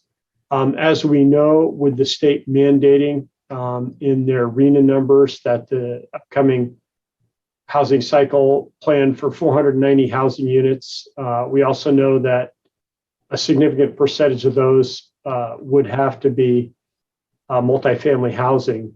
So these two items do link together. So let's see what else. In terms of process, I'm not going to get into a lot of detail. We've had a number of meetings on the housing element already. We're proposing more than 20 as we head through this process, which has a hard deadline at the end of 2020. So, well, I'm getting feedback. Okay, now it's good. Was anybody hearing me echo? Anyway. Yeah. Norma, can you put yourself on mute? Maybe if we all are on mute, we won't have any echoes. That was strange. Okay, well, in any event, we also, another item just to bring to your attention is we will be I'm working with the housing element consultants to put together the platform, which is entitled Fairfax Speaks, and it's intended to be an informational hub, place for surveying, a place where we can gather all of the notes and links to meeting broadcasts and things like that. So a really important area. I know several commissioners have raised questions about access to certain pieces of information, whether it's BBK's presentation on state housing laws or whatever. But the idea is to make it very straightforward for your commission, or indeed anybody who's interested in seeing the information, seeing the schedule, seeing what's next, what's being laid out in the future, what the key milestones are. They can see that very readily. So the idea is to be very open and transparent and really embrace the public participation and engagement and partnering, hopefully, in this process. So if your commission has any questions, I'm happy to answer them. Commissioner Swift. So for the odds draft that you're posting, will there also be a hard copy? Unfortunately, no. And the reason is that it basically would cost approximately $300 per copy. It's all color. I have been importuning the applicants, or the Opticos rather, to come up with a black and white version of it, because obviously, just the copy costs are exorbitant if we're just dealing with a straight color one. We were discussing that today. In the interest of saving a few trees, it's probably best for a 360-page document to not print it out, but to use it as a draft document anyway, to review it in electronic format. You're welcome to print it out if you'd like. Be prepared to use a lot of toner ink.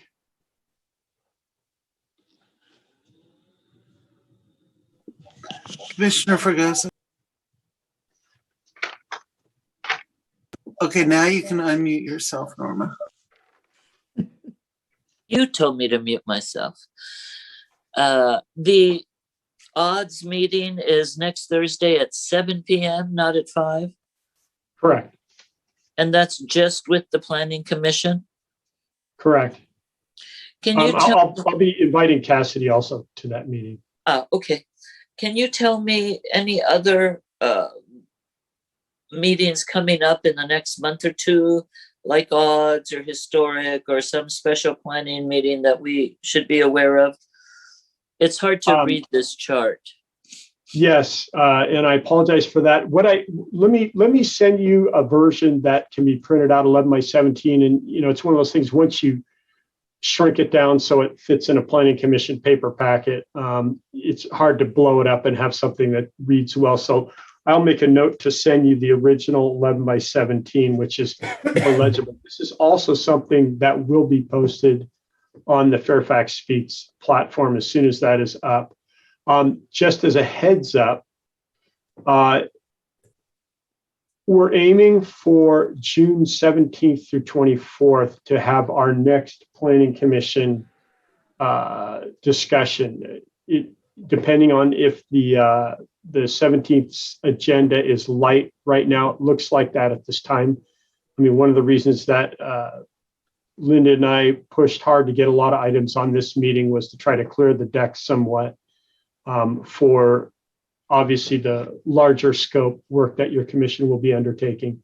If it appears that the 17th is going to start populating with applications, we would probably move it to the 24th, provided that your commission, we can get a quorum of your commission. So I'll be sending out a specific request as soon as we have a better idea of what the 17th looks like. But I will also be just asking you to confirm, look at your calendars and confirm whether you can make it on the 24th. So that's the next thing. So you'll both have the latest calendar that we have and the some options for meeting.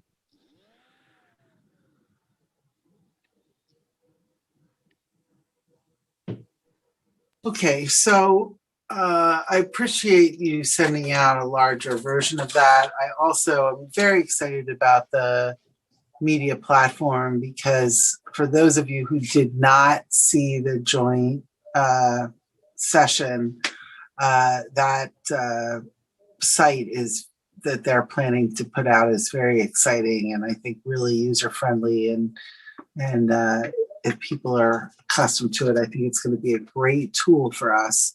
The odds meeting is not on the schedule that needs the microscope. So if there are things that are not on the microscopic calendar, you know, we need to make sure that they're communicated to us, because I've been very confused about why I had this time reserved on my calendar for the 27th. And this schedule didn't help me understand what was going on there.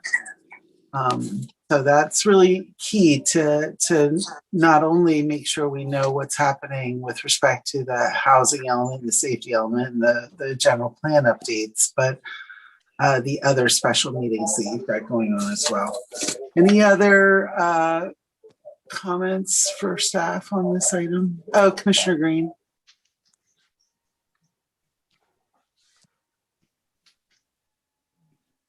Got to find that mute button. It was just this crazy chart. I can't interpret it either. And there's no May 27th meeting indicated on there that I can see. So it would be good to get some clarity. And that's all I was going to ask is, how do you interpret this chart? Yeah, what's happening in terms of the odds in the May 27th and that chart is dedicated to the housing element update. So the odds is sort of as noted in the staff report, is on a parallel track. I mean, while it's staff has always considered odds in the housing element to basically be something that's going to merge at some point, because when we look at development of sites and what tools the town has to regulate that development, you're going to either have odds or you're going to have nothing, basically. So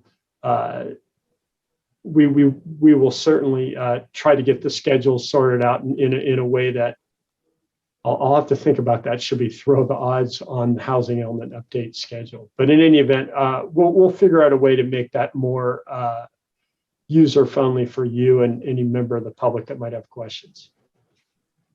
Thank you. Okay, any other comments before we go to the next item, which is our minutes from March? Excuse me, Commissioner, Acting Chair. We need to check if there's any members of the public that wanted to speak. Oh, sorry, I apologize.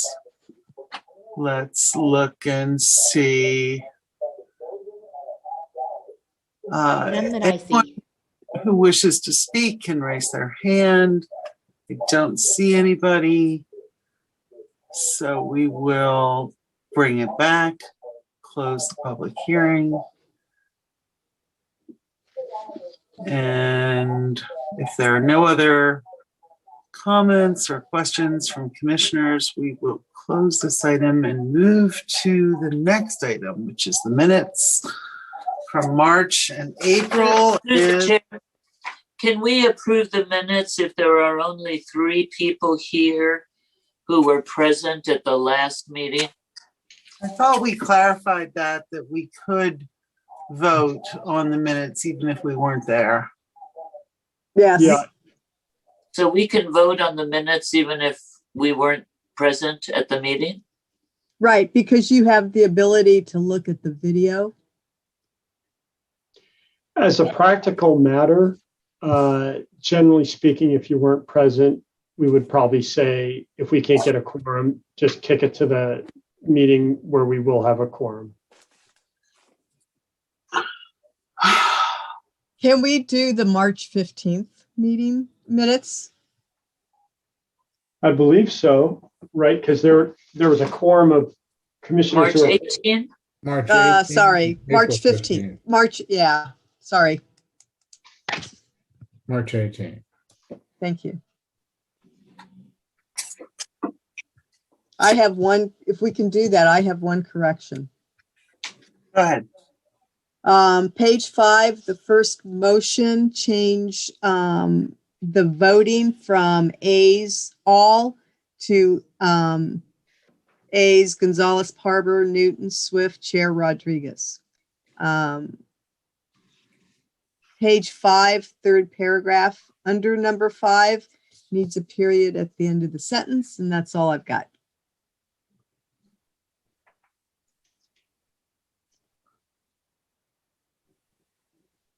I'm sorry, you went too fast. What was the second one? Page 5, the third paragraph, under number 5, just needs a period. Okay. At the end of the sentence. Okay, and I would change on page 3, the last paragraph where it refers to Commissioner Gonzalez Parber provided the following comments. 1, 2, 3 bullets down. Instead of it presents and flat, it presents a flat, unbroken and blank wall. That's my only change. That's significant change. Any other? Oh, actually, I do have a question.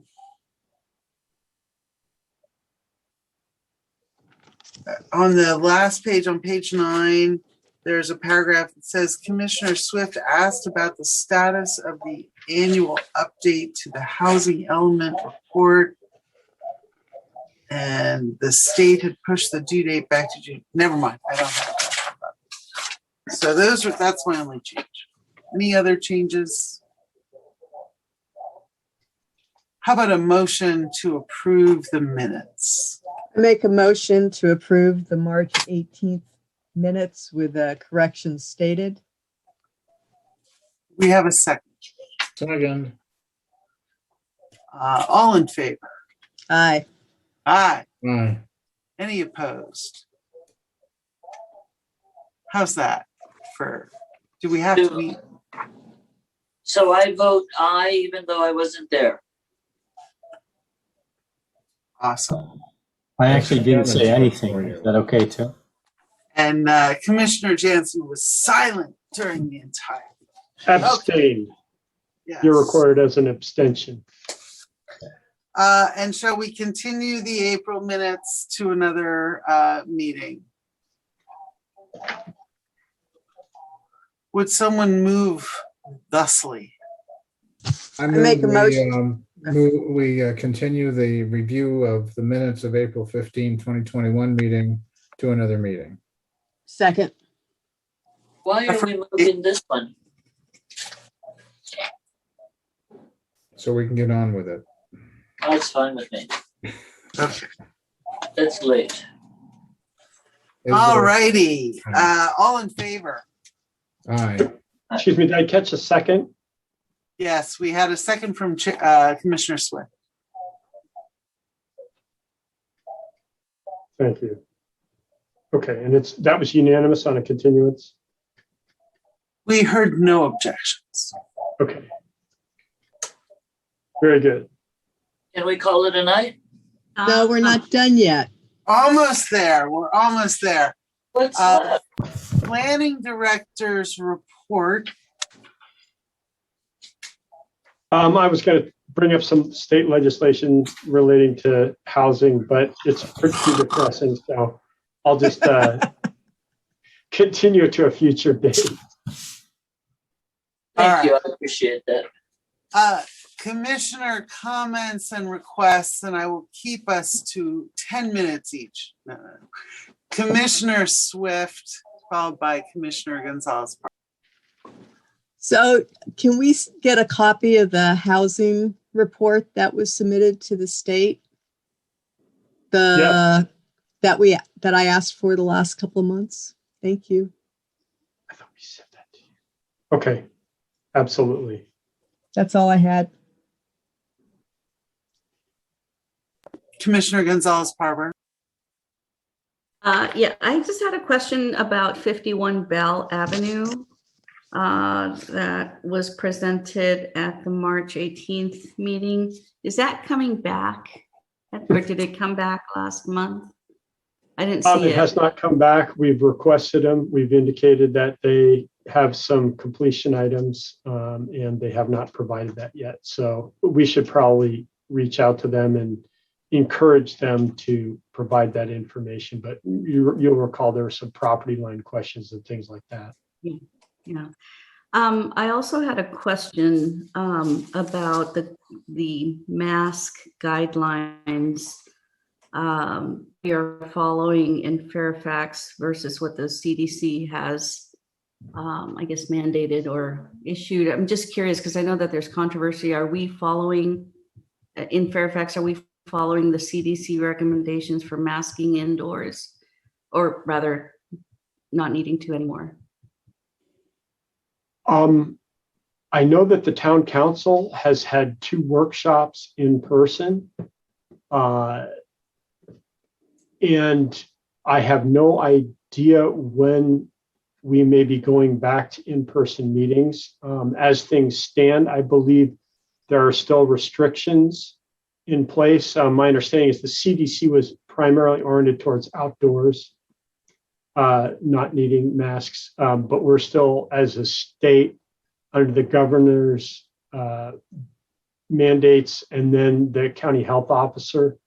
So it's a little bit confusing, especially at this hour. But as you can see, there's a lot of people, I think, who've gotten the vaccination who've just decided that they're not going to end up with it. So they're not wearing masks outdoors. And that appears to be consistent with the CDC's guidelines anyway.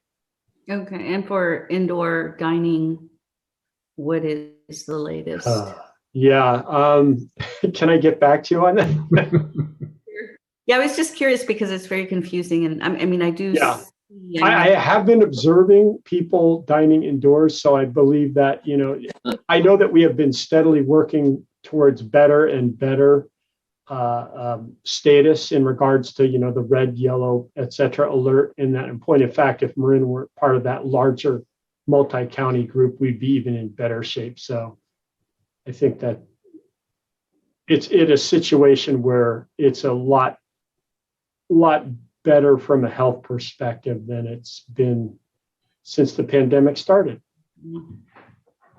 Okay. We are lucky. We are lucky. Okay, Commissioner Jansen.